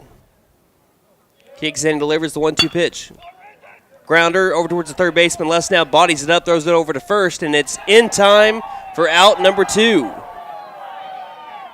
The third base coach thought that he had it for sure, but no, over here on our side, he was definitely out by at least a half foot. So good job by Caden Lesnow biting it up over at third and throwing it over to first in time to get the out. I almost can guarantee they batted out of order there, at least what I have. Because Wyatt Snow was batting 8th, and now he's batting 9th. So Snow is 0 for 2 so far with a pair of strikeouts. First pitch crosses the letters at strike 1. I got to check my lineup just to make sure that I had it right. No, Snow was batting 8th, and Colin was batting 9th. They should not have had him batting 8th instead. The 1-0 will be a grounder, left side again. Lesnow will field it cleanly again. Throw over to first in time for out number 3, and none of that mattered anyway. We head to the bottom of the 6th inning with the Buffaloes leading 6-4, trying to get some insurance runs here. You're listening to McAlester Baseball on KNED. A penny doesn't get you much these days, but at Patriot Chrysler Dodge Jeep and Ram in McAlester, your penny goes a long way. Because right now at Patriot, you can get into any vehicle on the lot for just 1 penny down. Let me do that again. 1 penny down. And yes, that includes the 1-ton pickups. Not only that, but if you mention this ad, you'll get $2,500 cash. Only at Patriot Chrysler Dodge Jeep and Ram in McAlester. For more than 50 years, First Realty has helped the residents of McAlester and the surrounding area with their real estate needs, whether residential or commercial. First Realty will guide you through the process of buying or selling your home or business. You can view our property inventory online at first-realty.net. And if you're into pickleball, the Pickle Palace is open. For membership information, call 918-424-3720 or go to picklepalaceok.com.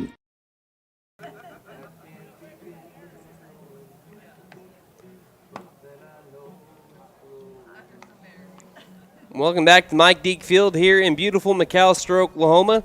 And the more I look at it, the more I'm like, man, this turf looks great. And you can also tell what kind of difference it's made so far in playing wise, because you've almost seen some line drives into the outfield that's almost bounced right past some outfielders. You have some balls that might not roll very far, roll much further and make difference in the game so far. So, yeah, the turf fields do make a difference when it comes to actual play of the game. But also the good news when it comes to turf fields, weather won't affect your games as much as natural fields and grass and dirt would either. So here in the bottom of the 6th inning, the Buffaloes are bringing up to the plate. Looks like batters 8, 9, and 1, as it will be Caden Lesnow, Jackson Lauerman, and Leighton Bass up to the plate for the Buffaloes. As they're trying to get some insurance runs. Again, if they can get 3 outs in the top of the 7th inning, they will sweep the district series against the Midwest City Bombers here in this doubleheader today. Against a team that, again, in 6A went 18-19 last year and was 3-0 heading into today with a pair of wins against Santa Fe South. Rather, a win against Santa Fe South and a pair of wins against Dell City. First pitch into Les now is in there for strike one. Count no balls, one strike. As again, Colin on the mound in relief of Snow. Came in the previous inning and went 1-2-3 with a pair of strikeouts and a ground out to second. The 0-1 misses outside for ball one. 1 ball, 1 strike.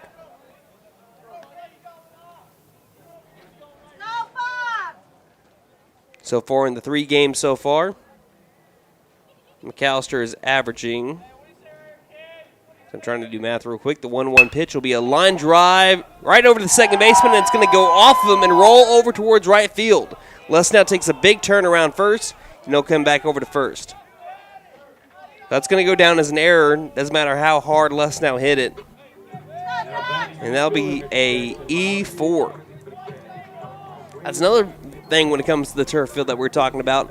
The ball skips so fast off of the turf that it makes almost every position on the infield the hot corner almost in a way. You do have a little bit more time, of course, in the middle infield, but, I mean, it's coming at you fast no matter where you're at in the infield.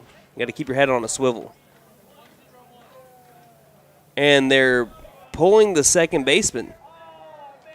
Right after the error, they're pulling the second baseman. So Kenny Colston is coming out.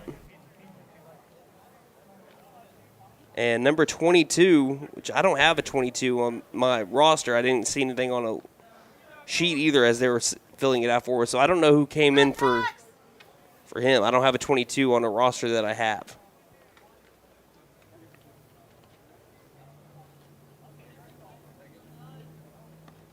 And in the roster that they gave to the press box, we don't have any reserves listed underneath the lineup.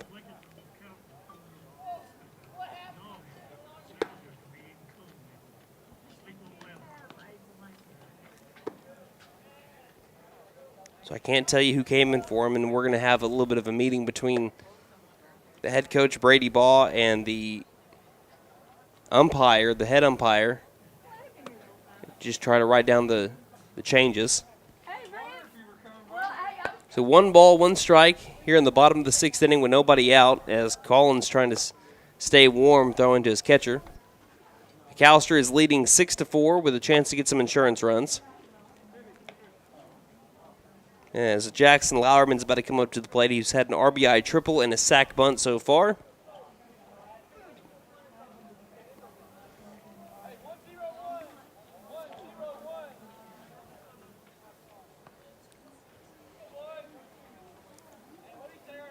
And I don't believe, I mean, we could see someone come up or we could see that number 22 come up to bat here in the next inning. Here's the next pitch. It's going to be a bunt attempt that's pulled back. It goes through the glove of the catcher, Thompson. And Les now takes a big turn around second base, but he'll retreat back to the bag. It didn't go past the glove. It was on the transfer. It just didn't field the transfer cleanly, and that allows Les now to take second base. 1 ball, no strikes. Jackson Lauerman again at the plate. Already with an RBI triple in this game. Trying to bring in another run. He's showing bunt again. As he pulls back, that one misses down low for ball 2. The top of the order is on deck. Clayton Bass, 1 for 1 with an RBI. He walked in his other 2 plate appearances. He's on deck. Les now at second. The count 2-0. The pitch as Les now takes off for third. Swing and a miss. Strike 1. And as that throw gets past the third baseman, Les now is going to come around to score. Buffaloes extend their lead by 1, 7-4 now here in the bottom of the 6th inning, and that is what you call manufacturing runs. 2 balls, 1 strike now on Jackson Lauerman.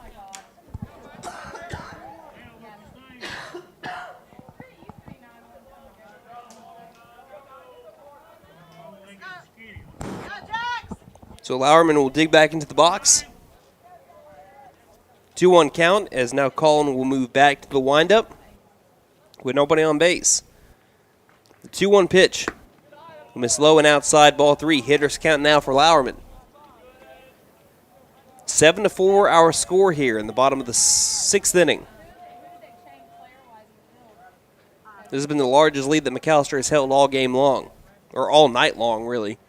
The 3-1 pitch to Lauerman will miss inside, and that'll be ball 4. So still with nobody out, Lauerman gets on base once again, and that brings up the top of the order. One thing that McAlester has plenty of through the lineup seems to be speed. One of their strong points. Let's see if Lauerman tries to take second base as well. There's been one McAlester runner that's been thrown out all night long, and coincidentally, I guess ironically, it's been Leighton Bass, the one that led the team in stolen bases last year. Here's a grounder to the right side. It's Leighton Bass, speaking of him, drives one into the outfield, and that'll move Lauerman over from first to third.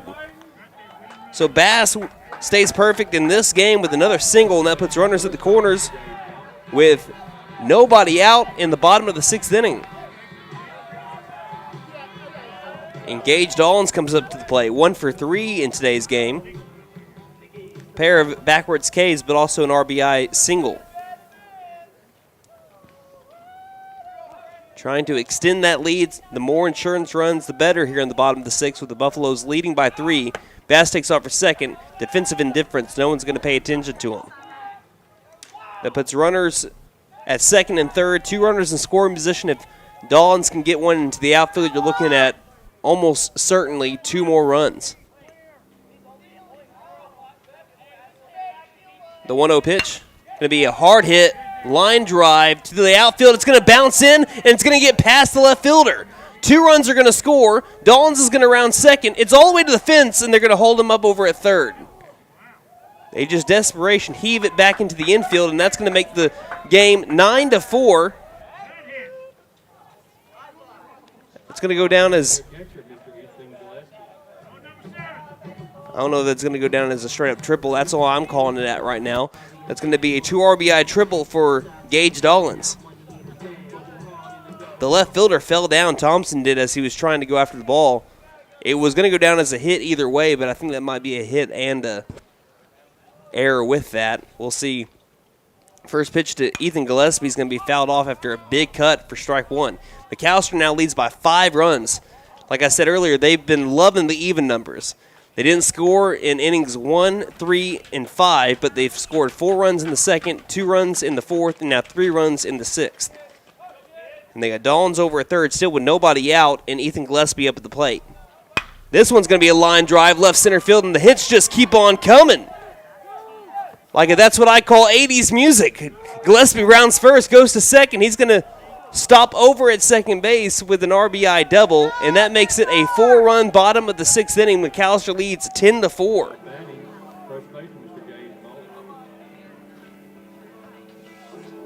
And that brings up Gage Mullins. And Coach Brady Ball is going to go speak with the pitcher, Colin. Is that going to be it for him, or is he just going to... Nope, I think that's going to be it. All right, we're going to take a break, and when we come back, we'll have a new pitcher. You're listening to McAlester Baseball on KNED. Hey guys, it's Sam from Sam Wampler's Freedom Ford here in McAlester. It's no secret that new vehicles are hard to come by, and some dealers are charging thousands over MSRP. So you are paying extra just to do business with them. Well, that just doesn't sound right to me. So to take care of our customers, we haven't raised our prices, period. And with over 200 vehicles to choose from, we are bound to have what you are looking for, or we'll order it for you at no extra cost. So come see us here at Sam Wampler's Freedom Ford in beautiful McAlester, and let us make it happen for you.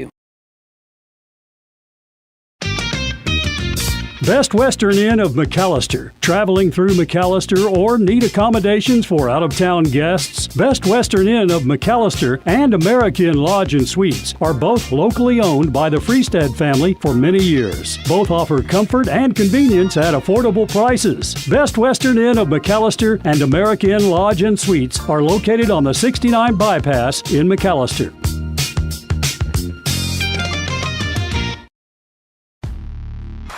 B&B Outdoor Innovations, LLC is licensed to do weed control and fertilization. We can also clean out your flower beds and plant new flowers plus other landscaping needs. Plus, trim your trees and check your drainage systems to stay ahead of the spring storms. We offer commercial and residential services. Public service pros and military get a 10% discount. See us on Facebook and at bnboutdoorinnovations.com. We are insured and a first responder owned and operated business. Call 918-730-1594. We sell firewood.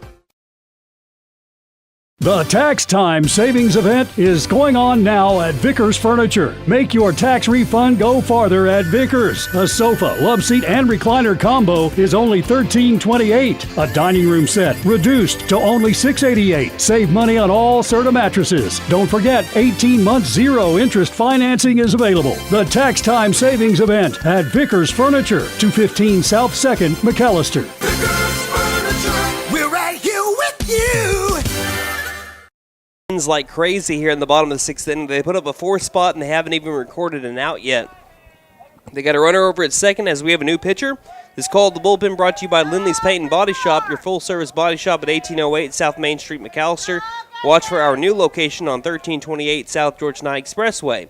As Gage Mullins comes up to the plate, the new pitcher after this first pitch from him that misses down low and outside for ball 1 is Stephen Llewellyn. Llewellyn, another righty here for the Midwest City Bombers. He'll be met by the middle of the order, Gage Mullins, Cale Prather, and Zach Freestad. Runner over at second base, McAlester leading 10-4. As the 1-0 is going to be a grounder down the third base side. It's going to roll foul, and that will move the count even at 1 ball and 1 strike. I believe we just had a straight switch as coming in from the dugout was Llewellyn, and it's Branson Cullen going back to the dugout. Count even at 1-1. Gillespie over at second. Here's the 1-1 pitches. He takes off for third. This one's a called strike. Low outside. 2 balls, 1 strike. That is a tough strike, man. That was nowhere near the knees. 2-1. Lordy B. Coming set will be Llewellyn. The 2-1 pitch. This one will skip in, and a good job of Thompson to be able to keep that in front. Still a hitter's count for Gage Mullins at 3 balls, 1 strike.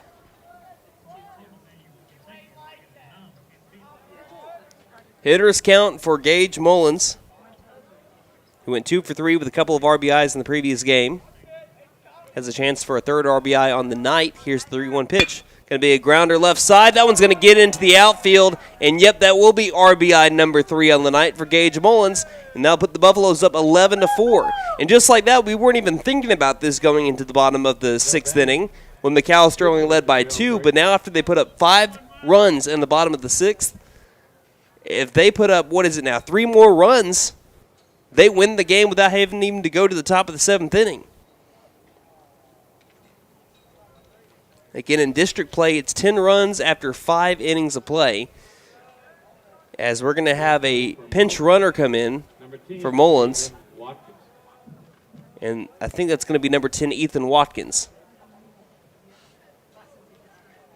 Again, Gage Mullins can reinsert himself back into the game.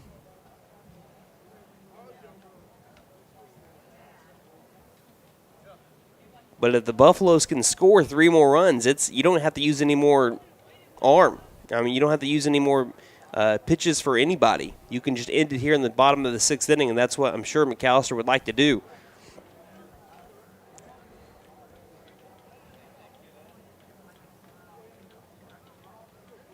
So as we have Coach Mullins speaking with the home plate umpire to just tell everybody about the changes that we made so that he can write it down on his sheet. Mullins will make his way back towards the third base coaching spot.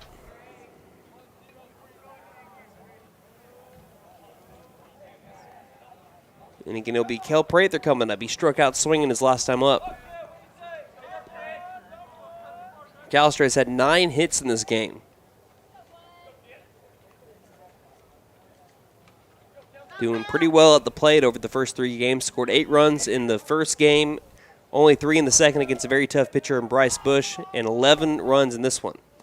First pitch gets Low and outside and away from Thompson. That allows Watkins to go over to second base on the very first pitch. And now move the count to 1-0. Still nobody out here in the bottom of the 6th inning, as the Buffaloes lead 11-4 and have put up 5 runs here in the bottom of the 6th.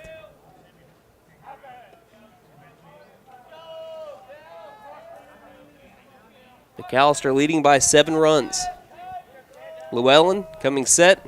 The 1-0 pitch, going to be a hard hit grounder left side. That one's going to give it past the shortstop as well. They're going to wave home Watkins. Here's the throw in from short. It's a good one, but it's not in time. Prather slides in safely, and that makes the score 12-4 on the RBI single by Cale Prather. He advances over to second on the throw, and that brings up Zach Freestead, who all of a sudden is the winning run. Still, again, nobody out for the Buffaloes. 6 runs in the bottom of the 6th inning.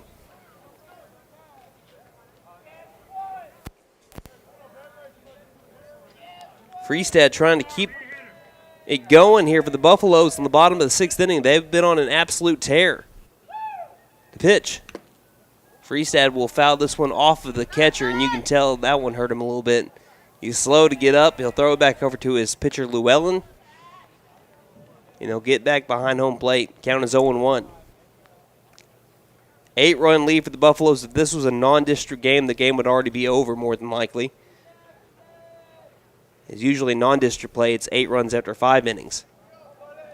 Llewellyn comes set. The 0-1 pitch will miss up eye level, even up the count at 1 ball and 1 strike.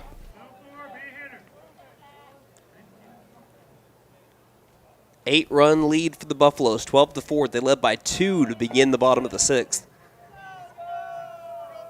The bats have come alive here.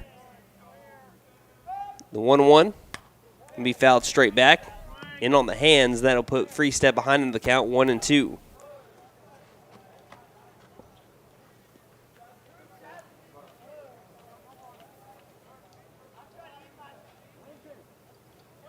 One ball, 2 strikes. Another run in scoring position over at second with Cale Prather, the 1-2 pitch. Swing and a miss, strike 3, got him swinging. And I didn't want to say anything, but, man, you never want to be that first out after your team has gone on a run like that. I feel bad for Freestead there, man. It's got to happen to somebody, but, man, it stinks. I feel bad for Zach there. Now brings up Trent Boatwright. Runner over at second base. Here's the first pitch to Boatwright. And we'll watch that one fill the zone for strike 1. Again, still the winning run is at the plate. And even if they don't score 2 more runs here in this inning, they still have a good lead going into the top of the 7th. So here's a ground to right side. This one's going to be fielded by the second baseman, thrown over to first in time for out number 2. That moves the runner 90 feet over to third base. And that brings up Caden Lesnow. Lesnow so far in this game is 1 for 3, but he's reached base all 3 times on an error, a single, and then another error. He is the winning run right now if he can come around to score. First pitch to Lesnow. It's going to miss outside for ball 1. 8 runs is a lot of insurance runs. But again, if you can get 10 runs here, or you have a 10-run lead before the end of the bottom of the 6th, you just win it outright. The 1-0 pitch will fill the zone for strike 1. Count evened up at 1 ball and 1 strike.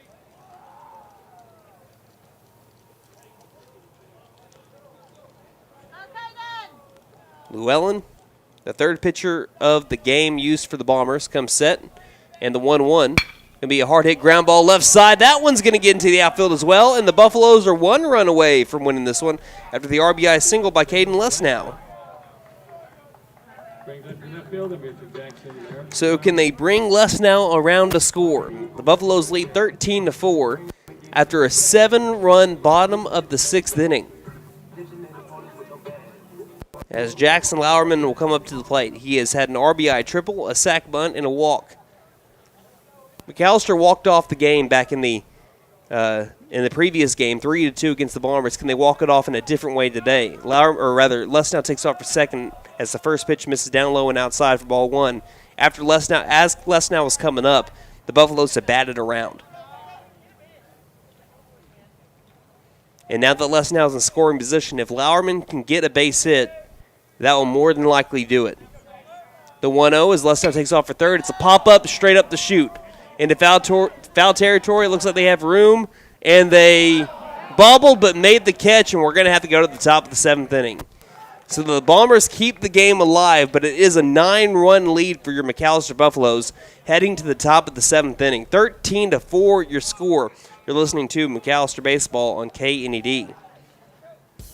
I was looking for a bank that actually cared about me, had checking, savings, and loan options that catered to my needs, and was locally owned, because I'm all about keeping my money in our town. I found the Bank NA. The Bank NA has been voted #1 for 10 years in a row in the McAlester News Capital's Reader's Choice Awards. Call 918-423-2265 or go in to find what you need in banking options. The Bank NA, strong, secure, and ready to loan. Member FDIC, Equal Housing Lender.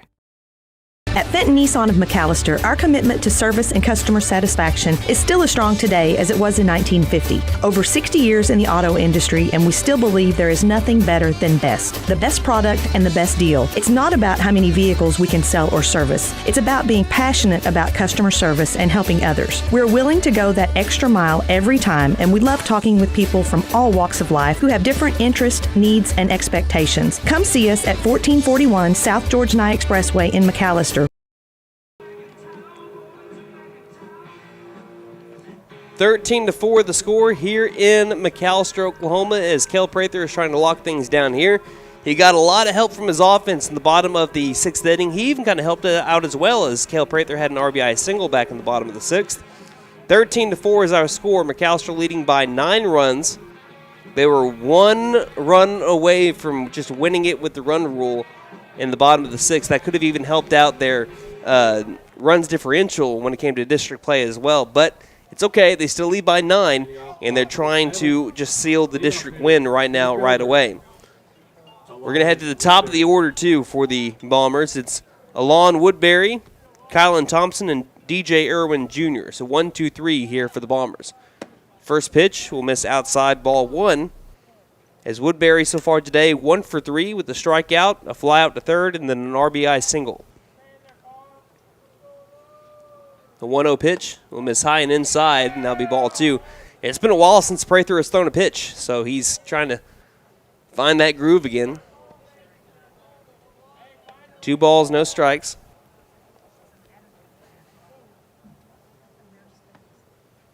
Prather trying to find that groove, comes set. And the pitch. This one will miss down low and outside. So he's missed low, then missed up high, and then missed low again. I believe he's missed low and outside, up and inside, then low and outside again. So he keeps on missing opposite ends of the spectrum each time. The 3-0, as he shows bunt and pulls back, it's still going to find the zone anyway for strike 1. Woodbury just had no intentions of bunting there, just trying to throw off Prather's vision. The 3-1 pitch will fill the zone again for strike 2. So after 3 consecutive balls to start off the at-bat, he throws 2 straight strikes, and now we have the count full, 3-2. Prather delivers. The 3-2 will be barely fouled off, and it's fouled off at Gillespie. He comes up and hopped it off, and he's going to be walking around the on-deck area.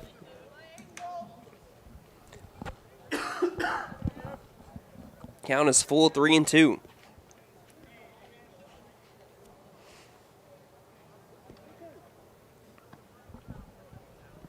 Prather comes set. And the payoff again. This will be a softly hit fly ball towards center field. That one's going to one-hop over towards Bass, who barehands it. And that's going to be a leadoff single to start at the top of the 7th inning. Yeah, that brings up Kylan Thompson. So far, 0 for 3 in this game. 1 for 7 total on the day.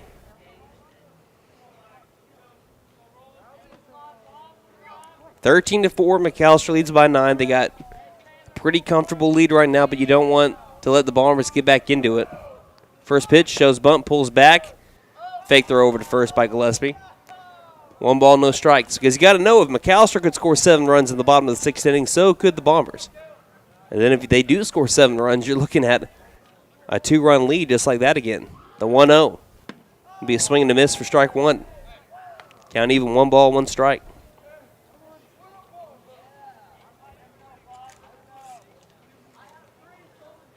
Prather comes set. The 1-1 pitch. Will miss down low. And that will move the count to 2-1 here.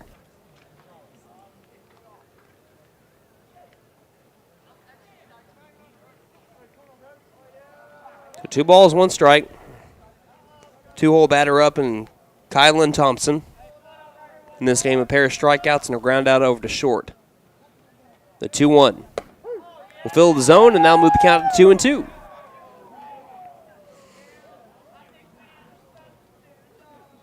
Two balls, 2 strikes, Kel Prather. 1 strikeout so far in this game. Could get 2. The 2-2 pitch. Popped up in the infield. Mullins is underneath along the first base line. He'll make the grab for out number 1. And the Buffaloes are 2 outs away. That brings up the shortstop number 3, DJ Irwin Jr. In the first game, he went 1 for 3. In this game so far, he is 0 for 2, but he's had some good pieces, including his last one that was a rope to the center fielder Bass, but Bass was just in the right place. Prather coming set with a runner at first, 1 down, top of the 7th inning.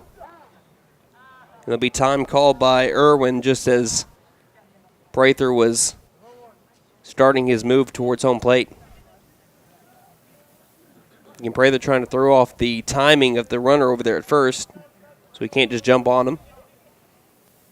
Pitch will miss a little bit outside for ball 1, but right now I don't think the Bombers are really worried about getting a runner into scoring position. They need base runners more than they need someone into scoring position right now. There's no 9-run home run. Another pop-up, this one in foul territory, but could be playable. Les now tracking it down, and he fell. He overran it, and he fell and slipped. And that will move the count to 1-1. We mentioned earlier, Les now, as Midwest City's dugout was giving him fits and yelling at him, and Les now kind of looks back over and laughs, and I think he pointed over to the scoreboard. Count is even at 1-1. Yep, he's pointing over to the scoreboard. Count even at 1-1. Here's the 1-1 pitch. We'll miss high and outside for ball 2. And yeah, that's one thing I was talking about earlier. Those pop-ups, especially into the night sky like this when you're staring up underneath the lights, they can be kind of hard to track down. That was a tough one there for Les now, too. He made the catch earlier. 2-1. Be a chopper, left side, chance to end it maybe. No, it's too slow. Dawlins picks it up, throws over to first. That's not in time.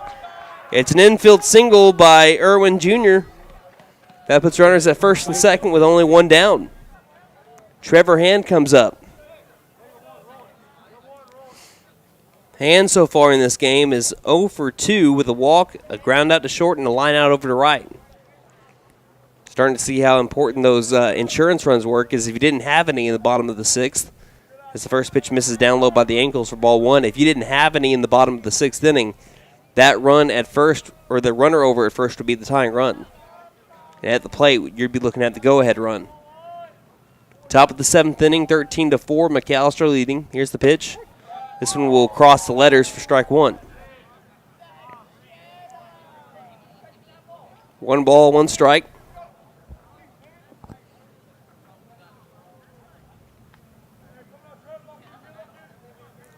Prather comes set. And the 1-1 runner takes off for third. Too high. Throw over to third is not in time. It's a dangerous swipe at third base to try to even go for it, but they said he had a good jump. Count moves to 2 balls, 1 strike. Because you're already in scoring position. You're risking out number 2 there.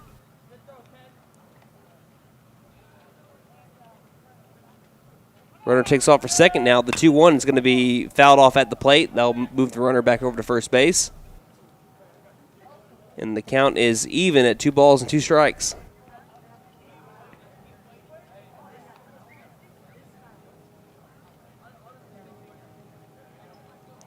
So 2 balls, 2 strikes, 1 down. Bottom of the 6th inning with the Buffaloes leading 13-4. Runners at the corners here for the Bombers. Getting Trevor Hand up at the plate, the cleanup hitter for the Bombers. Prather comes set. And the 2-2 pitch as the runner takes off for second again. It'll be a curveball missing down low. And that moves their count to full. 3 balls, 2 strikes.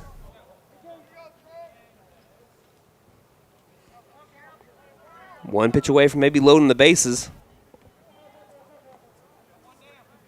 Prather comes set. The payoff. Line drive down the left field line. One hop by number 9, Lauerman. He throws it in over to third base, and it's going to be an RBI single to pull the Bombers within 8. So an RBI single puts runners at the corners with Keelan Thompson coming up. He had a 2 RBI triple.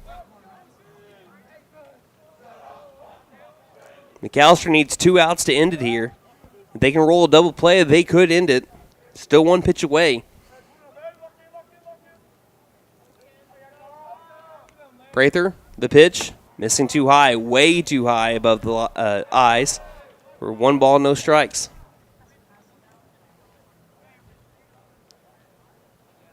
Like I said, you want to end it early. You don't want to have them give up any more runs because those runs can end up to bite you in district standings. This next pitch is going to be a high hit fly ball, shallow center field. Bass is going to track it down. He'll make the catch. Runner will try taking off for home. No, he won't. He did for a little bit, but then he stops as it was a shot in by Bass. And that was out number 2.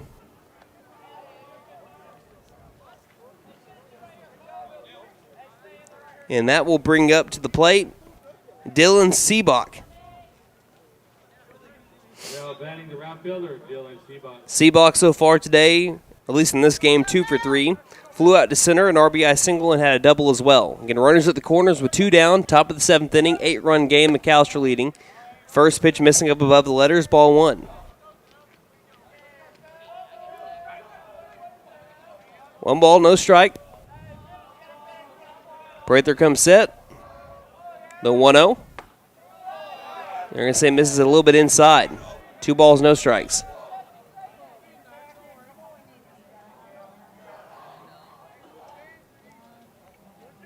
Prather trying to finish it off for the Buffaloes. The 2-0 pitch.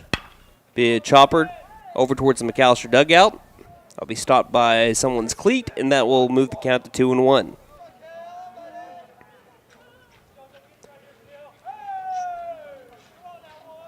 There have been 18 combined hits. I mean, just to put things in perspective, 5 total runs in the last game. So far, 18 in this one. The 2-1 will catch the inside corner, and the Buffaloes are 1 strike away. 2 totally different games between the last one and this one. 2 balls, 2 strikes, 2 outs. Prather trying to finish things off right here with this last pitch. He comes set, kicks, delivers the 2-2. Swing and a miss, strike 3, got him swinging. And that will end things here as the Buffaloes finish the district sweep over the Midwest City Bombers. Final score 13-5 for McAlester. And they will go into their game against Pryor on Thursday with a perfect 3-0 record and 2-0 in district play. So, ladies and gentlemen, Buffalo fans far and wide, grab that brush and paint that win column black and gold. When we come back, we'll have some post-game stats. You're listening to McAlester Baseball here on KNED.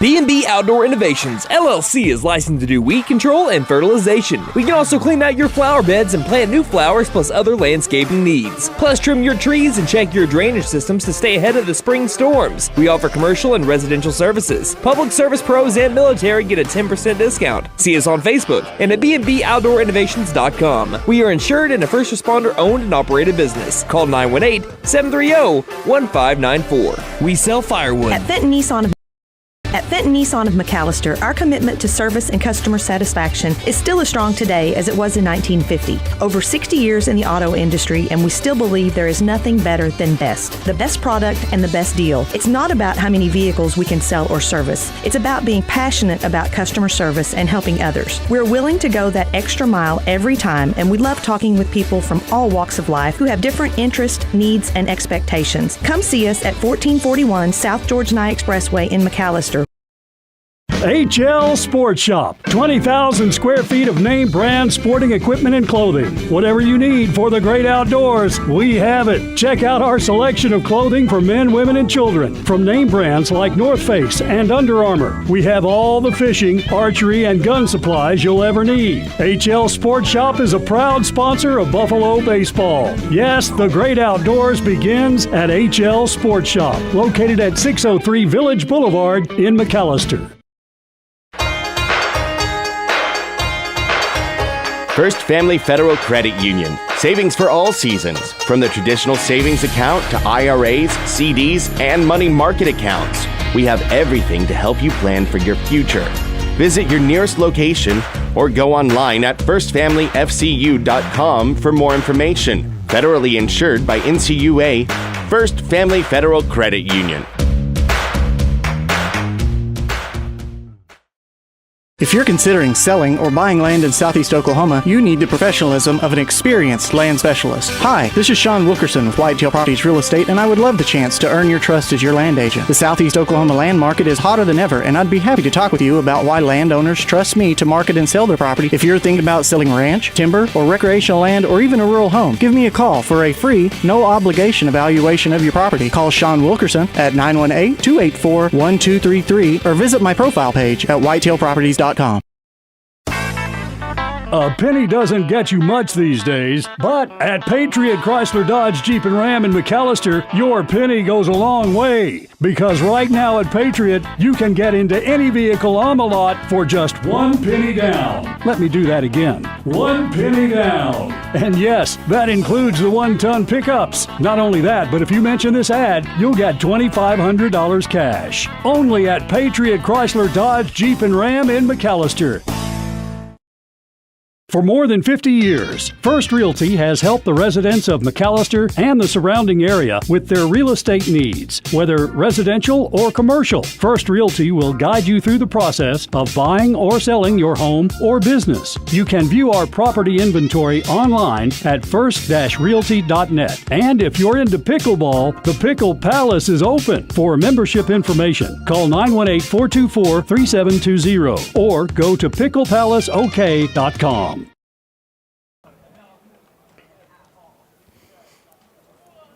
Welcome back to Mike Deek Field here in beautiful McAlester, Oklahoma, as we finish off tonight's district series with the Midwest City Bombers.